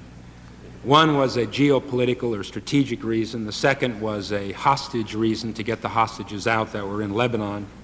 The third was permitting or allowing individuals to make profits, and the fourth was the Contras, and by the tenor of his questions, I assumed he thought that the evidence favored 3 and 4. You and I believe that the evidence, I believe, favors 1 and 2. Now let's look at, if we can, this strategic question. Is it unusual, you've been involved in government, you've served this country for a long time, is it unusual for a government such as the United States to try to improve relationships with a government it has bad relationships with? No, sir. What would you think of a government if we didn't attempt to do that? I've criticized the government for not doing that. Would you believe that it's appropriate for this government to try to establish contacts in a government in which it has or with which it has no relations whatsoever? Yes, sir. What would you think of our government if we didn't intend to do that or try to do that? I think it's foolish. Let's look for a minute at the nature of covert activities, if we can. Now, you've been involved with covert activities. You know them. You've been working with them over the time of your life. Do covert activities sometime take or use private individuals to further the goals of that covert activity? Frequently. Would it be safe to say that sometimes covert activities require the use of private citizens, whether they be citizens of this country or a foreign country, to gather intelligence for the further success of that covert activity? We have done it many times. We have done it with respect to Iran. Would it be fair to say that covert activities often use private citizens in order to supply logistics? Yes, sir. Let's take an Achille Lauro type of incident. We can't take that one specifically because it was still it was an operation that took place. But if Americans were held hostage aboard a ship, would it be fair to say that, and we wanted to implement a covert activity to rescue those Americans, would it be fair to say that we may use the ship's captain, the first mate, even passengers to try to have a successful covert activity to salvage the people on that ship? Yes, sir. Would it be fair to say that we may go to the manufacturer of that ship so he could give us plans as to where passageways were, where cabins were located? Yes, sir. Would it be fair to say that we may even contract the use of a private airplane or helicopter company or boat company in order to gain access to that ship? They did in the case of the Achille Lauro. Now let's look at the operation with regard to Desert One, or a Desert One type of operation. Would it be fair to say that in that type of covert activity, in order to gain back the freedom of Americans being held hostage unfairly against their will for over a year, that we would use even foreign people to supply us intelligence as to where they were located? We did and took them with us. Do you think that the Desert One operation, in order to release American hostages, had greater risks than the Iranian operation, which would lead to the release of Americans? Did the Desert One operation have greater risk? Yes. Is that the question? Yes, sir. It did. A greater physical risk. I'm not sure whether you're familiar with John Scali. Mr. Scali was a TV commentator in 1962. The Soviets gave him what turned out to be a critical message to give to then President Kennedy during the October missile crisis. He became, you might recall, the conduit for a series of messages to and from the Soviets. He met sometimes with Soviet agents in coffee shops in New York City. His intervention turned out to be a breakthrough that ended the Cuban Missile Crisis. Do you recall reading about that incident? Yes, sir. To your knowledge, was John Scali an official of the government of the United States? It was not. And do you recall the time that Jesse Jackson went to Syria, spoke with Mr. Assad to liberate Robert Goodman, who was a United States Navy flyer who had been shot down in 1983? Yes, sir. Do you recall the fact that President Reagan met with Jesse Jackson and the flyer in the White House? I do. Was Jesse Jackson a public official at the time he went there? No, sir. Are you aware of the fact that covertly executed, there's United States private citizens attempting to get out United States POWs, that occurred and that's occurring today. I've heard it is and has. The directing your attention to the Bay of Pigs situation when President Kennedy was President of the United States. During that covert operation to liberate Cuba from totalitarianism, were all people used in that operation United States government officials? No, sir. Did we use any Cubans? Mostly.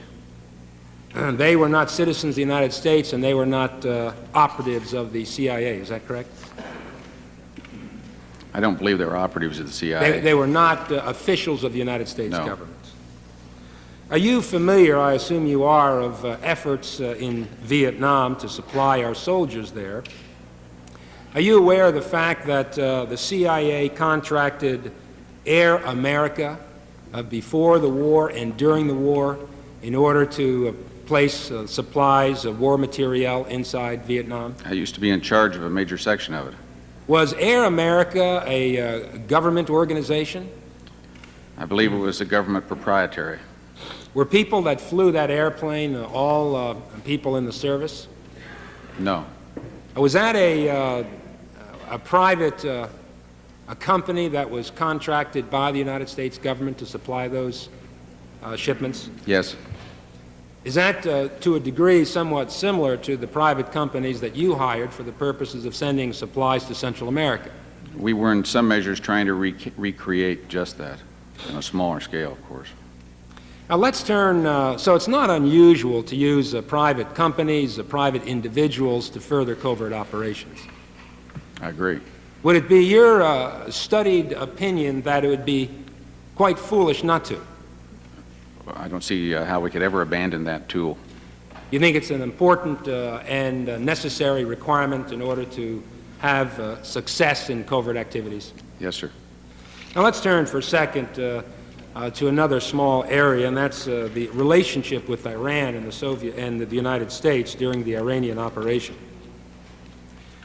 It was your testimony that you thought that it would be impossible for Iran to directly deal with the government of the United States. Is that correct? That's correct. And on what do you base that opinion? I base it on my opinion of what has come from the Iranian Revolution and the Ayatollah Khomeini's characterization of the United States. For that reason alone, common sense tells you that there could be no direct dealings. The CIA also shares that view. Is that from the Iranians that you spoke to? Was that their opinion as well, that one of the reasons we went covert and used private individuals and private companies was for the very stated reason that a country like Iran, whose leadership called us the Great Satan, couldn't turn around and then directly and overtly do business with us? They made it very, very clear to us they were fearful for their lives. Now let's turn to the second reason, if we may, as to why some people say we had an operation in Iran. I think it was a very valid reason, and the second reason, and that is to free our hostages. Once again, the senator from Alabama indicated that that was not the real reason. Were you aware of the fact that William Buckley, who was in the CIA and stationed in that part of the world, was captured by individuals and was being held captive in Lebanon? Yes, sir. Are you aware of the fact that he was tortured? There were a lot of reports that indicated he was tortured, including reports from released hostages.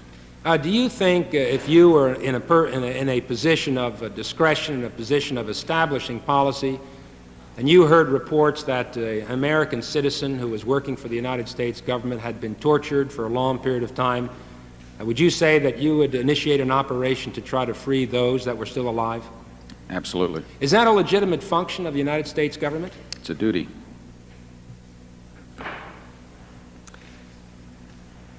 Were you aware of the fact that allegedly the United States received a transcript of what Mr. Buckley was saying under torture? I've not seen any document, but we were told by some of the Iranians that there were at least 400 pages Of debriefing. 400 pages of statements Of during debriefings, torture? yes. Would it be reasonable to conclude that if Mr. Buckley was killed and tortured, other Americans may be killed and tortured as well? Yes, sir. There was a time in your testimony that you indicated that there was a contact known as the relative that you started to have negotiations with. Yes. Did it ever come to your attention during the past few years or during this operation that indeed other people not working for the executive branch of the government attempted to contact the relative in order to release hostages? He mentioned Senator Kennedy and former Secretary of State Haig. Was that, to your knowledge, a credible statement that other individuals attempted to use this valuable source to further the release of American hostages? Yes, sir. If it was reasonable for Senator Kennedy and Al Haig to go to third parties in Iran to gain the release of hostages, would you conclude that it would be reasonable for Ronald Reagan and the government of the United States, the chief executive branch, to do the same thing? Yes, sir. In the letter that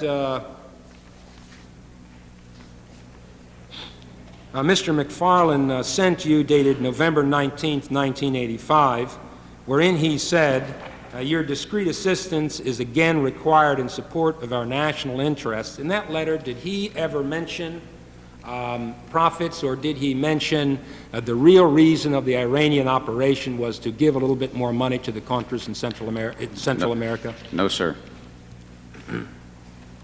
Now let's turn to profits, which was the third reason and one preferred by the senator. Do you have any reason to believe that the United States government would enter this type of a difficult operation in Iran involving you and other individuals for the purpose of allowing you to earn more money? No, sir. Do you think they would do it to permit you to enrich yourself? No, sir. Did you think, or did anybody say in the United States government that you were underpaid during the time that you were an employee of the United States government and in a service, and therefore they wanted to initiate an Iranian operation to compensate you for the time that you were undercompensated? No, sir. Did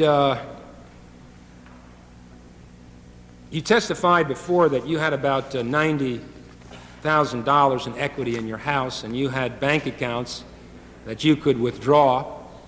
What was the total sum? And we have, of course, as part of the record, a list of those bank accounts, the names of which we won't go into.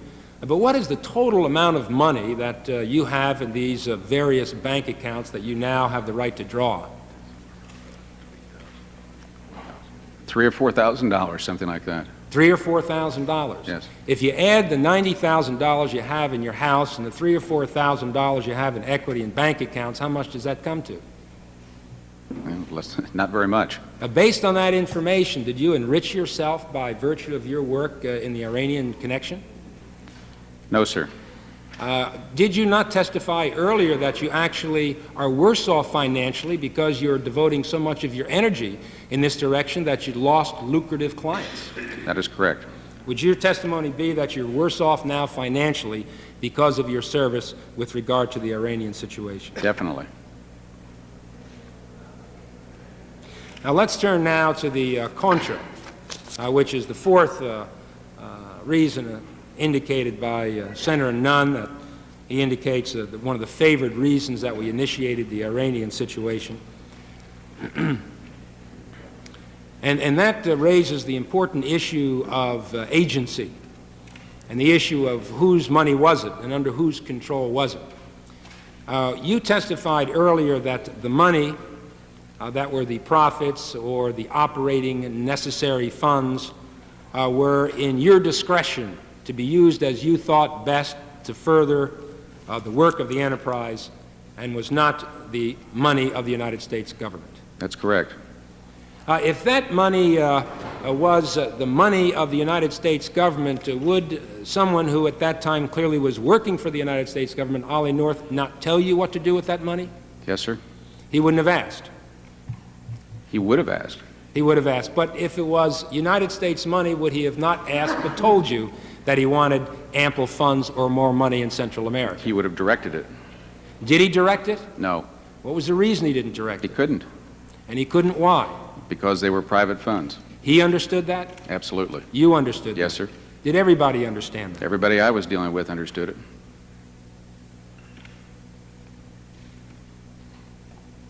You indicated in your testimony that you did, in fact, use some of those proceeds, approximately, and correct me if my recollection is wrong, about $3.5 million for the Contra effort in Central America.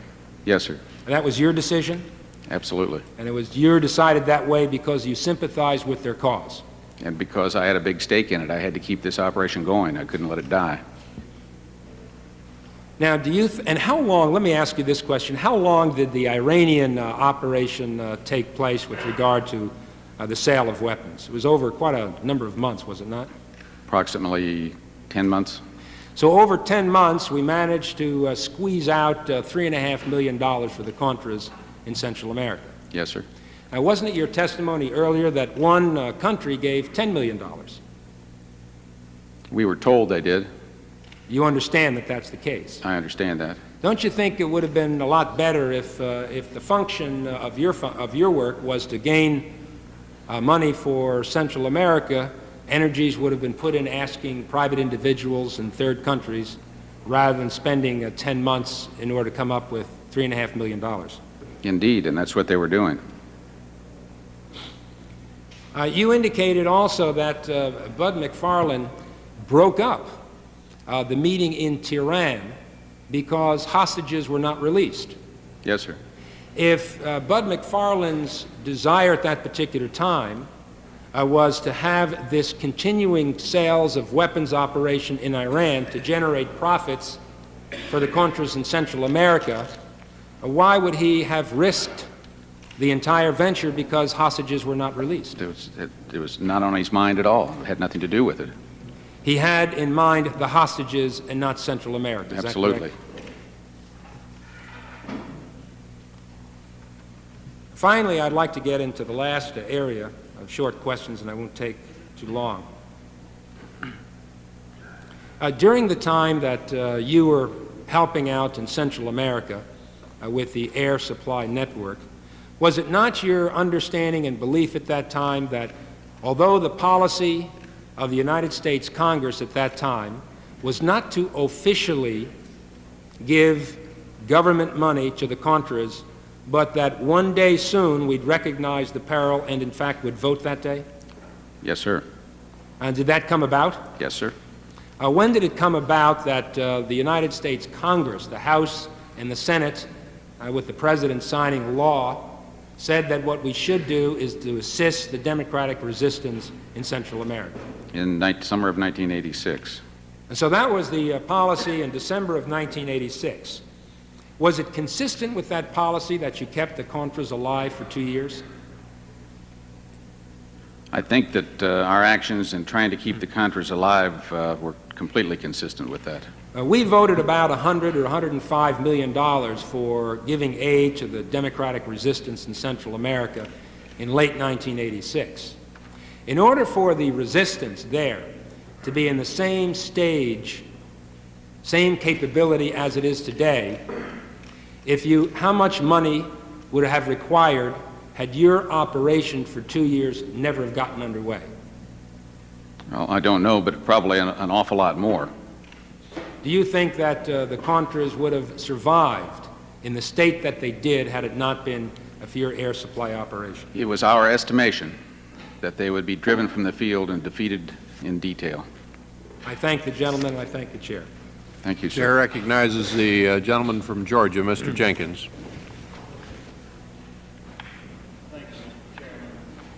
General, on behalf of myself and the committee, I want to apologize for the interruptions and probably some repetitive questions that have been asked.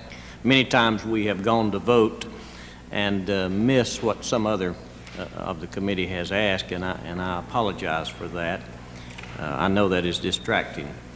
My questions will be very, very short because I think most of the ground has already been covered many times over.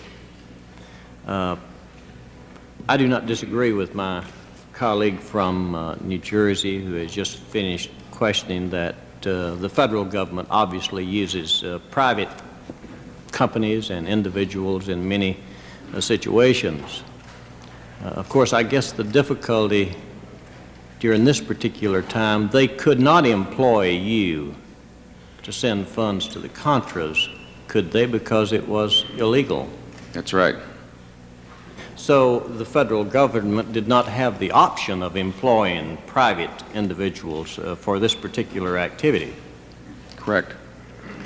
And so it was undertaken as a commercial enterprise by you with help from Colonel North and several CIA employees. Is that correct? Yes, sir. Not having served on a Foreign Affairs Committee or the Intelligence Committee, I'm not personally familiar with many of the areas involved in foreign affairs. I serve on a tax writing committee, and I want to ask you some questions involved in that area. You served as a director of Stanford Technology? Yes, sir. That is a corporation? Stanford Technology Trading Group International. Did you own stock in that corporation? 50% of the stock, yes, sir. Where was that incorporated? It was incorporated in California in 1983. You own 50% of the stock in that corporation, and you still own 50% of the stock in that corporation? Yes, sir. Mr. Hakim owned the other 50% of the stock? Yes. And still does? Yes. And this corporation was set up as the functioning agent of the enterprise, is that correct? No, sir, it was not. I did everything I could to keep the operation completely offshore and discreet from Stanford Technology. All right. The enterprise was operated under what name? It was operated under many names. It was a clandestine operation. We've been referring to it here as Lake Resources generally, but there were sub-accounts. Is that a corporation? It is a Panamanian corporation. And do you own stock in that corporation? No, sir. I do not own stock in any of those Panamanian companies that were set up in this enterprise. You had you've testified that you had the control over the expenditure of funds through Mr. Hakim. Yes, sir. Is that correct? Yes, sir. And he didn't expend any funds unless you told him to? That's correct. And he didn't refuse to expend any funds after you told him, assuming that he had them available? Correct. You had total direction, control over the expenditure of all funds in that enterprise? As a practical matter, I believe I did. Right. Now, out of that enterprise, the profits went to the corporation? The profits that were being generated from the Iranian sales? Where did those profits go into? There were no profits from the Iranian sales, right, sir. From the initial Contra sales? They went into accounts set up by Albert Hakim. Did not go into the... In Switzerland. I understand. Right. The corporation received no funds whatsoever? You're talking about Lake Yes. Resources? Yes. Yes, it received funds. As to the exact details of how he handled these funds among these accounts, we're still working on that. And I don't know. I've been helping the committee staff trying to get to the bottom of all these line items. Well, this is a little bit confusing to me. You direct the activities, and yet you did not keep a running account The running How account, much you were taking in and how much you were spending and for what purpose? the type of running account that I kept is that which I have given to the committee. You have the records covering a good deal of that period, and I've given them to you. And that's the way I kept track of the money. I relied on Mr. Hakeem to manage these funds in detail. Why did you entrust Mr. Hakeem without apparently any written documents whatsoever? It's a covert operation. I felt I needed him, and I have great faith in Mr. Hakeem, and I think that the fact that the monies are still there justifies my faith. You indicated that Mr. Hakeem may not relinquish his profits, is that correct? I can't speak for Mr. Hakeem, but he'll be here in a few days. I said that I intend to speak with him and his counsel in a few days. Well, he entered into this not as a benevolent True. situation, but as a commercial enterprise to make money, did he not? That's true, but as to the surplus account, the surplus funds that remain there, because this operation was aborted in midstream, when we just have a snapshot. And what exists there now is what existed there at that time. I don't know in detail what his position is going to be on that. I don't even know what the obligations are. I have to discuss that with he and his counsel. I will urge him to take my position. Have you and Mr. Hakeem paid taxes on this commercial enterprise profits? No, sir, we couldn't. It was a covert undertaking. And I didn't believe I had any tax implications. Maybe I was wrong. I mean, if one forms a commercial enterprise and decides to engage in covert activities, one is alleviated from the responsibility of taxes? Is that your testimony? I'm going to have to rely on the tax lawyers for that, sir. We had a tax lawyer in Mr. Zucker, and I just have to rely on the tax lawyer. Is Mr. Zucker your tax attorney? He was the tax attorney of those accounts. He was Mr. Hakeem's tax attorney. Mr. Hakeem owned those accounts. Well, this morning you indicated that you wanted to make a recommendation that the $6 or $7 million, which probably would be the greatest diversion of all, yes, sir, would go to Nicaragua in the name of Mr. Director Casey. You can only recommend that? I intend to talk to both his counsels and him and try to get them on board with that position. I have to be completely frank with you, sir. I can't promise you that I can force it. I'm going to try to reason with them and make them see the value of my, the worth of my position. Well, what is their interest? It was mentioned earlier that it seems a little odd that I'd want to do that, you know, since it's my position that these are private funds. And I agree with you, sir, that it is odd. But as I also believe I said, I'm just very, very tired, super tired. I'm tired of being chased on this. And so my position is, you know, give it all to the fund. I think it's a worthy fund, and we give it all to the fund. But I'm sure, sir, that the lawyers on the Hill, the lawyers in the Justice Department and elsewhere are going to be working on this one for quite a while. Well, of course, if it was a commercial enterprise, Internal Revenue may have something to say about yes, sir. The profits also, might Yes, sir. You do not know whether or not Mr. Zucker I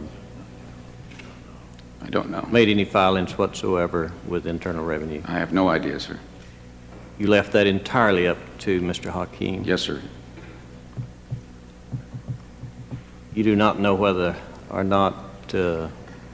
Zucker takes the position that contributions to DEA would be a business deduction for your enterprise? I have no idea, sir. Or that the purchase of a ship would be a business deduction for your enterprise? Sir, I don't know what the details would be. That seems logical. It would appear to me that, and also I would assume that they would be depreciating all of this equipment. Is that right? I don't know, sir.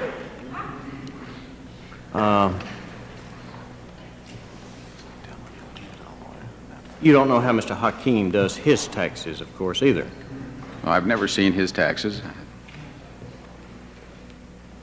But since you trust him a great deal, you assume that he does those I'm sure properly. I'm sure he pays his taxes promptly.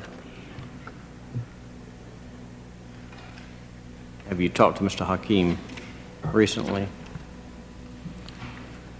I spoke to him on the phone about a week ago, and he told me that he would be here, I believe he'll be here in a few days. And at that time, I would assume you and he would make a decision. The councils will get together and we'll sort this thing out. And we'll be with your councils. I look forward to meeting Mr. Hakeem. Thank you very much. Thank you, Mr. Jenkins. Mr. McCollum is recognized. Thank you very much, Mr. Chairman. General Secord, you've been very patient with us. I think I'm the last one to get to discuss anything with you today, and I have a few things I would like to go over with. Okay, sir. First of all, I'd like to direct your attention to a very old law that's on the books of the United States. It's under 22 United States Code, Section 1732, which is an 1868 law. And it reads, whenever it is made known to the President that any citizen of the United States has been unjustly deprived of his liberty by or under the authority of any foreign government, it shall be the duty of the President forthwith to demand of that government the release of such imprisonment, and if it appears to be wrongful and in violation of the rights of American citizenship, the President shall forthwith demand the release of such citizen, and if the release so demanded is unreasonably delayed or refused, the President shall use such means, not amounting to acts of war, as he may think necessary and proper to obtain or effectuate the release. And all the facts and proceedings relative thereto shall be as soon as practicable communicated by the President to Congress. It seems to me, General, that this expresses the general broad outline of the power of the President of the United States to do what he has to do to release the hostages or gain the release of any hostages. Were you familiar in your experience with this particular statute? Well, sir, I'm not a lawyer, but I was aware there was a statute, and that's why I said earlier it's the duty of the government. General, it seems to me that the problem is not with the fact the President had the powers to do a lot of the things that were done with regard to the hostages, with regard to the whole Iranian matter. It's the way that it was conducted. And looking back on some of the things that you've been involved with, obviously you have a broad background in covert operations and in international security matters, having been a Deputy Assistant Secretary of Defense for those purposes. And even after you left government service formally, you had a couple of years, you worked with a special, what they call it, Special Operations Policy Advisory Group. Could you tell us what that group was all about? This is a group of retired general and flag officers who are impaneled to independently provide advice and counsel directly to the Secretary of Defense on matters affecting special operations. In today's world, special operations have become much more important, and so a few years ago, the Secretary impaneled such a group. What do you mean by special operations, General? What are we talking about in sort of layman's terms? This is it's become a term of art in the Pentagon, and it's confusing, but this applies to all the forces in the Defense Department that are designated as special operating forces, and they are specifically 3 Ranger battalions, the counter-terrorist unit, special SEAL units within the Navy, the 1st Special Operations Wing of the United States Air Force, and a few other classified units. So you were not only active in terms of your active duty time in areas that would directly involve you in knowledge of the CIA and the Defense Intelligence Agency and these special operation forces you just described, but you kept up that. You were actually an advisor to our Department of Defense on these matters after you left in this group. Is that not correct, General? That is correct. Well, General, with all of this, I want to ask you an opinion. You've got a lot of expertise, it seems to me, in this regard. And I've been puzzled throughout these hearings so far and throughout all the time I've been reading about this matter, about this one area. With all of the resources available of the CIA, the Defense Intelligence Agency, the State Department, and the special operations forces of our military that you just described for us, with all of them available, why, in your opinion, did Robert McFarland, Admiral Poindexter, Director Casey, and Colonel North go outside these regular operational resources and try to handle the Iran dealings and the hostage rescue and release matters by themselves and generally without much involvement of those resources, and used you actually more than they did these resources. Why, in your opinion, with all of your knowledge of those resources, did they do that? Well, your question asked for my opinion, and of course that's all I can give is my opinion. That's all I want. In this case, I believe that they made these decisions, and the President made such decisions because a number of years had gone by without any action with respect to Iran. That I think that there was great frustration within the bureaucracy. I think that there were intelligence failures, which we've talked about earlier here, and I don't think I need to go back over again. But I think of all these factors combined to cause the President and his chief advisors to conclude they have to try something unconventional. In other words, the system failed. All of those resources we had, and they really couldn't rely on them. Their experience was such that it wasn't working. In my opinion, they did fail, yes. Do you have an opinion as to why those were unreliable? You've already talked to us a little bit about the lack of human intelligence. You've talked to us a little bit about your criticisms of the CIA. Why? With respect to the CIA, since Vietnam and the Watergate period, the CIA human intelligence activities have been tremendously diminished and mismanaged, in my opinion. And in defense of the agency, they just haven't been able to, until recently, get the necessary support from the chief executive to rebuild the agency. I believe Director Casey was in the process of rebuilding the agency, but it's a very difficult task. I'm sure members of this committee know a lot more about that than I do. Well, you've implied since the Vietnam War some of the fact it needed rebuilding had to do with Congress and its actions after the Vietnam War, didn't it, General? Yes, indeed it did. And I would also say that with respect to the Defense Department, they're not free of guilt either. When I was in it and since I've been in it. The bureaucracy in the Pentagon, which is a fair bureaucracy, institutionally has a great deal of difficulty living with special operations troops and units. Even though they don't cost very much, that's not the issue. They just institutionally have a great deal of difficulty dealing with these elite forces.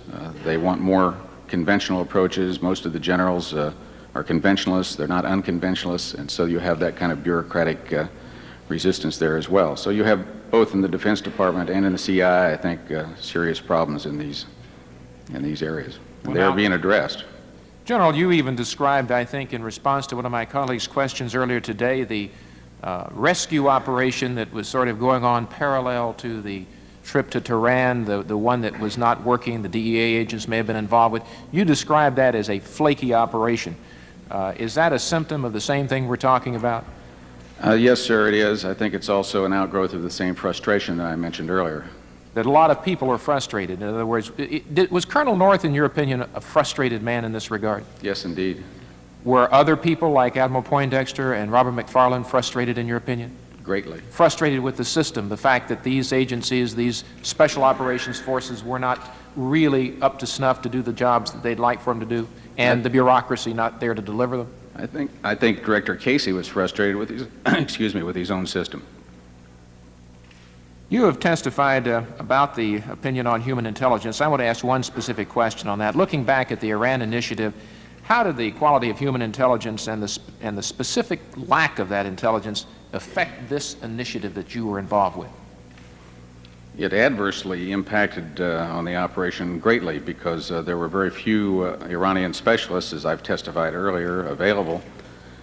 They had to recall one gentleman, the director did, to active duty to act on the program. They've simply not paid enough attention to Iran at the agency over the years since the revolution, and so they're tremendously short of qualified people. You have to have people, it takes years to become specialists in this area. Considering that the Ghazanfar channel for a minute in particular On that point, did our lack of human intelligence capability cause or contribute, in your opinion, to our decision to use Gabanafar as a channel? Yes, it was the only channel available at the time, so the decision was taken to use the only channel, even though we didn't like the channel. Well, I think my point is being made, General, that we do not have the capability to do the kind of conventional, ordinary thing that the American people would have expected, which probably was to go out there and just rescue those hostages, not get involved with the kind of proceedings we were doing.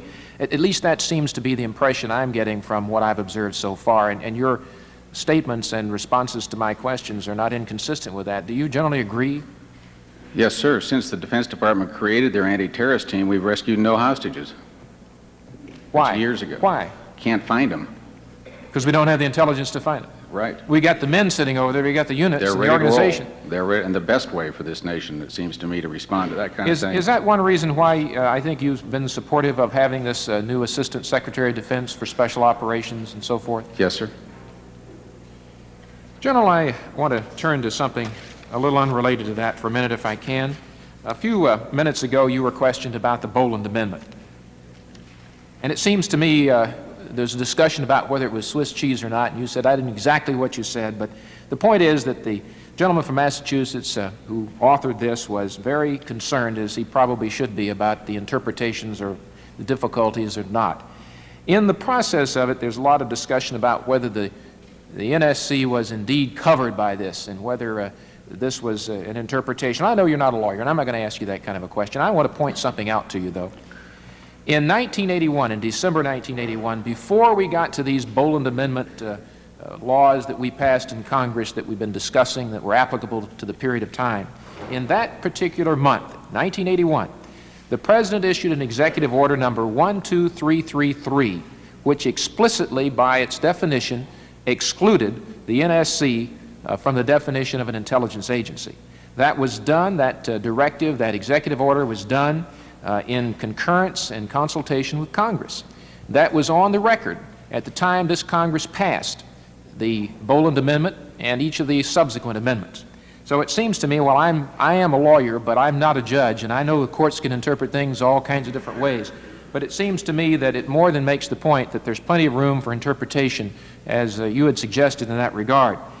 But I'm not stating all that just to try to put more fire out there with that issue. I want to lay a predicate for a question relative to some of this, because there's some implications that came up yesterday that I think you need to respond to, and I'm concerned about them. Yesterday there was some discussion and questions by counsel about documentary evidence that you or others in your enterprise may have at some time considered selling or leasing various assets, planes or ships or whatever, that belong to the enterprise to the CIA at a marked up price that would have yielded a substantial surplus, if you put it in your terms, or a profit, as some others have said, at any rate at an amount of money greater than the cost by a considerable amount. That would have yielded that kind of cash to the enterprise. Counsel may have only been doing this, as far as I know, in an effort to discredit you and your testimony in some way, which is a fair game situation here, to try to bring out maybe you had a profit motive. But I read into that more than that. I read into that the possible implication that you and others might have conspired to violate the Boland Amendment. And in doing so, what I'm talking about is, I read into that the implication that you might have been thinking with others, talking with others about selling goods and services to the CIA at a highly marked up price with the intent to use the excess money or the profits to give military aid to the Contras. Now, the reason I'm concerned about that, and the reason that kind of question occurs to me to have raised that implication, is for the simple reason that no one here has got a very good grip on what the Boland Amendment means, except for the fact that it clearly prohibited the Central Intelligence Agency from providing any kind of funding or support from the resources of this government to the Contras during the time in question. And if there's any real problem here, it's if indeed that you did take that money or intend to take that, or you and Colonel North and others might have. So I want to ask you a very straightforward question about the question that's posed by us, the implication that's there, because I don't want to leave it alone. I don't want to let it lie without your having a chance to answer it. At any time, did you discuss with Colonel North or anybody else the idea or the possibility of marking up the sale price, the lease price of any of the assets of your enterprise to sell or lease to the CIA for the purpose of getting money to help the Contras? No, sir. And I'd like to point out that Congressman DeWine also yesterday read the relevant testimony, which was not used by counsel. I think your point's well made, but I wanted to ask that question very explicitly because I saw that being raised yesterday, and it's a question I think is a fundamental question. I could have guessed your answer, but I didn't know it. Yes, sir. Could have been wrong about that. You've testified at one point, General Secord, that when things began to unravel in this whole affair, that the concern was so great on your part, I think it was perhaps after Mr. Mises' press conference, that you demanded to see the President of the United States, that you wanted to talk to. In fact, I remember you saying when Ollie North was on the telephone with the President, you wanted to get hold of that phone and talk to him. You had never talked to the President about all of this that you'd been involved with up to that time. That is correct, sir. I want to know something. Why hadn't you personally tried to talk to the President before that point in time about all of this that was going on? I was already talking to people whom I regarded as extremely high-level officials of the U.S. government.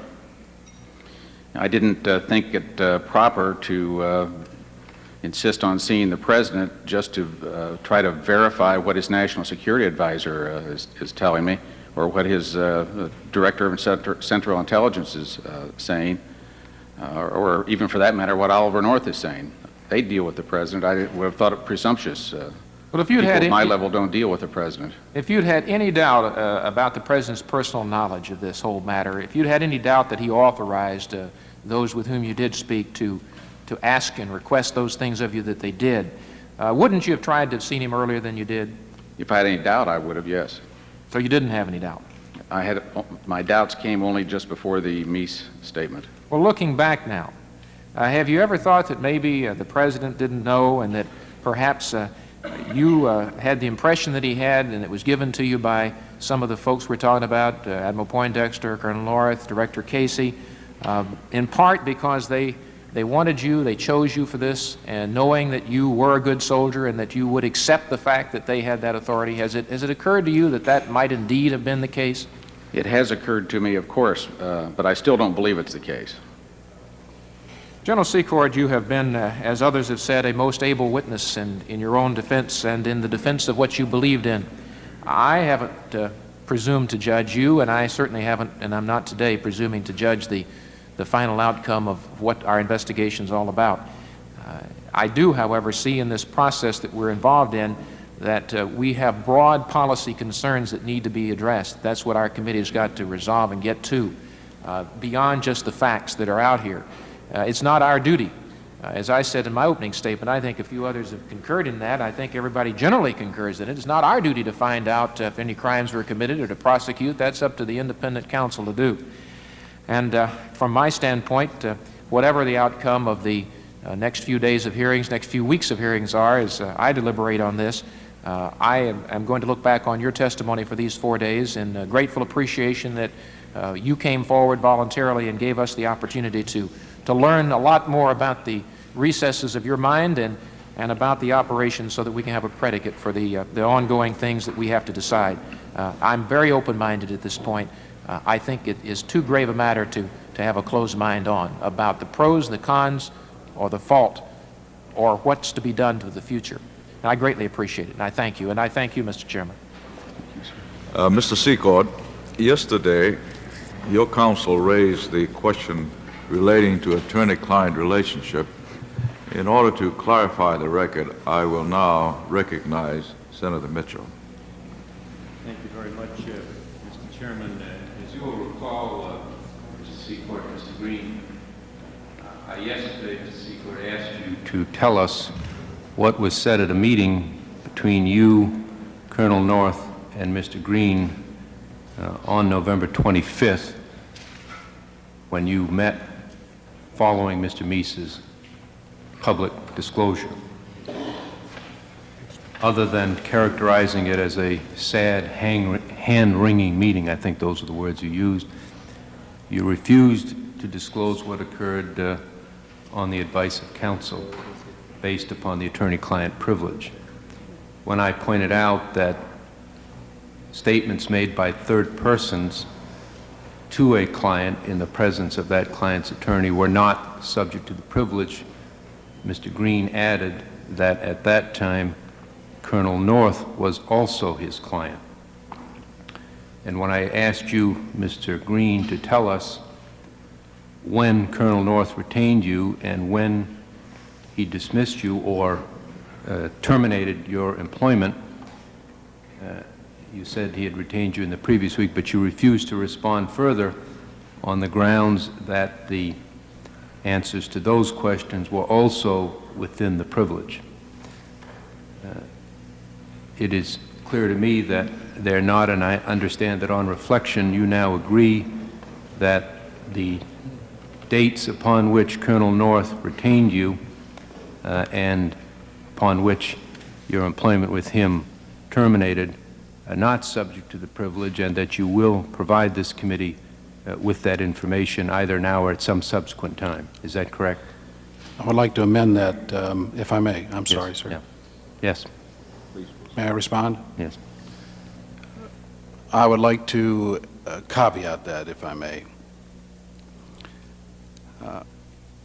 I think a lawyer's obligations to his client are not only covered by the attorney-client privilege, but also by the canons of ethics which cover the confidences and secrets of a client, and that they are applicable to this situation as well.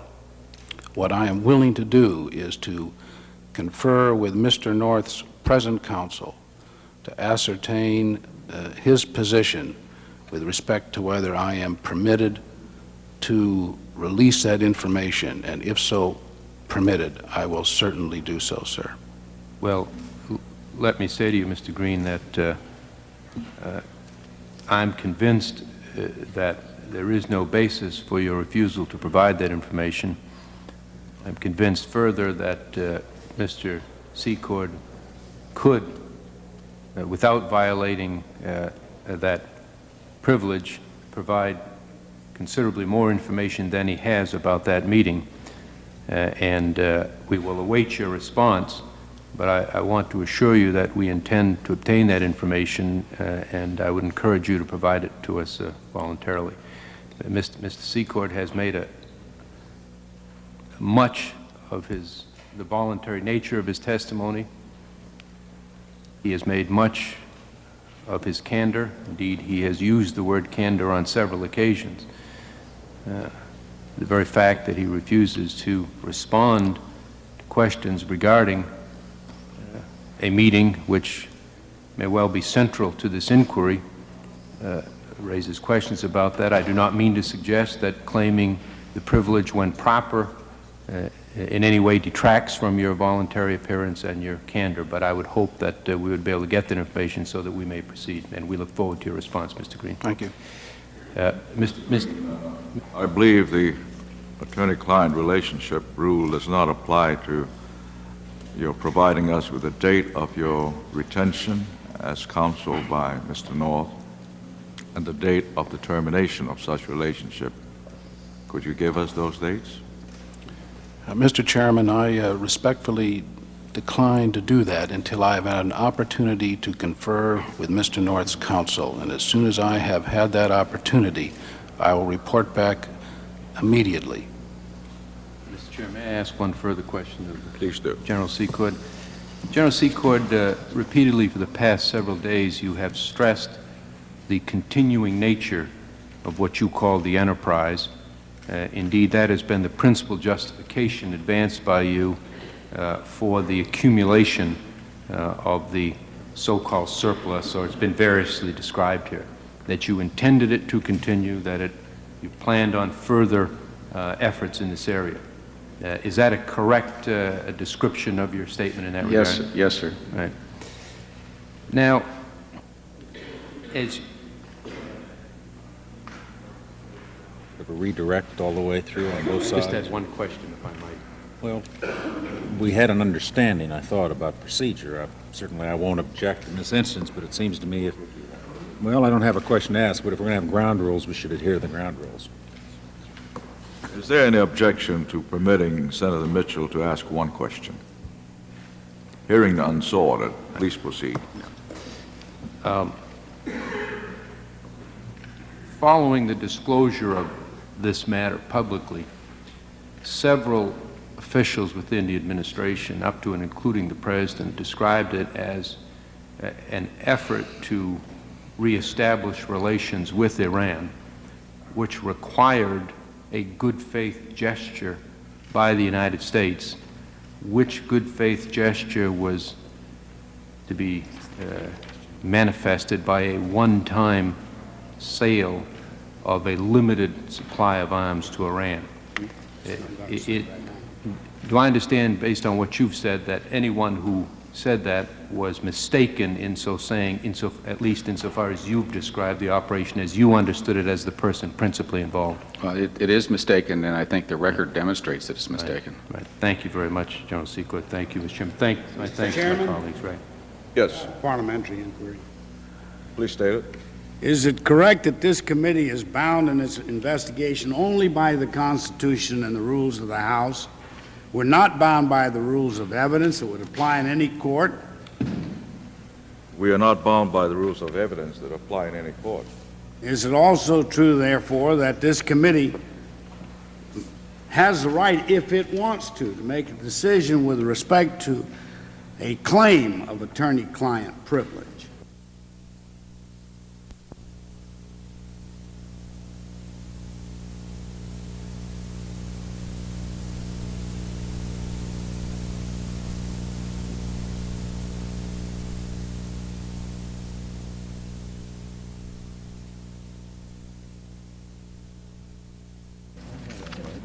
We have that right, sir.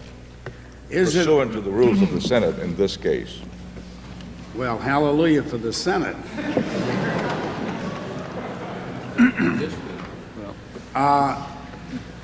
Can the privilege be claimed, whether the committee acts on it or not, by a counsel who is not a witness? Has that decision been made anywhere? In this case, I would like to advise my dear friend that the day is late, and I wanted to end this session on a rather friendly note, and although we could insist upon counsel divulging that information, I am taking his word that he will provide us with the... Oh, so am I, Mr. Chairman. Excuse me for interrupting you. I was not in any means looking to drive this to the end of its logical conclusion with respect to a vote on this committee to force the action, because in the event of non-compliance, that would be contempt. I do not want us to act on contempt. I think that would be an illusory and improper position for this committee to be in. So that was not the purpose of my questioning. I thank you, sir. Senators, yes. I would ask that Exhibits 75 and 76 and 77 be made a part of the record. These were the documents that General Secord and I discussed earlier this afternoon. Without objection, so ordered. Mr. Chairman. Mr. Chairman. Yes. The witness, sir. Are you preparing to conclude this, this session, sir? Yes. If you are, I wanted to make just a brief remark. No, not quite, not quite. Okay, too bad. Sorry, sir.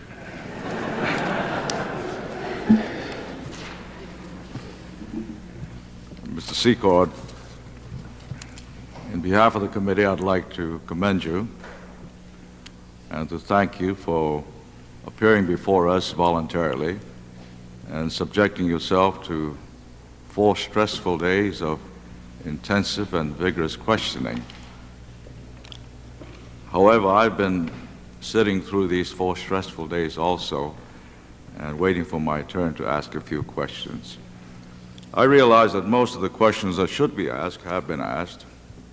And the questions I have, not big questions, but little ones that I think may be necessary to help the people of the United States understand what this is all about. You and I may have an understanding of these words, but I doubt if too many people really understand the import of some of these words. For example, Swiss accounts. We spent much time about Swiss accounts. You have a Swiss account, haven't you, sir? No, sir, I do not. Mr. Hakim does. But you do have control either directly or indirectly over a Swiss account. I exercise control indirectly through Mr. Hakim. Do you have any other accounts where you have direct or indirect control over his assets? No, sir, only those accounts I submitted to you in writing today. What is a Swiss account? It's an ordinary bank account under the laws of Switzerland. See, the folks outside the Beltway are asking, why didn't they make the deposit in Perpetual or Riggs or Maryland National? Why in Geneva or Zurich? Is it true that when you make a deposit in Switzerland, you have to pay a fee?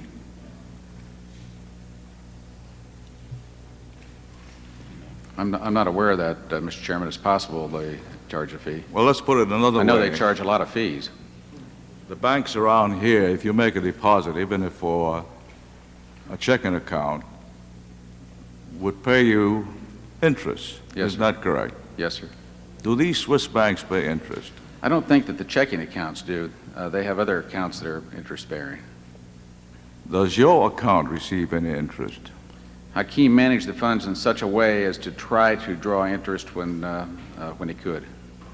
It's reflected in the records. Did Mr. Hakim have to pay any fee? Oh, yes, he paid a lot of fees, and I think they're recorded. So why does one open up a Swiss account? You don't make any money on it? In order to maintain secrecy under Swiss law. Or you don't want others to know that you have an account? That's right.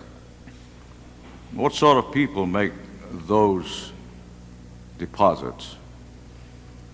Well, I think a lot of different kinds of people do it for different reasons. We were doing it, sir, to try to maintain secrecy.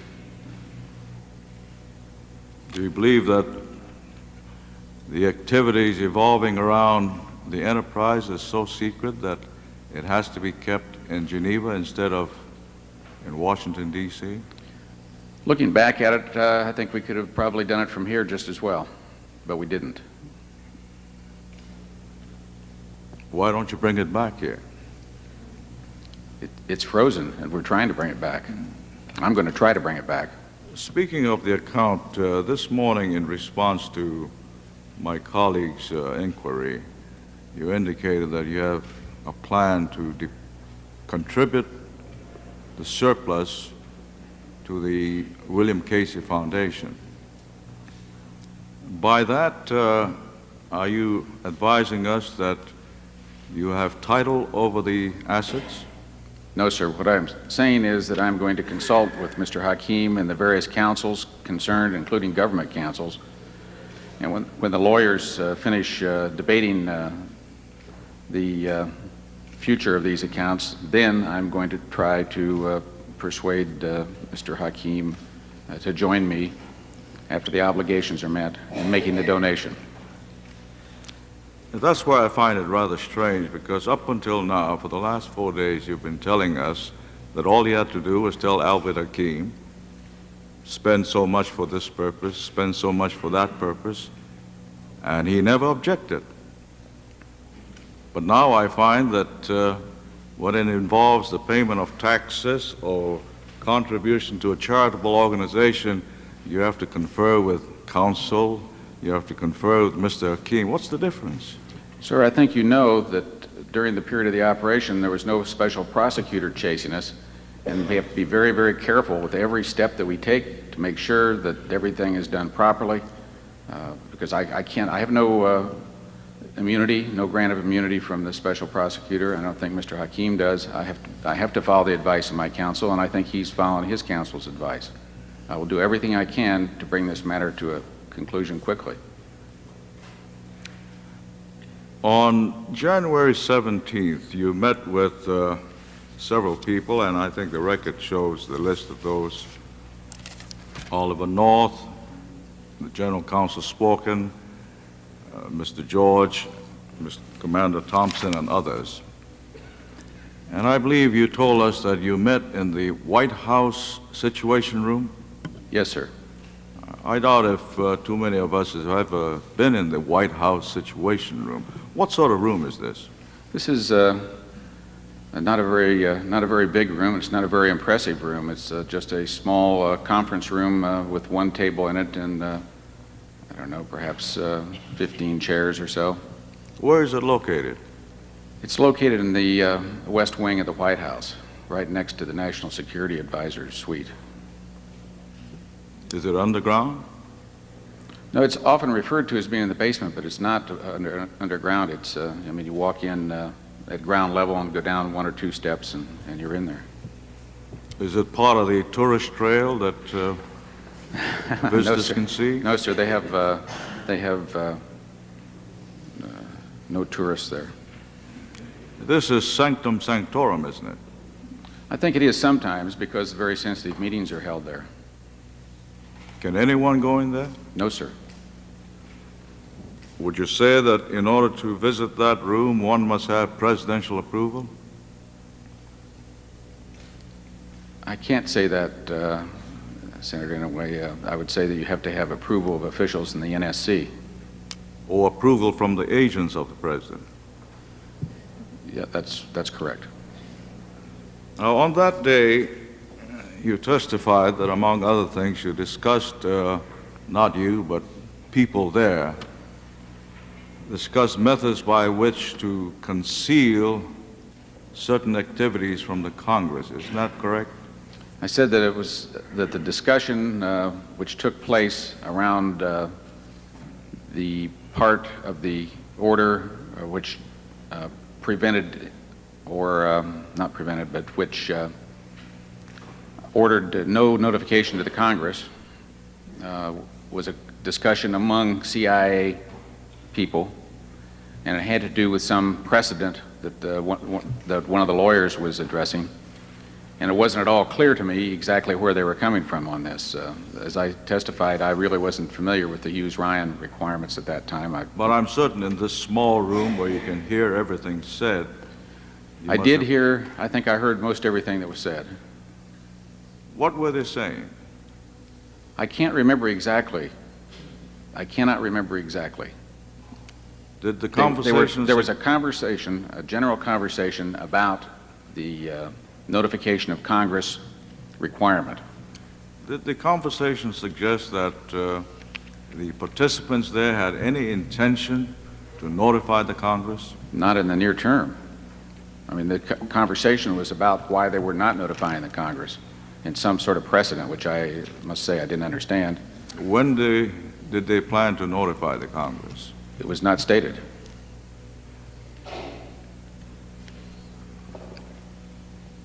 I don't think they planned to notify the Congress till the operation was over, if you want my opinion, but they didn't state it.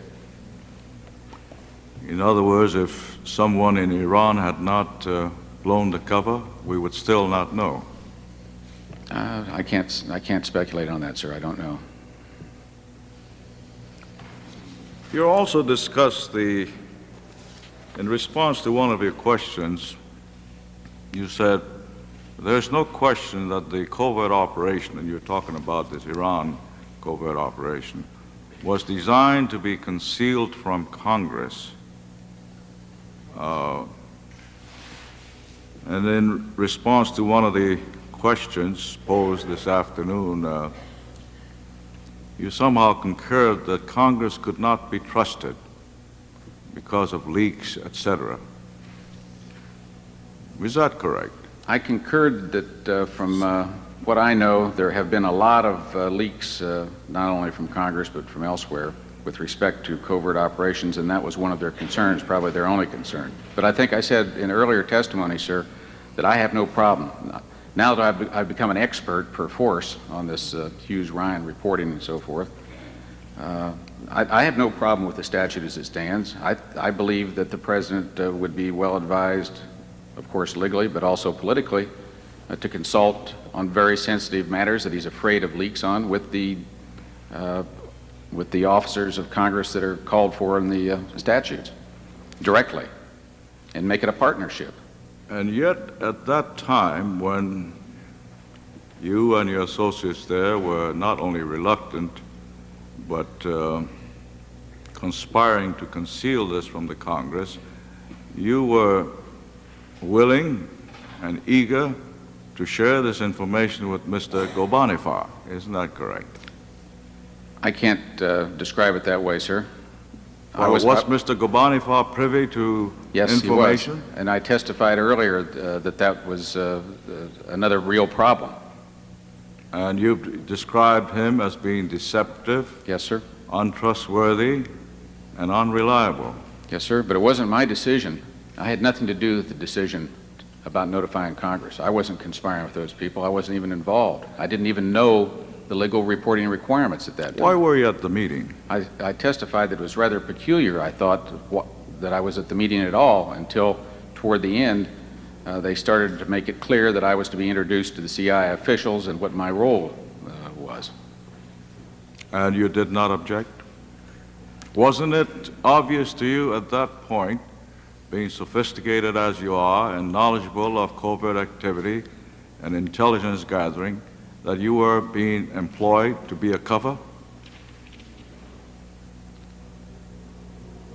I've testified that I was being employed to be a cover. Yes, I have testified. And you did not object to that? No, sir, but I didn't know the legal reporting requirements at that time. You also stated that knowing the political situation of this day, you think that notification was politically proper. What do you mean by that? Well, I think that was in the context of a question I was asked about whether or not the statutes ought to be altered with respect to covert operations. I believe that was the context. My testimony was, if I recall it correctly, that I didn't have any problem with the law as it stands. Given the nature of our society today, the concerns that have been brought to the American people about abuses in CIA and elsewhere, that from a political point of view, and I'm not trying to teach anybody here about politics, please don't think I'm being presumptive, it's just my opinion, that kind of a law is absolutely required in today's environment, and I have no problem with it. That's what I was trying to say. If the environment changed and the political situation changed, then notification is not necessary. Is that correct? No. What I'm saying is that this is where we are today. It would be more desirable from the point of view of the chief executive, of course, to have more power in this regard. I mean, this is always the struggle that's going on, but I don't see it today or in the future. I say that the chief executive has got to work out a way to work with you gentlemen, or he's not going to be able to hack it. It's clear.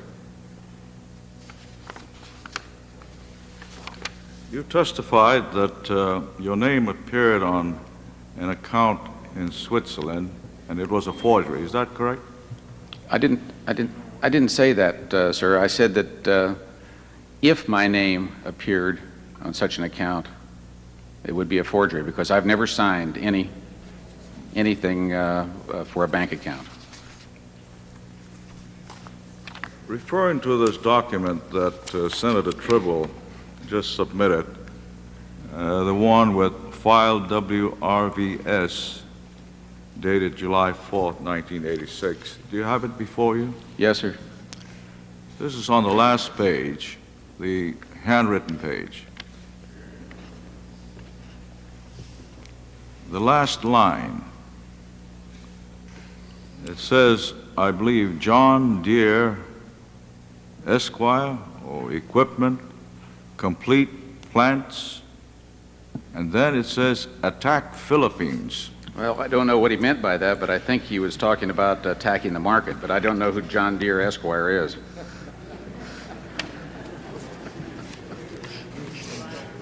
This is a paper written by business consultants, and they were all over the area.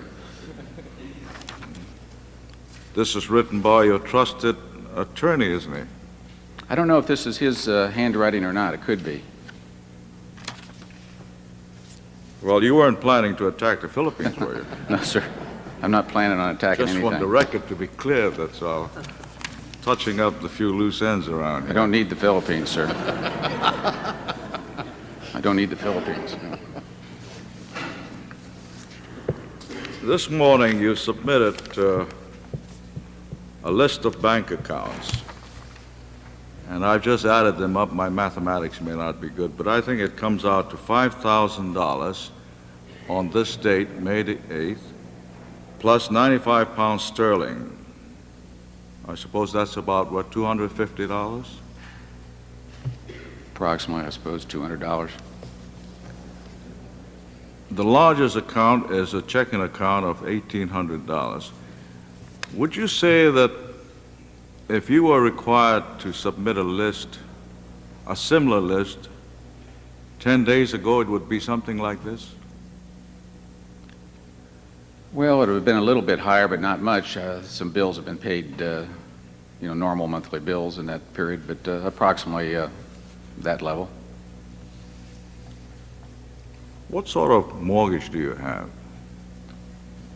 I have a first mortgage and a second mortgage. I'm asking this because I find it mind-boggling. We have testimony showing that you have either direct or indirect control over $8 million.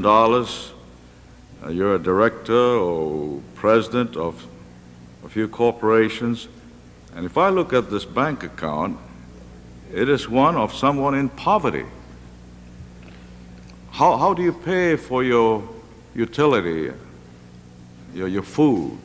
With my monthly salary that's coming in, my bank accounts have been progressively diminishing in recent months. I've testified that my personal financial situation is precarious.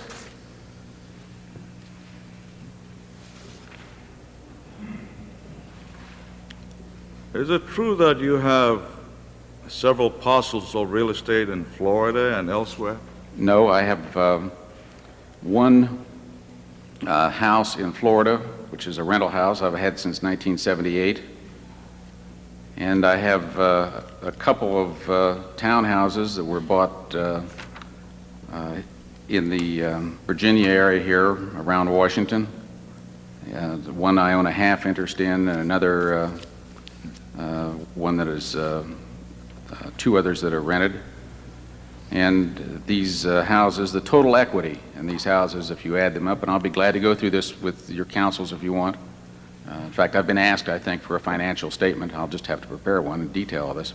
But we're not talking about very much money. They were bought for very little down, and so there's only a few $1,000s equity in each of the houses, except the one in Florida, which I bought in 1978. And I've rented it continuously since then, and I would estimate the equity in that house to be $25,000.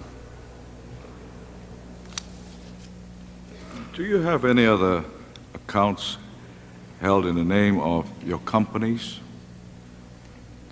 Yes, and you excuse me, and you have those records.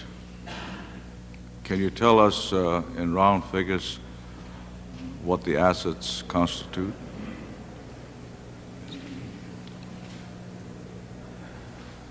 Well, not a lot of money, Senator. I can't estimate that off the top of my head. It's not a lot of money.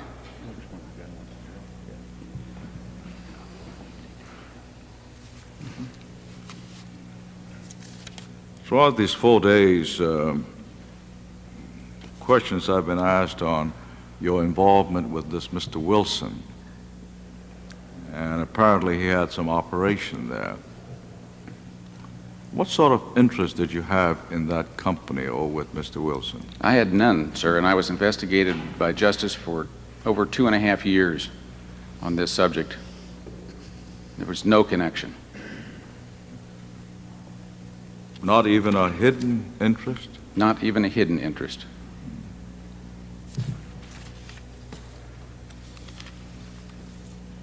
And finally, sir,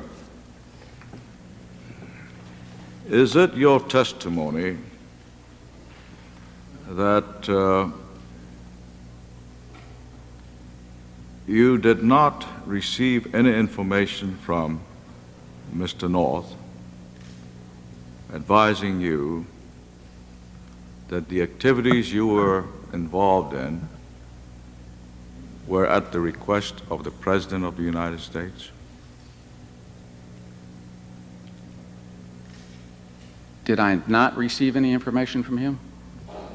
Or did he tell you that the work you were doing was at the request of the President of the United States? He told me that the work I was doing had been informed to the President, and I was asked by his boss, Admiral Poindexter, to get involved. I was not asked by the President.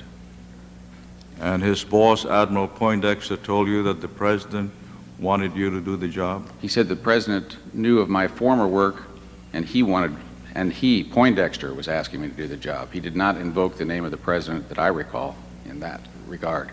Did Colonel North invoke the name of the President of the United States? No. And yet you assume that this was the President's wish? Yes, sir. Through his agents. What led you to that conclusion? Admiral Poindexter, his national security advisor, asked me if I would participate. And you would trust him? Yes, sir.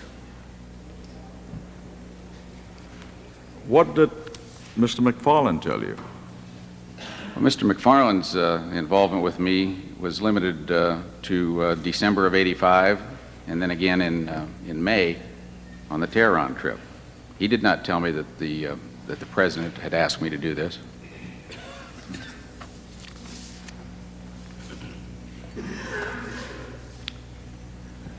Well, we have come to the end of a long, long day. I would wish I could just dismiss you, but according to counsel and several of the members, they would like to have me advise you that the subpoena will be operative, that we may find it necessary to call upon you for additional questions. So, General Secord, with the gratitude of this committee, I wish to tell you that you're excused, but please be prepared if it becomes necessary to once again appear before this committee. I'll be happy to appear again, Senator, when you call. If I could make just one short remark, would it be in order? Please do. This has not been an easy task for me, and I may have occasionally raised my blood pressure a little bit under cross-examination, but I answered your questions in good spirit, and I understand the need of the committee to dig in as deep as you can and get to the facts, and therefore I've tried to sit here these 4 days and answer your questions to the best of my ability. I knew it wouldn't be an easy task when I voluntarily came here. I didn't expect it to be a rose garden, so I'm not surprised. I've attempted to be accurate and truthful to the best of my knowledge. What I did, I've testified to, and what I saw, I've testified to. If criticism's in order, I'll accept it. If others believe I'm deserving of credit, I'll accept that too. I also accept full responsibility for my operations and conduct. I hope you'll consider this fact as your inquiry continues and as you question those men whose only sin, if any, was to follow me into these undertakings. And I thank you very much for your cooperation, sir. Chairman Hamilton? Mr. Chairman, let me, on behalf of my colleagues in the House, just say that we have appreciated very much your presiding this week in an exemplary fashion, and we invite you all over to the House to join us next week for a continuation of these hearings. It is my pleasure now to call this hearing to recess. When we convene next, it will be Monday, 10 o'clock a.m.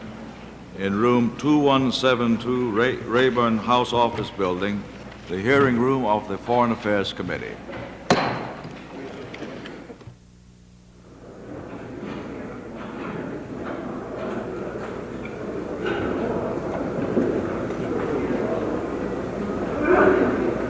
I don't know. I wish I could tell you all I know.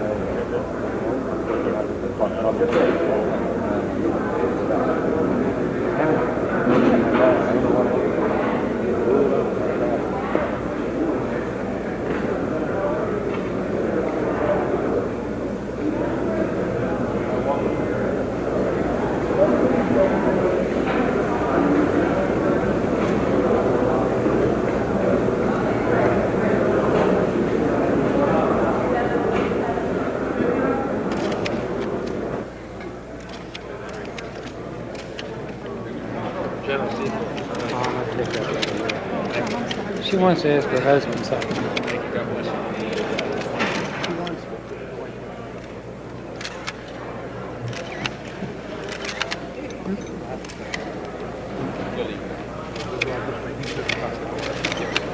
Step back, sir. Let's go.